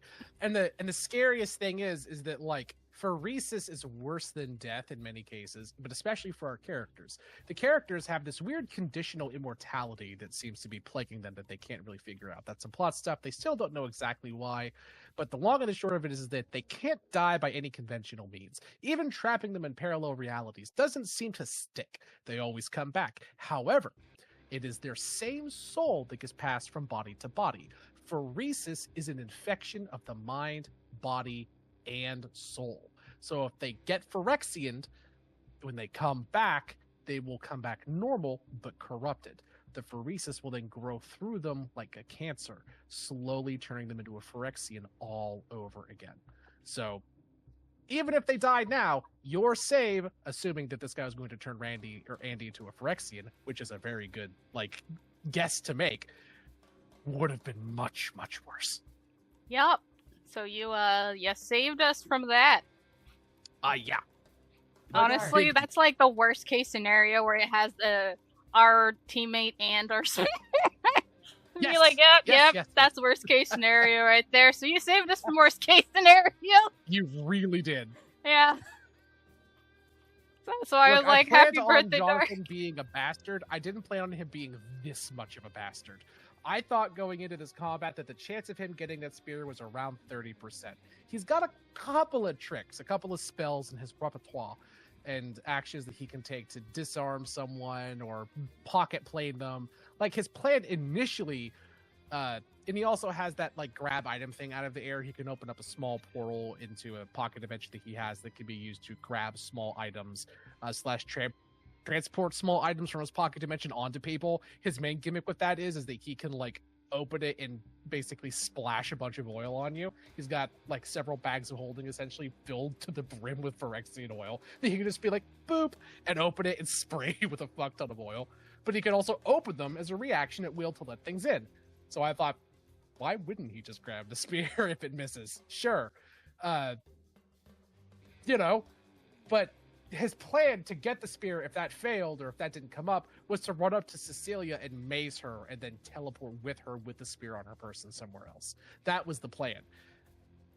He almost was able to do that in a convoluted ass backwards way around, right? Yeah. But without your save, it'd have been bad. Mm-hmm. Yeah, Jonathan's whole deal, he's a teleport wizard like you are, Mari. He can, teleport around Dimension Door. He can have that, two-way gate thing. I think it's Arcane Gate. He's got that prepared. He's got a bunch of weird shit involving demi-planes and, planar magic and that kind of stuff. I mean, Arcane Gate is so hard to use, though. It is, but I think I just made a case for how it could potentially be used correctly if you tweak it a little bit. That's fair. Because it's anyway, it's a weird one when it comes to Arcane Gate. Because really, Dimension Door is superior, and it's it's one spell level less, and has less risks. The only way that I could think of Arcane Gate being realistically good is if your DM was a little bit lenient, and you could use it to do some very funny things. You're in a room with a pool. You put one gate at the bottom of the pool to put another gate where the enemy is and basically create a massive, sprayer of water that would knock them around. Doing cute shit like that could work. Mm-hmm. Or Delta P, when it's gotcha, it's gotcha. It's got ya. Yeah, no, Delta P ain't nothing to fuck with. Like that okay, so it's a very, for those of you watching who don't know, Sam will explain the joke.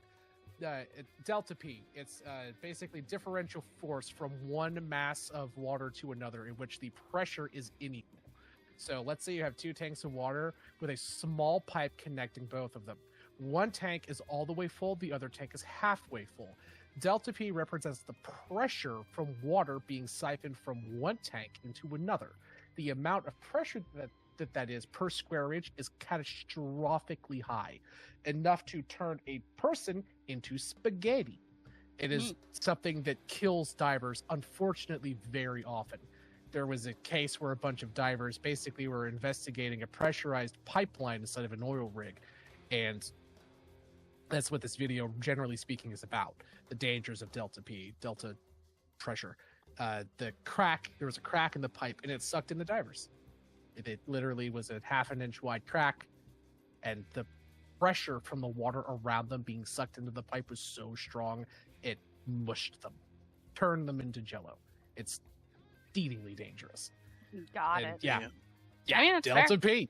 Yeah, That's fair. Delta That's fair. P. And if the pressure isn't strong enough, like let's say it's in like a pool, where the pressure might not be enough to liquefy you, the danger of it is that the pressure is strong enough to hold you in place. It's several thousand pounds per square inch, which like is not enough, or might be several hundred realistically. It's not enough to like rip your skin off or tear you apart, but it's so strong that it holds you in place and you cannot remove yourself from the hole. Your skin is sucked into it, so you don't have enough physical leverage and strength in your body to push yourself off. It'd be like trying to push a car off of you, but instead of pressure being applied onto you in a push, it's with a suction, and you literally sit there, cannot escape, and drown. Like there was a relatively famous case, I think it was in Michigan or Wisconsin or something, of a guy cleaning a pool, like just as a pool cleaner, and there's a Delta P issue with a pipe at the bottom of the pool and with a tank nearby, and he got stuck there and died. It's awful. Damn. And this video comically explains this with an old catchy like 1990s infotainment commercial thing, Delta P, the danger of underwater exploration. When it's gotcha, it's gotcha. It's Yeah, no, that water can be terrifying. oh yeah. I mean, that's Yeah, fair. There is I a very mean, graphic I could- video of a crab. Yo, yeah, Oh, poor God. fucking crab. poor crab. Yeah, I mean, I Uh, could definitely see that with the spell, but I guess it depends on the DM if they'll. Gate, yeah, like that's the only situation that I can tactically think of where gate is just like a No, good not option. gate. That's arcane gate. Yeah. Arcane gate, I mean. Yeah, because gate's very different. Yeah. Gate, you just summon a fucking pit fiend to call it a day. No, like arcane gate. Yeah, like put it at the bottom of a pool. Put it outside the pool. Splish splash, motherfucker. Like Yeah, pretty much. Oh my gosh. Oh yeah, that reminds me. I still have that feather for that obsidian oh raven. Jesus. Yeah, you do. That sounds awful dark. When I worked at it was a like a cargo facility for a certain auto parts brand. My job was I was in the loading dock area and picking and that kind of stuff. There was the nastiest thing that happened. I wasn't there that day, thank Christ. But a guy was repairing the tracks of an item distribution system that was running along the top of the warehouse. So basically, it's, if you've never worked in a warehouse before, there are these like, they almost look like the things in checkout aisles. They're little like conveyor belts, but they're sleek and mechanic, and they have several sets of chains underneath of them that continuously run the items back and forth. And they're surprisingly powerful, like really powerful, because they have to transport sometimes like several 100-pound items, like parts of a car, at least in our facility. And a guy went up there, and most of these things have a 2-tiered electric system. So there's a manual basically breaker box up during like inside of each part of the conveyor belt, and then there is a master power system that's at the bottom of the conveyor belt. The master system supplies power to all of the individual parts. The individual switches at the top provide basically a gate for power to be given to each individual portion of the belt. And I don't know which. Yeah, I would imagine lots of hazard pay. Jesus Christ. The guy went up there, and I don't know what the exact situation was, because I heard it from the people who were there that day, and I'm not entirely sure. I don't want to say. But the long and the short of it is the guy followed procedure more or less. He turned off the switch on one and then the switch on the other. However, he didn't tell the people on the floor that he was going up to work on it, and there was a jam, and he was going up to dislodge the jam. And when it jammed, the belt chain basically that operated the belt that pushed the items along got tangled. He had his hands in the chain, and nice. He got his hands up in the chain when the belt. Someone down below, I believe, reactivated the power on the main breaker box, which reactivated the power on the other one. The chain activated with his hand inside of it, and from what I understand, his hand basically at the knuckles got sheared completely off. Oh, I bet. Oh my gosh. Yeah. It was bad. I don't know if he got hazard pay, but I would really hope that he got hazard pay. Dude, I bet he got hazard pay as well as like some kind of thing workers' for that. comp for the rest of his fucking life. Yeah, God, I would hope so. Freaking A, man. That's nuts. Yeah, no, it was bad. Like, I wasn't there that day, but I was there the next day. We had many meetings about it, and the entire floor was shut down. It was a nightmare. Oh, I bet. But they had to fight his fingers too. I don't even know what the whole process for cleaning was. We weren't even allowed on the floor when that happened. Damn. Fair enough. Because they're like, yeah, you're not going back there today. You're going to spend your entire shift listening to these safety videos that you all had to listen to the first day, but actually fucking watching them this time. And that's basically what happened. Oh, it sounds like he didn't do something according to procedure then, if they're making you rewatch those videos. Oh my God, Dark. I would hope the boss lost a job, also maybe some prison time. Because if a guy fucking died from it, that sounds like some gross negligence, manslaughter. I don't know. That sounds fucking nasty. Yeah, I think that's a court thing there.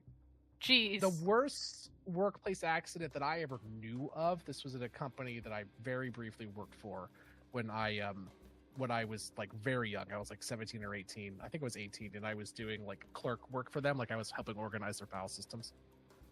Well, there was a guy that worked there that was blind, and the way he became blind. This company built basically high pressurized industrial valves for like rocket ships and like factories and like industrial plants and stuff. Well, this plant, and he was their not a safety inspector, but he went through and checked the valves and made sure they were up to code and up to regulation. And he did everything right. He shut off the power to the valve. He did everything by the book. The valve was showing a false positive on its pressure reading. And when he went to inspect the valve IRL, he went and looked at it and was doing the manual physical test for it as he explained it. The valve carried hydrochloric acid or some other kind of extraordinarily powerful pressurized acid. But when he was running the physical test, the valve pressure was still on. The false positive reading was a false negative, i.e. it was positive for pressure when it was showing negative. Oh. And it burst right in his eyes. Oh, no. Blinded him permanently. The company, however, to their credit, did right by him. They gave him they set him up with a fully digital system, fully audio system for his job. It said basically, yeah, you have pension and you have full pay for life even if you leave. But if you want your job, of course, it's still here. Your knowledge is valuable. If you want something to just pass the time, you're always welcome. And you basically paid for everything forever. Like, damn. I mean, it was entirely their fault. He did everything right, and their valve broke. Like, yeah, no, that's fair. That's fair. Yeah. Sometimes you do everything right, and something bad still happens. So it happens. It's crazy. Yeah, I nearly got impaled by a lead pipe once while working at that auto factory.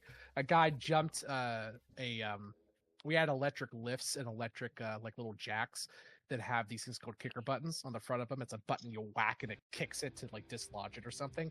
Well, a guy accidentally hit a kicker button on a stationary pallet that I was like squeezing through, and well, I shouldn't say squeezing, but stepping between that, covered in blast marks.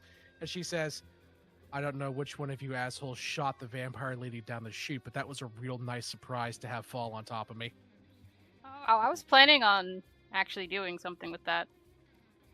Since you said it was going to be like 20 minutes, so I had something planned for it. Oh, okay, never mind. We'll errata that. Neon is on her way and may or may not accidentally run into the vampire. Yeah, I was just planning on having the angels stay back, and then as soon as she pops up, fill her with arrows, and then the vaccine. We'll see if that's needed. We'll see what happens with Neon next time. Okay. I was just like, all right. I want to save my best friend. That's all. No, absolutely valid. Well, I think this is about it for me. It's 2:00 here where I am, guys. This has been a wild fucking ride. Yeah, absolutely. Yeah, work in the morning. Good night, everybody. Oh, Thank you for the games. A Johnny gun. Oh my god, I love that. Oh, I forgot Johnny again. I keep forgetting to bring him. He's there, but you always forget he exists. He was helping fight the mooks. Yeah. All right, could show up with Neon, I guess. He could show up with no. That's what Johnny was doing. He was tracking down Neon because she's been MIA since you guys like entered the city. That's Go. Johnny is actively worried about Neon's safety because the city's full of Phyrexians. You guys got it. She said, I have to go check on Vivian. It's been like 3 days and you've not heard from her. So Johnny will be like, I'm checking on this. That's fair. Keep forgetting about a Johnny every single fight until it's too late. His sad and Johnny noises. He's always crying. He hasn't killed anyone, but that's because we keep forgetting he exists. That's very fair. But it also seems fair that Johnny will be like, I'm going to go find our friend. Yeah, I agree. That seems like a very Johnny move to make. Yeah, he's a good cat. Oh, God. Alright. Good night, everybody. Rest well. Later, nerds. Good night. Hi, chat. I'm gonna raid you guys out to Opal Wolfie. They're playing some Cult of the Lamb. Night Slam. So we're just gonna raid out to her. She's a really cool Wolfie. I definitely recommend checking her out. If you guys are following, you guys can use the first raid message, but if you're subbed, you can use the second raid message. Someone needs to remind me to do the third raid message with the boob emote. I keep forgetting, because someone wanted me to do that. I will hopefully remember next time. But yeah, you guys, you guys have fun. I appreciate every single one of you. Thank you so much for hanging out with us and sticking with us for the after stream chat. You didn't have to do that, but we still always appreciate it. As you know, we'll be hopefully playing again next Friday. Hopefully we'll have a full party next time. But yeah, thank you guys so much. You guys have a great week. Take care of yourselves, and yeah, take care, friends. We love you. Bye bye.